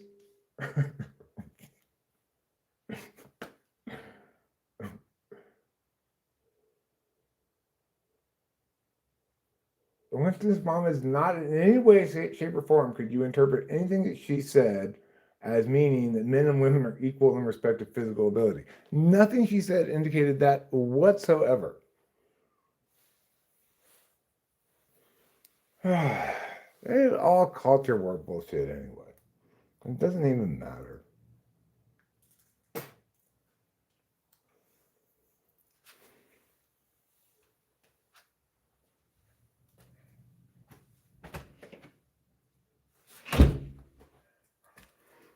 Like in some places in Japan, men and women, well, certainly used to go to communal baths together, and everybody was naked.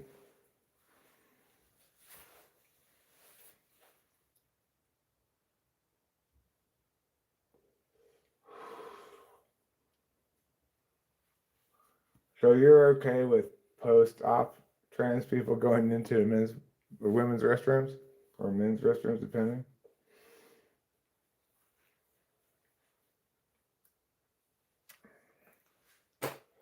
Pre-op, no. Post-op, yes.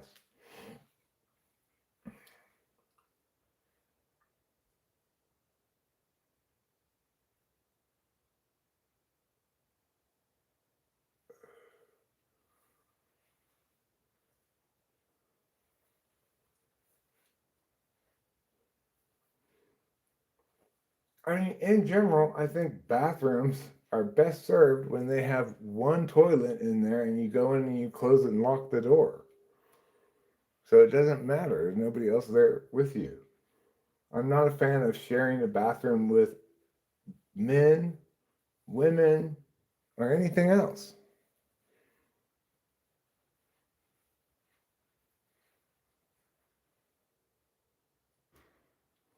No, I feel you, Flag. There are gendered restrooms for a reason. It's also the case that in a women's room, there's no urinal, so they're not standing next to you, right?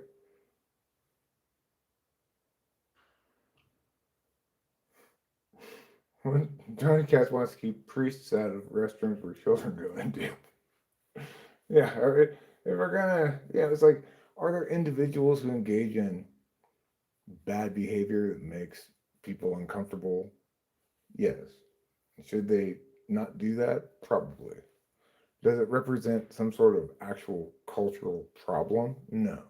Does your resistance to this stuff mostly represent a discomfort with change? Yes.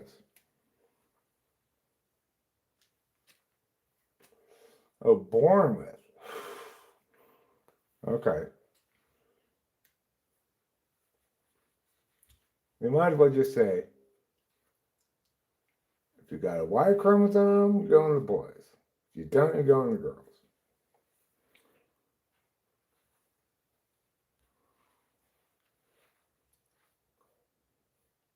Well, that's fine. But I think my solution is even better. Don't have group bathrooms. It's gross and weird.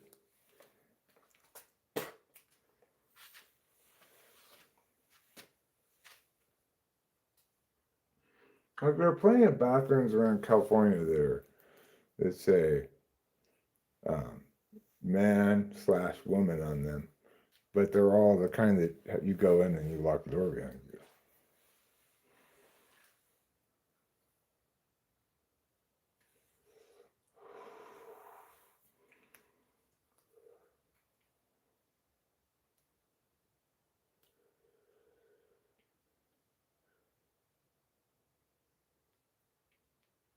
I mean, doctors can be wrong, but the point is that what you're saying is we should evaluate a person's gender by objective traits, and people who view gender as a part of their identity consider it a subjective consideration, namely that you are what you position yourself to be, believe yourself to be, feel like, rather than what objective metrics would determine you are.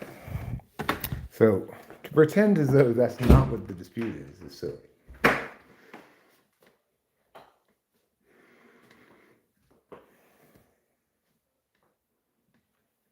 mean, I don't think there's any good reason to be worried about any of this because the total population of trans people is tiny, regardless, and already as disenfranchised as any population could possibly be. So I'm not a big believer in piling on. No, what I'm saying is you're saying this bathroom issue should be adjudicated according to objective considerations. They're saying, if they're disagreeing with you, that the issue of a person's gender is an ontological one of identity, not a physical one of biology. The fact is, you can understand it in either way. Which should be used for bathrooms? I tend to agree with you that in order to prevent abuses of possibilities, primarily,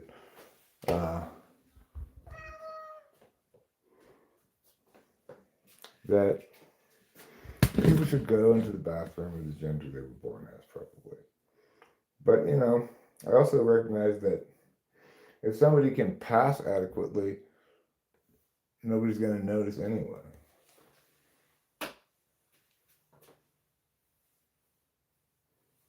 Didn't I just watch you eat?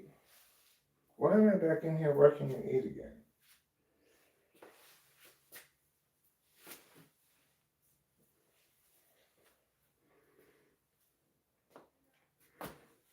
Most importantly, I think we remember that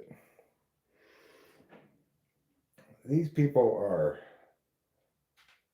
fighting to be treated as human beings despite their weird proclivity, And it's a majorly uphill fight for them. The last thing I want to do is pile on.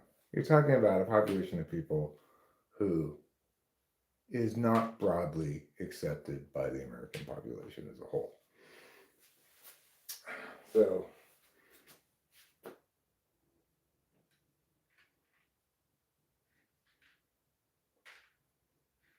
I'd like to believe this channel is a safe and welcoming space for people of all identity stuff, And it includes trans people. I don't think that Putty Cat would make them feel very welcome or safe. Because you're just politicizing fringe shit, right?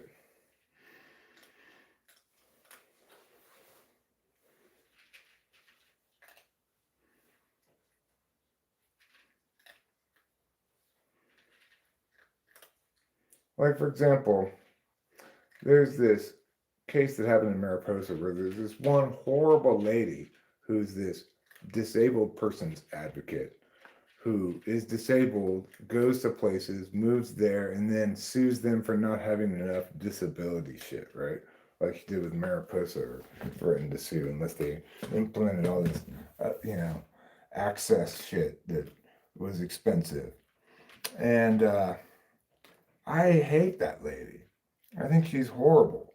I don't think that she's representative of the disabled community as a whole, and that people want to try to force others to accommodate them all the time, right? I don't think that's representative of anything like that. And I think it's ridiculous to try to malign the disabled population because of that lady.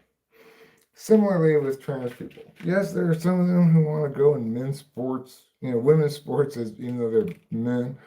I think that's bullshit, obviously. But again, that's not, it's like you're always going to have problem individuals who sanctimoniously think that their subjective interests represent legitimate policy perspective.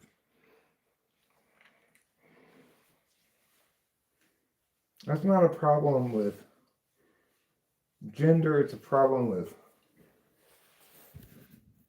introverted thinking deficits.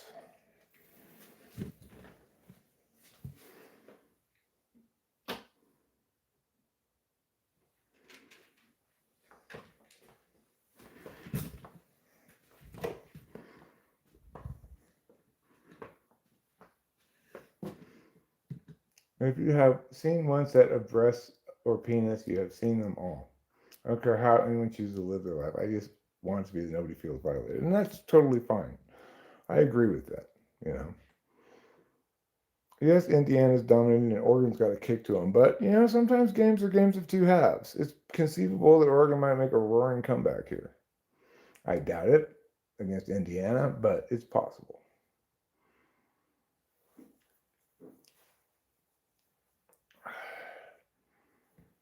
Well, as a nurse, I would guess, simple girl, you become rather inured to the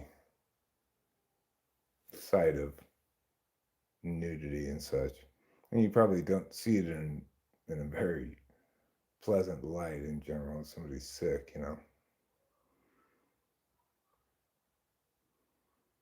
SC's up 41-32, 43-32 now over Minnesota. Yeah, not over Michigan. Well, let's see how he does. It's the third quarter now. Sometimes tale of two halves. We'll see. Don't count your chickens before their Indianas are hatched, okay?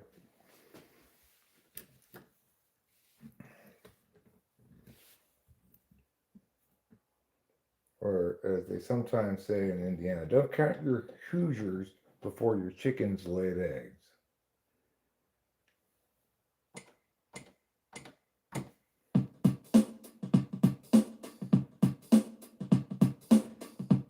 Well, when I was a little boy, simple girl, I wanted an easy bake oven. I'm like, fuck yeah, I want to make those little pies. Fuck yeah, I want to make those little pies. Fuck yeah. Little pies. Fuck yeah. Little pies. Fuck yeah. Little pies. Fuck yeah. Yeah. Let's see. This one. Yeah. I guess E. Okay. Anyway, get me an easy bake oven. I said, get me an easy bake oven. I want to make some little pies. I said, get me an easy bake oven. Get me an easy bake oven. Get me an easy bake oven. I want to make some little pies. I'd imagine I'd be like, my friends are going to come over here. I'm going to make them some little pies. They're going to be like, how did you make those pies? I made these pies with my awesome chef skills. I made these pies with my awesome chef skills. In my easy bake oven, I made these pies, but then I got that oven. I don't know why, because when my friend saw it in my room, I said, oh, that's not for me, no, that's for my cousin. So I realized all of a sudden that everybody's gonna think I'm playing with the girl toy. Oh no. That's not acceptable for me to play with the girl toy. Oh no. Oh no. Oh no.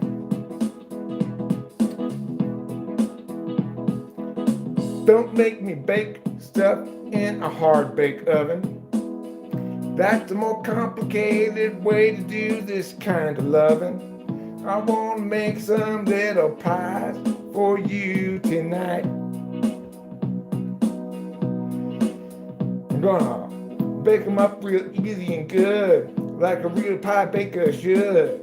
Gonna put them in the oven just at the right time, at the right light brightness, and then I'm gonna have pies for every one of you guys here tonight. All right.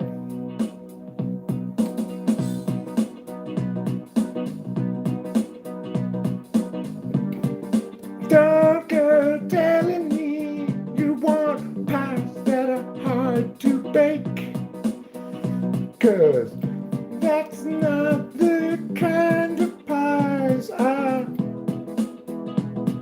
make.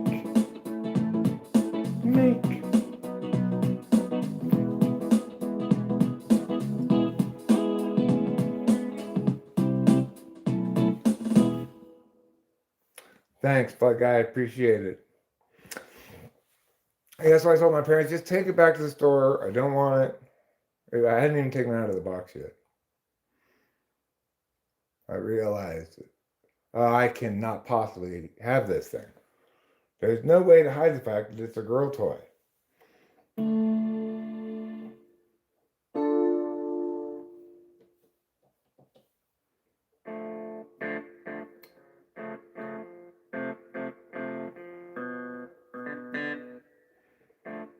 If I could play with something that's a girl toy, I want to play with an oven that's an unknown. Piano's so hard to play. I don't know how to play well. To play things. Do they still make the Easy Bake Oven? I bet it's too dangerous now. The really old Easy Bake Ovens look legit. I bet. I bet they cooked at a much higher temperature. Like the old chemistry sets you could get in the 50s and stuff, they'd have stuff that you could mix together to make explosions and such. And here's a little radium for you to play with too. Don't eat it. It's like my dad's gun safety in our house. This is the rifle leaning here next to these boxes of ammunition. Don't play with it.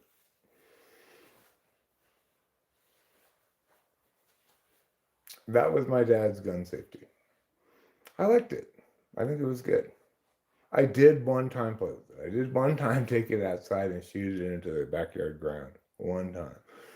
That was when I was a teenager. That was after being in that closet for years and years and years. Maybe I was 10 or 11. I don't know if I was a teenager.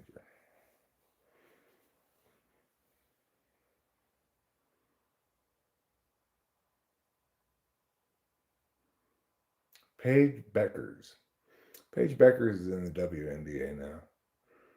There's a couple of players in the WNBA who I actually have a little interest in because of their college years. But I never watch any WNBA. I do like college women's basketball, but not WNBA. I don't even like regular NBA though. You can't cook with an LED light bulb, but you can. You can't cook a pie like that. Much a thing would never make you fat.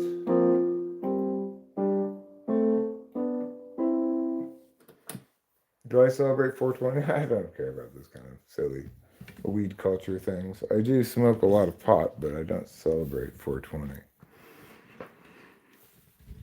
I think I will smoke some pot right now, in fact.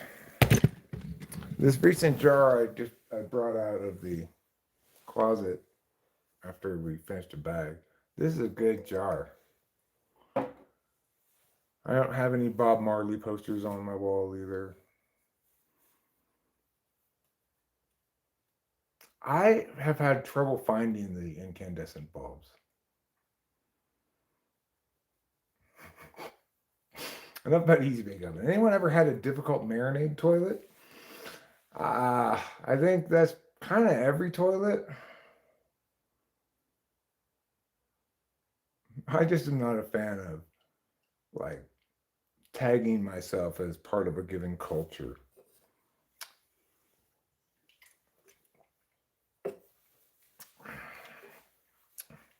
I also don't like the stereotype of weed smokers. I don't believe I'm exemplifying of it at all. You might say I'm lazy, but that's not because I smoke weed. And I'm not like cognitively impaired at all. That seems to be the stereotype. Yes, they are kicking all kinds of ass. And I don't know why I ever thought Oregon had a chance, frankly.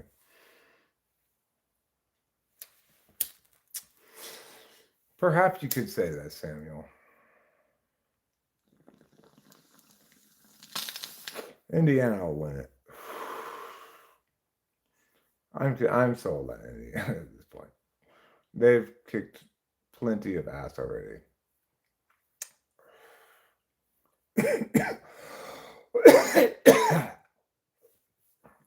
bet after this ass whooping, then I could be favored by more than that. At least 10, maybe 14.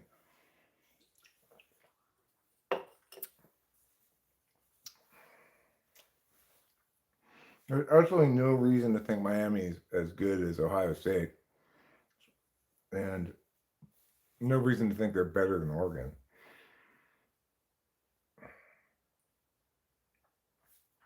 Well, that's true. They do have home field advantage. I'm the most tidy stoner right now? Huh. I don't feel very tidy right now. I need to give myself a haircut. I could do that tonight. I kind of want to, or we're a little more disciplined, to wrap the stream up and maybe call Ruben and talk to him about that or something. Or we could end this stream and start an actual two-person live stream. Not two people in the same room, though. I'm talking about stream together is a thing on YouTube you can do. I've never done it. Do you want to do that? Do you want to stream together, Ruben? Hi, Carrot.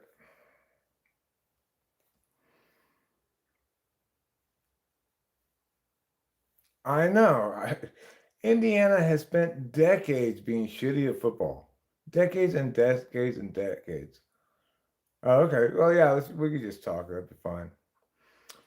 That'd be probably more helpful to me because it'd be more focused on business. Okay. Well, I mean, but do you have the ability to live stream currently on your own channel? Because if you do, then we'll figure it out. It doesn't seem too daunting to me. Okay, so then we should have no problem. I'll start the stream, and when it does that thing, I'll find the stream together thing, and then I'll figure out what information I need from you or what information I need to give you. So, okay, well, we'll just end this then, and Ruben and I will coordinate on this upcoming thing. Until then, goodbye.